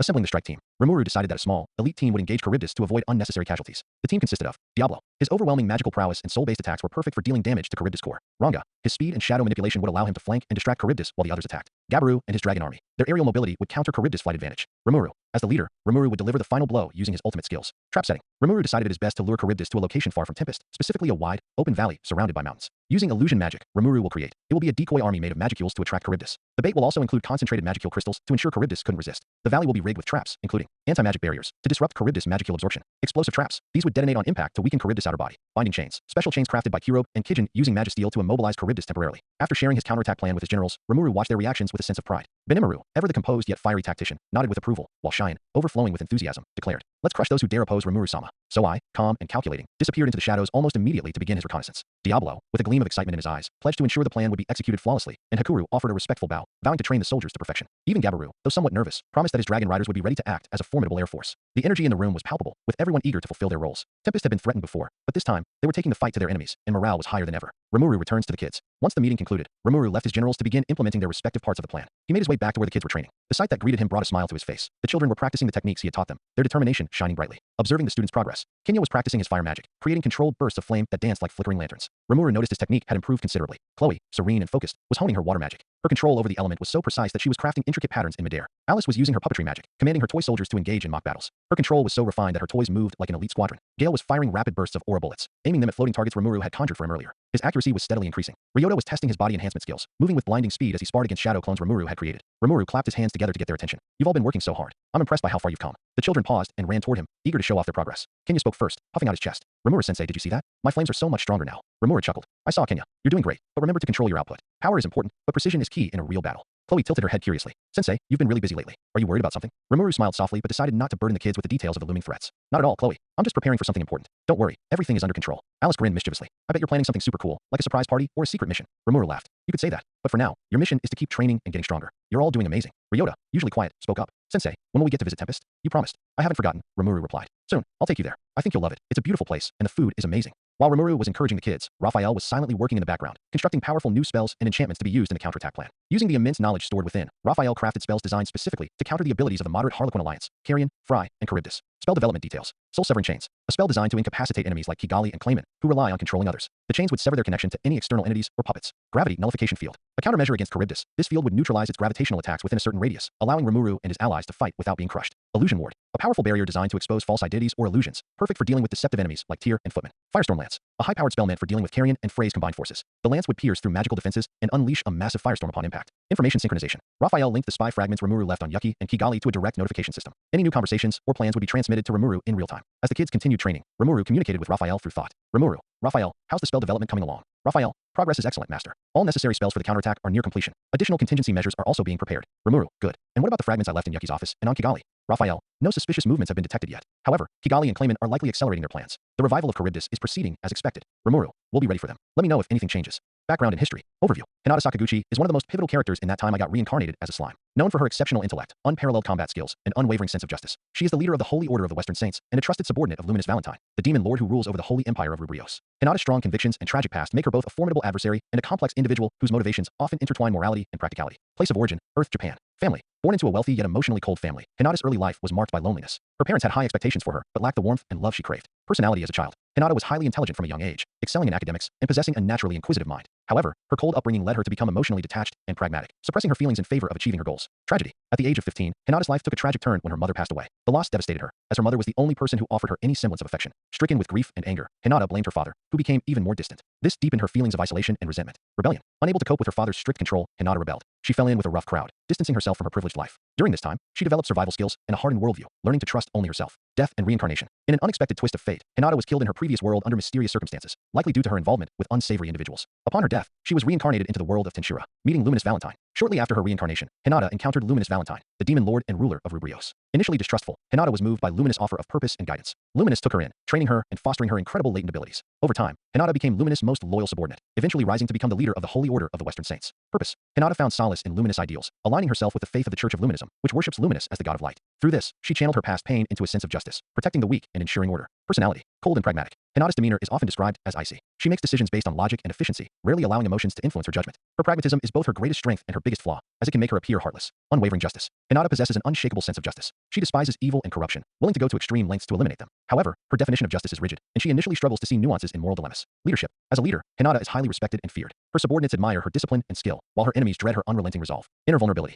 Beneath her cold exterior lies a person scarred by her past. She is not completely devoid of emotion. She merely suppresses it to avoid appearing weak. Combat skills. Hinata is considered one of the most powerful humans in the world. Her fighting prowess rivals even the mightiest monsters and demon lords. Master Swordswoman. Hinata wields the legendary sword Dead and Rainbow. Her swordsmanship is so advanced that she can read an opponent's movements and counter them with precision. Magic proficiency. As a leader of the Church of Luminism, Hinata excels in holy magic, specializing in purification spells and barriers. Her holy aura is highly effective against demons and monsters. Mathematician combat style. Hinata uses her intellect to calculate the probabilities of attacks and outcomes during combat, employing a strategy akin to chess. This analytical approach makes her extremely difficult to defeat. Unique skills. Usurper. A skill that enables Hinata to steal the abilities of defeated opponents, making her even more dangerous as battles progress. Hinata's relationship with Shizu. Hinata and Shizu Izawa share a deep connection. When Hinata first reincarnated into the world, Shizu was one of the few individuals who treated her kindly. Shizu's warmth and guidance left a lasting impression on Hinata, and she came to view Shizu as a mentor. Hinata's role in the Church. As the leader of the Holy Order of the Western Saints, Hinata is tasked with enforcing the Church's doctrine and protecting humanity from monsters. She commands an elite group of knights, each of whom possesses remarkable strength and loyalty. Key responsibilities. Protecting the faith of the Church and spreading its teachings. Battling high-level monsters and demonic threats. Overseeing the political alliances between the Church and the Western nations. Hinata often struggles with the Church's underlying hypocrisies, but her loyalty to Luminous keeps her steadfast in her role.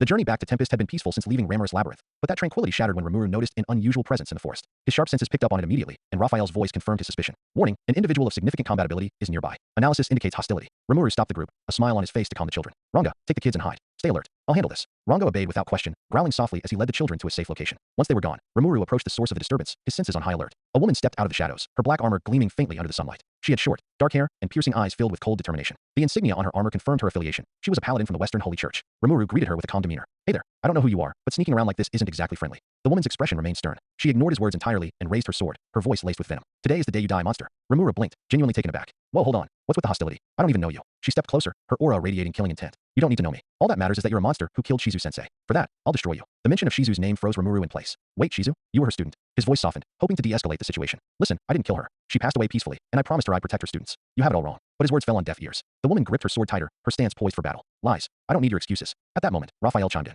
Individual identified as Hinata Sakaguchi, leader of the Holy Order of the Western Saints. She is a direct subordinate of Demon Lord Luminous Valentine. Rimuru frowned. A paladin working for a demon lord? That's ironic. Warning, a barrier designed to weaken monsters has been erected. Analysis complete. Countermeasures deployed. The barrier will not affect you. Hinata made her first move, dashing forward with blinding speed, her sword aiming straight for Rimuru's heart. He sidestepped effortlessly, his movements fluid and precise. You're quick, Rimuru said casually, dodging another strike. But seriously, can we talk about this? Hinata's eyes narrowed as she unleashed a flurry of attacks. Each strike was faster than the last, her sword shimmering with holy energy. Rimuru continued to evade, studying her movements while instructing Raphael. Raphael, analyze her combat style. Record her techniques and holy magic for future use. Understood. Analysis in progress. Hinata's frustration grew as none of her attacks landed. She activated her unique skill, Usurper, intending to steal Rimuru's abilities. But to her shock, the skill was nullified entirely. Impossible, she muttered, her voice tinged with disbelief. The only other person who's resisted this is Luminous-sama. Rimuru smirked. Sorry, but your little tricks won't work on me. Hinata's grip on her sword tightened. You're stronger than I thought, but I won't stop. Shizu-sensei deserves justice. Rimuru sighed, realizing she wouldn't listen. Fine, if you want to fight, I'll play along, for a bit. The fight intensifies. Hinata unleashed a series of advanced sword techniques, each one imbued with holy magic. Her strikes radiated light, leaving trails of energy in their wake. She moved like a storm, her speed and precision making her attacks almost impossible to follow. Rimuru, however, matched her blow for blow, blocking her strikes with ease. He wasn't just defending, he was learning. Each attack Hinata made was analyzed and copied by Raphael, feeding directly into Rimuru's ultimate skill, Omni-Evolution. Her techniques are impressive, Rimuru thought, but she's too predictable. Raphael, how much longer until we've learned everything? All combat techniques have been recorded. Holy magic proficiency is now 82%. Additional exposure required for full mastery. Hinata leaped back, her frustration evident. Why won't you fight back? Are you mocking me? Rimuru shrugged. Not at all. I'm just bored now. I've already seen everything you can do. Her face darkened with anger. Don't underestimate me. She raised her sword high, channeling her most powerful move, Melt Slash. The air around her shimmered as the attack charged. Her sword glowed brightly, its edge surrounded by a halo of destructive energy. With a shout, she unleashed the technique. This is the end, monster. Melt Slash. A beam of holy light shot toward Rimuru, consuming everything in its path. The forest shook as the ground split apart, the sheer power of the attack reducing trees to ash. Hinata smirked, lowering her sword. Shizu, I've avenged you. But her victory was short-lived. As the light faded, Rimuru stepped out of the destruction completely unscathed. His face was calm, but his aura radiated irritation. Okay, now you've done it, he said, his voice cold. Hinata froze, her mind racing. How? How are you still standing? Before she could react, Rimuru vanished from her sight. A split second later, she felt the sharp pain of her sword being torn from her grasp. A swift kick swept her legs out from under her, and she fell to the ground. The punishment. Rimuru loomed over her, his expression a mix of annoyance and amusement. You really don't listen, do you? He grabbed her by the arm, hoisting her up before unceremoniously flipping her over his knee. Before Hinata could process what was happening, Rimuru delivered a series of hard, precise spanks. This is for attacking me without listening, he said, his voice firm. And this is for being stubborn. Hinata's face turned crimson, both from the pain and the humiliation. Stop. What are you doing? Rimuru didn't stop. I'm teaching you a lesson, since you're acting like a child. Tears welled in her eyes as she struggled to break free, but Rimuru's strength was absolute. This is ridiculous. After what felt like an eternity, Rimuru finally let her go, dropping her to the ground like a discarded doll. She lay there, stunned and humiliated, her body aching from the unconventional punishment. Rimuru dusted off his hands and turned to leave. Next time, listen before you attack. And be grateful and went easy on you because of Shizu. Hinata glared at him through her tears. She has never been more ashamed in her life. As Rimuru walked back to the children, Raphael's calm and calculated voice echoed in his mind. Report. All of Hinata Sakaguchi's techniques and holy magic have been fully analyzed and copied. Master is now capable of utilizing holy magic at an advanced level. Rimuru smirked. Well, that's convenient. Now I can play her game if she ever decides to pick another fight. The situation in Tempest. As Raphael delivered her report, Rimuru's expression darkened. His voice, calm yet firm, cut through the air. So it's finally happening. Falmouth and Charybdis at once, with Clayman, Carrion, and Fry waiting in the wings for the aftermath. A coordinated strike, just as we expected. Raphael, confirm again. How is the counterattack plan progressing? Raphael responded immediately. Report. The counterattack plan is proceeding as designed. The designated commanders are effectively neutralizing enemy forces while minimizing casualties. Veldora has successfully lured Charybdis into the weakened zone, and containment is underway. Rimuru sighed in relief but kept his focus. Good. And the Falmouth army, how many? Approximately 20,000 soldiers, with 1,000 knights and elite magic users among them. The rest are standard infantry. Rimuru's gaze sharpened. So they're betting everything on this. Typical. Rimuru prepares. Turning to the children, Rimuru knelt down and patted Chloe's head gently. You'll all be safe, but I need you to trust me. I'm teleporting you to a secure location where Ranga will stay with you. Ranga, guard them with your life. Ranga lowered his head in a bow, his deep voice filled with determination. Understood, my lord. I shall protect them with all my might. With a wave of his hand, Rimuru teleported them to a fortified location outside the battlefield. Then, taking a deep breath, he activated his teleportation skill and disappeared in a flash of light. The battlefield in Tempest. Rimuru materialized at the heart of Tempest, where chaos was unfolding. The skies roared with energy as the battle raged across multiple fronts. Raphael immediately began feeding him updates. Report. Cheyenne and her elite unit are defending the southern flank against Falmouth's heavy cavalry. Venimaru's forces have ambushed their main infantry from the eastern forest, dividing their ranks. Sui's Shadow Corps is infiltrating their command structure, disrupting orders. Rigard and Hakuro are holding the central line, ensuring minimal breaches. Gaburu's airborne troops are neutralizing their mages, while Maddox's artillery unit is bombarding their rear lines. Rimuru's lips curved into a small smile. Looks like everything is going according to plan. Shine's unit at the southern flank. On the southern flank, Shine stood at the front lines, her massive greatsword gleaming with purple energy. Around her, her elite forces, composed of ogres and hobgoblins, fought fiercely, holding back Falmouth's heavy cavalry. Shine let out a laugh as she cleaved through a group of knights in one swing. You think you can break through here? Don't make me laugh. As long as I stand, none of you will take a single step into Tempest. One of her commanders approached her, shouting over the din of battle. Lady Shine, the cavalry is regrouping for another charge. Shine grinned. Let them come. We'll smash them again. Ready the front lines and reinforce the barricades. As the cavalry charged, Shine leaped into the air, her blade glowing with immense power. She brought it down with a devastating attack, creating a shockwave that sent the knights flying. Benimaru's ambush. In the eastern forest, Benimaru stood atop a hill, his crimson flames swirling around him. His forces were executing a perfect ambush, setting the Falmouth infantry into chaos. Benimaru turned to one of his captains. The enemy is scattered. Signal the next wave to push forward. Don't give them time to regroup. The captain saluted. Yes, Lord Benimaru. As the flames spread through the enemy ranks, Benimaru's voice roared. Burn it all to ash. Show them the power of Tempest. Sui's infiltration. Meanwhile, in the enemy's command tent, Sui's shadowy figure loomed over Falmouth's generals. One by one, his subordinates eliminated key figures, leaving the chain of command in disarray. One general, pale and trembling, turned to his colleague. What's happening? Why aren't our orders reaching the front line? Before he could say another word, Sui's dagger silenced him. Emerging from the shadows, Sui spoke coldly. You shouldn't have come here. Rigurd and Hakuro at the central line. At the center of the battlefield, Rigurd rallied the hobgoblin troops. Hold the line. Protect the city at all costs. Beside him, Hakuro moved like a blur, cutting through enemy soldiers with precision and speed. His blade seemed to dance, each strike leaving devastation in its wake. Rigurd turned to Hakuro. They're pressing hard, but our defenses are holding. What do you think? Hakuro sheathed his blade for a moment, his expression calm. Their formations are sloppy. They underestimated us. If we push now, we can drive them back entirely. Gabiru's aerial assault. High above the battlefield, Gabiru and his dragon knights rained down attacks on Falmouth's mages. The sky was filled with bursts of energy as spells clashed with dragon fire. Gabiru laughed triumphantly. You dare challenge the might of the dragon knights? Face our wrath. His subordinates cheered as they unleashed devastating strikes, neutralizing the enemy's magical advantage. Veldora versus Charybdis. In the designated containment zone, Veldora faced Charybdis head-on. The massive, mindless beast roared, its enormous body pulsing with destructive energy. Veldora crossed his arms, grinning. You're not so tough, are you? Let's see how you handle my power. With a single swipe of his claws, Veldora unleashed a storm of energy that tore through Charybdis' defenses. The beast retaliated with a barrage of energy blasts, but Veldora shrugged them off like they were nothing. Is that all you've got? Veldora roared, unleashing his breath attack. The sheer force obliterated Charybdis' outer shell, leaving the creature severely weakened. Falmouth's leaders in panic. Back in the Falmouth command tent, the remaining leaders were in chaos. This isn't possible. How are they countering us so easily? One of the commanders slammed his fist on the table. We underestimated them. We need to retreat before we're annihilated. But before they could act, Sui's agents descended on the tent, silencing them. Rimuru arrives. As Rimuru arrived on the battlefield, his presence radiated authority. His generals quickly gathered to report their progress. Benimaru approached first. Rimuru-sama, the enemy is in full retreat. Should we pursue? Rimuru shook his head. No need. Let them run back to their masters. We've sent a clear message. Good work, everyone. His generals saluted, their morale high. Rimuru's eyes narrowed as he gazed at the horizon. Clayman, Carrion, Fry, and Yuki, your plans have failed. And now, it's our turn. Rimuru arrives with Veldora. Rimuru appeared beside Veldora in the containment zone. The massive dragon stood triumphant over the battered remnants of Charybdis, his booming laughter echoing through the clearing. Ha! Did you see that, Rimuru? I, the mighty Veldora, have once again proven why I am the most powerful being in existence. Rimuru crossed his arms and gave his best deadpan expression. Yeah, you're amazing, Veldora. Now let's finish this up before your boasting destroys my eardrums. Veldora grinned smugly, puffing out his chest. I knew you'd be impressed. So what do we do with this beast? Rimuru glanced at the weakened Charybdis, its enormous body twitching but unable to recover. Raphael, should we absorb it? Raphael's calm voice answered. Affirmative. Absorbing Charybdis will allow me to analyze its unique properties. This will help Master grow stronger. Without hesitation, Rimuru activated Predator. Black tendrils of energy extended from his body and enveloped Charybdis, consuming it in a matter of seconds. Absorption complete. Commencing analysis, Raphael reported. Rimuru nodded. Good. Let's head back to Tempest. Veldora laughed again. Returning as victorious heroes. I love it. Shall we make a dramatic entrance? Rimuru rolled his eyes. Just try not to scare everyone. The meeting of generals. Back in Tempest, Rimuru gathered his key commanders in the war room. The tension in the air was palpable as everyone awaited his words. Rimuru looked around, his eyes meeting each of his generals. First, let me say this. You've all done an incredible job. The Falmouth army has been routed. Charybdis is no longer a threat, and our defense is held strong. I'm proud of each and every one of you. The room filled with murmurs of gratitude and pride, but Rimuru raised his hand to silence them. But this isn't over. Not yet. Our enemies are still out there. Clayman, Carrion, and Fry have their army stationed just outside our borders, waiting for the right moment to strike. Benimaru's eyes narrowed. They're hoping we'll lower our guard after dealing with Falmouth and Charybdis. Cowards. Rimuru nodded. Exactly. They think they can catch us while we're weakened. But they underestimated us. While they're preparing their attack, we'll hit them first, with everything we've got. Shine slammed her fist on the table, her eyes blazing with excitement. A counterattack. Let's crush them before they even realize what's happening. Diablo leaned forward, a sinister smile on his face. Oh my lord, how delightful. Shall we teach them the true meaning of despair? Rimuru raised an eyebrow. As long as you don't go overboard, Diablo. Sui stepped out of the shadows, his voice calm but firm. I'll ensure our infiltration teams are in place to cut off their escape routes and gather intelligence.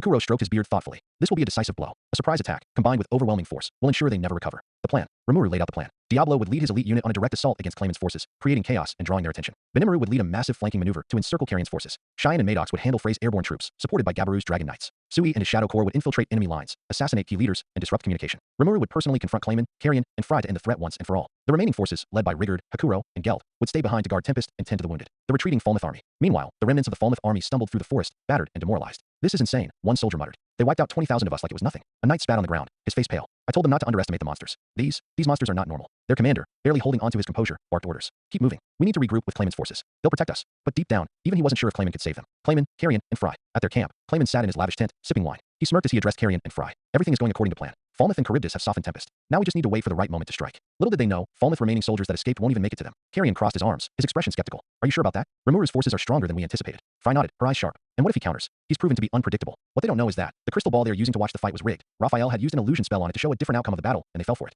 Clayman waved dismissively. Relax. Even if he counters, we have the numbers. Besides, I've already prepared contingent. Right before Clayman finished talking, Diablo's unit struck first, unleashing a devastating magical barrage that tore through Clayman's camp. Clayman stumbled out of his tent, his wine spilling. What the? How did they find us? Diablo appeared before him, his golden eyes glowing. Ah, Lord Clayman, it seems your time has run out, but you will be handled by Lord Rimuru, Benimaru, and Shine's assault. On the battlefield, Benimaru's flames engulfed Carrion's troops, forcing them into disarray. Shine, laughing wildly, cleaved through Frey's soldiers with ease. Carrion roared. Damn it, they've outmaneuvered us. Frey's eyes widened as her airborne troops were decimated by Maddox and Gabiru. How did they prepare this so quickly? As the battlefield descended into chaos, Rimuru confronted the three demon lords. His calm demeanor only fueled their frustration. Clayman, Carrion, Fry, you've made a grave mistake. Clayman sneered. Do you really think you can take all three of us? Rimuru smiled coldly. Watch me. What followed was a battle of epic proportions, with Rimuru showcasing his overwhelming power and strategic brilliance. Far away on the desolate ice continent, surrounded by a palace of shimmering ice that reflected the hues of an eternal aurora, sat Guy Crimson, the self-proclaimed strongest demon lord. He lounged on his crystal throne, a glass of crimson wine in his hand, a sly smirk playing on his lips. Before him floated an enchanted crystal ball, its surface alive with scenes of Rimuru and Tempest's bustling activity. For weeks now, Guy had been monitoring the slime-turned-demon lord. Initially, his interest had been piqued by the absurdity of a slime achieving the rank of demon lord, a feat unheard of. But as time passed and reports from his demon spies piled up, Guy found himself genuinely intrigued.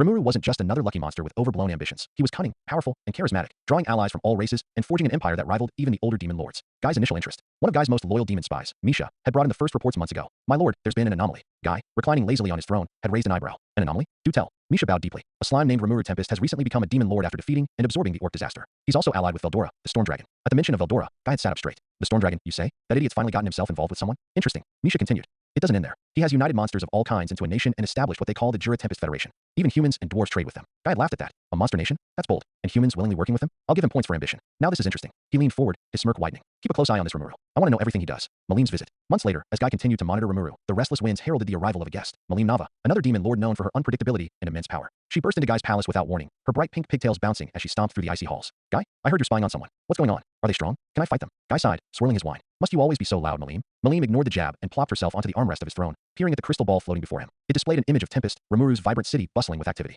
Who's that? Malim asked, pointing at the screen. Rimuru Tempest, Guy replied. A slime-turned-demon lord. He's been making waves lately. Malim blinked. A slime? Really? That's weird. But cool. What's he done so far? He built a country full of strong monsters and even tamed Veldora. Malim's eyes widened. Veldora, that big, scaly blowhard, is working for a slime. She leaned closer to the crystal ball, her curiosity growing. He must be strong if Veldora is listening to him. Can I fight him? Guy laughed. Patience, Malim. There's no need to rush. Rimuru's enemies are lining up for him. Let's see how he handles them first. News of the attack. Weeks later, Misha returned with urgent news. My lord, Clayman, Fry, and Carrion have mobilized their forces to attack Tempest. They're using the Falmouth army and even Charybdis as part of their plan. Guy chuckled darkly, his crimson eyes glinting with amusement. So, the puppet master finally makes his move. Fry and Carrion too. How predictable. They're all ganging up on the slime. Malim frowned. Fry and Carrion? Why would they do that? They're not bad people. Guy shrugged. They're opportunists, Malim. Rimuru is new, untested, and they probably think he's easy prey. Besides, alliances in our world are rarely built on trust. Malim crossed her arms, looking conflicted. But Frey's my friend. And Carrion, he's not so bad either. What if Rimuru kills them? Guy smirked. Then they'll only have themselves to blame. This is war, Malim. If they lose, it's because they were too weak. Malim pouted. You're so mean, Guy. But I guess you're right. Still, I want to watch. This is going to be fun. The day of the battle. On the day of the battle, Guy and Malim gathered in his throne room, the crystal ball displaying a live feed of the battlefield. As Rimuru's forces clashed with Falmouth's remnants and Charybdis soared through the sky, Malim leaned forward, her eyes sparkling with excitement.